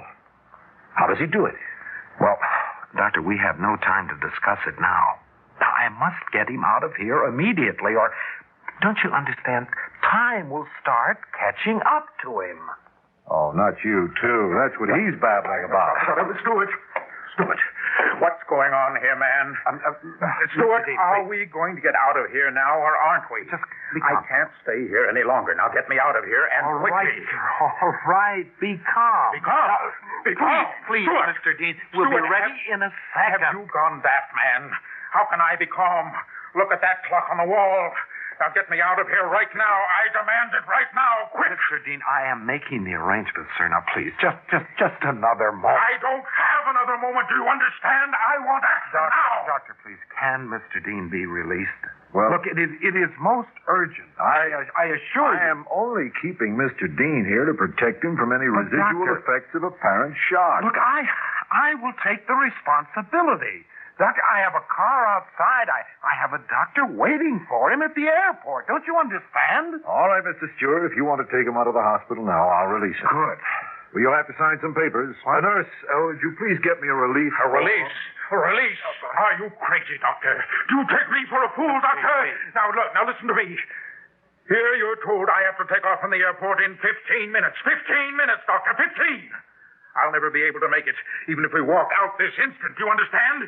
And do you want me to sign papers, doctor? Papers? Just a what formality. papers? This is my life that's slipping fast. It's time. Time. Look at the time, you fool. Look at that time. It's too late. You've done it. Now, Mr. You've got too late. It's too late, I tell you. I ought to kill you. Be careful. Be careful.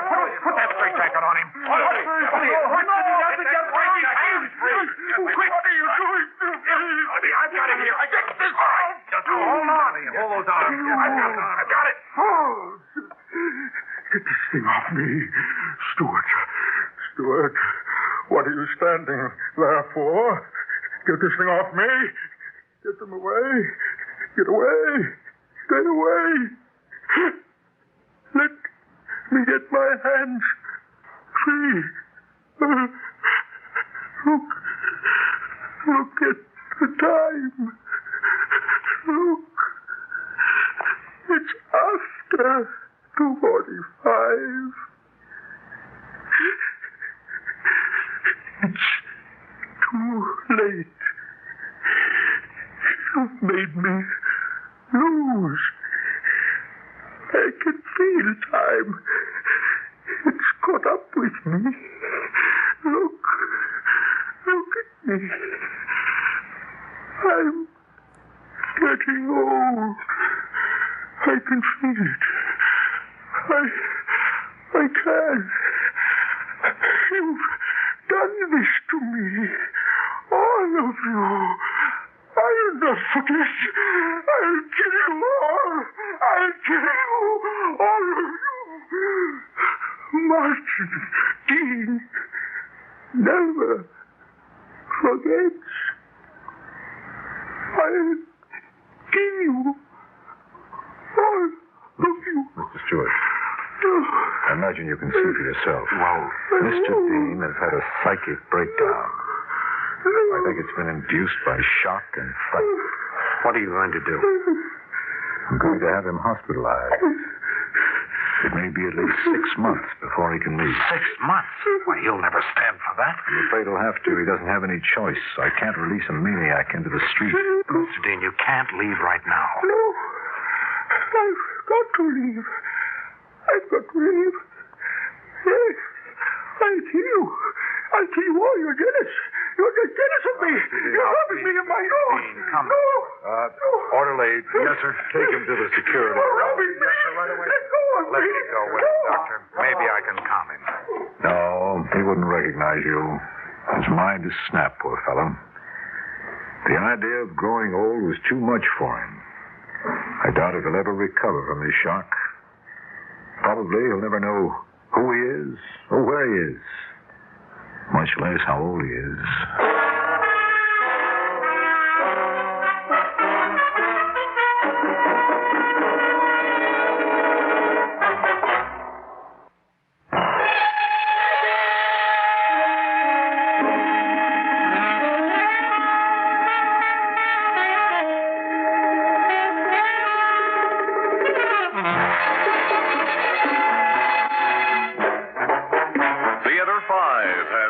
presented World Enough and Time, written by John Nicholas Iannuzzi and directed by Ted Bell.